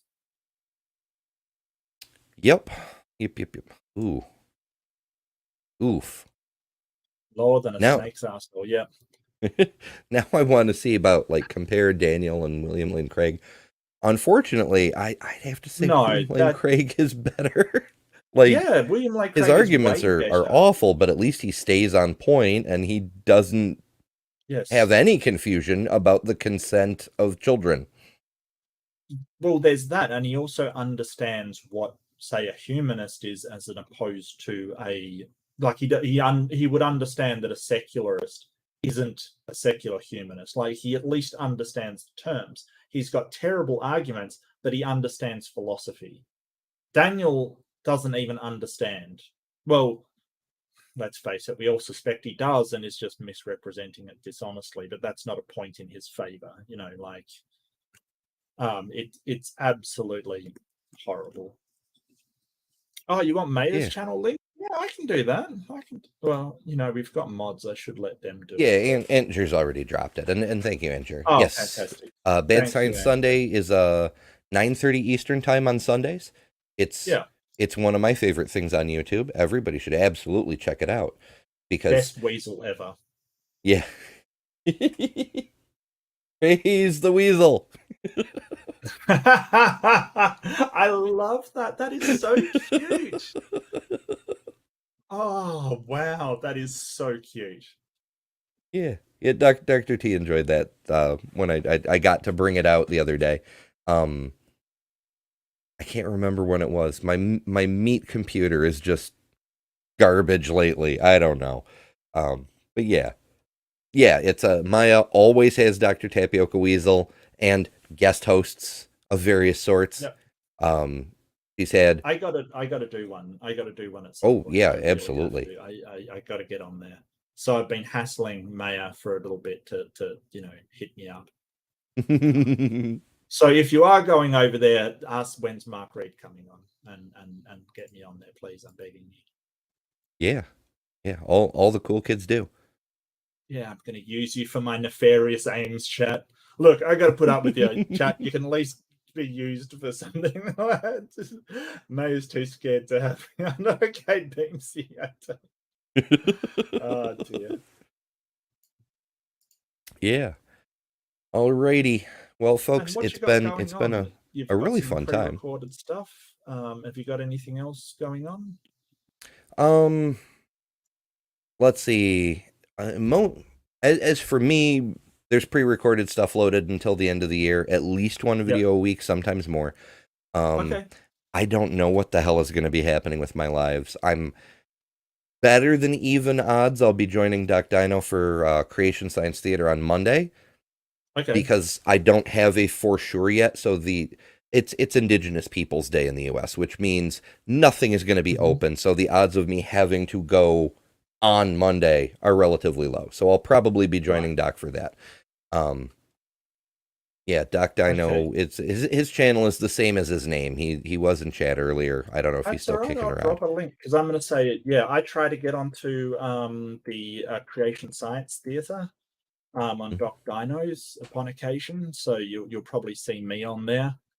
It's kind of hard to fit in with my actual life sometimes. It depends what comes up. So I do try to make it as much as possible, but sometimes I don't. So I do apologize.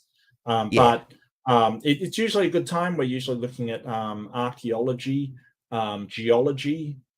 So if you like to get your rocks off, as Beamsy would say. I think Beamsy has infected me with the Beamsy curse. I think that has happened actually. I'm good with it. I'm fine with it. I'm 100% fine with it. So yeah. Oh, hey, there's Doc Dino. Yeah. Yeah, we were just plugging your channel and Creation Science Theater. Just giving a shill for the dog. Just a shill for the dog. Yeah. Don't forget to like this video, subscribe to Ember because he does amazing stuff like this all the time. And it's, I'm certainly not biased because I really enjoy doing this stuff with him. And let's subscribe because it doesn't cost you anything and it helps out ever so much. He does have a Patreon if you're interested in that. And he does have memberships with cool emojis like as many as YouTube lets me have. Tapia.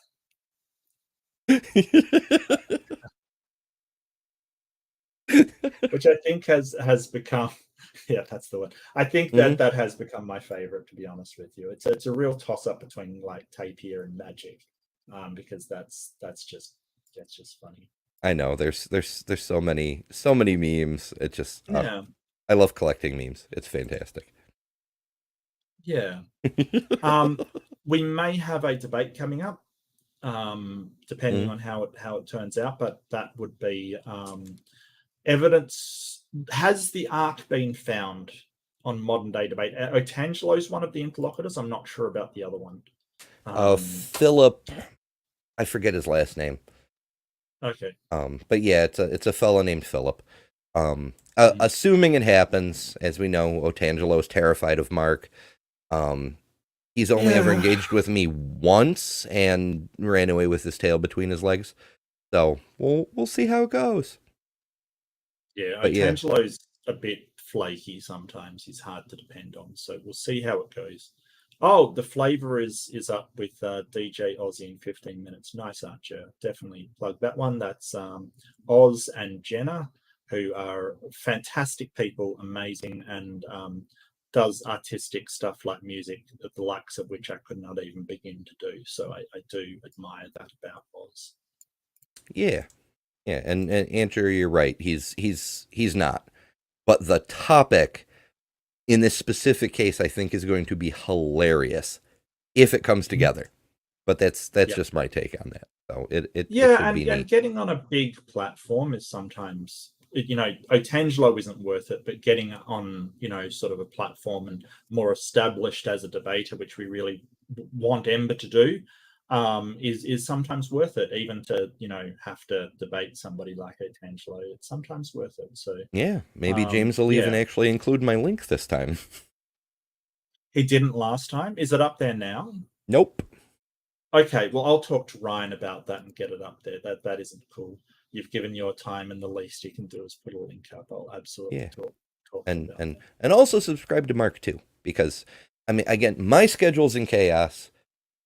I don't know when the next time I'll be able to do a debate review is, but when we do them, we alternate between Mark and myself, and depending on how chaotic my world gets, Mark may continue doing them with guest hosts, or we don't know yet, but subscribe to Mark anyway, because there's other cool stuff over there too, including other custom emojis like the infamous banhammer.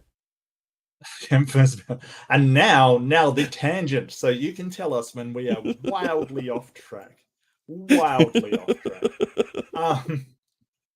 So yeah, I'd love to see it. I think that's about it, Ember, my friend. That's about it. I can't think of anything else more. Oh yeah, and the room rumbles are hilarious as well.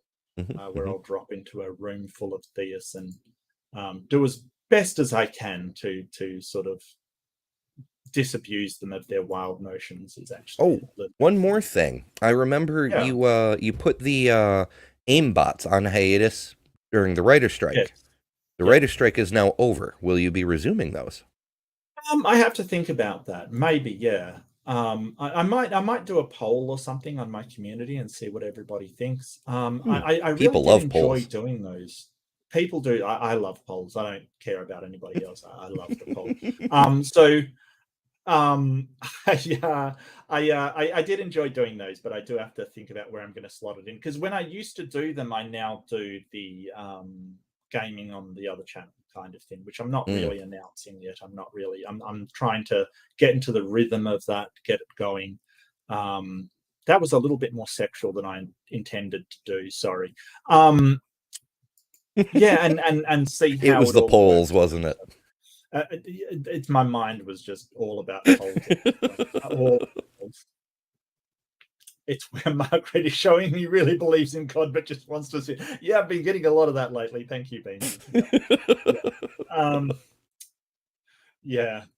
All right, Peace. Well, yeah, I think I've said all that I wanted to say. Thank you, Amber. I really appreciate you having me on. It's been an absolute pleasure, as always. I love hanging out and doing these. It's been amazing. Hell yeah. So thank you. Ooh, new StreamYard feature. Video backgrounds are now supported. Look, I'm going to have to play with that. I got to say, here's the thing. I'm beginning to hate Dana from StreamYard, and I don't even know Dana from StreamYard, but she's been coming up in a few ads, and I'm sure she's absolutely lovely, but I find myself resenting Dana from StreamYard. It probably wasn't even her idea to do this ad or to be up there or something, like I don't even know who she is. She's someone that works at StreamYard, and I find myself resenting her, and I've had to go, hang on. Is it really her you resent? Like, was she the one doing it? Of course she wasn't. She was just the face of it kind of thing. So I'm sorry, Dana from StreamYard. It's not you, it's me. I'm sorry. There's a bit of insight into what I've been seeing lately. Yeah.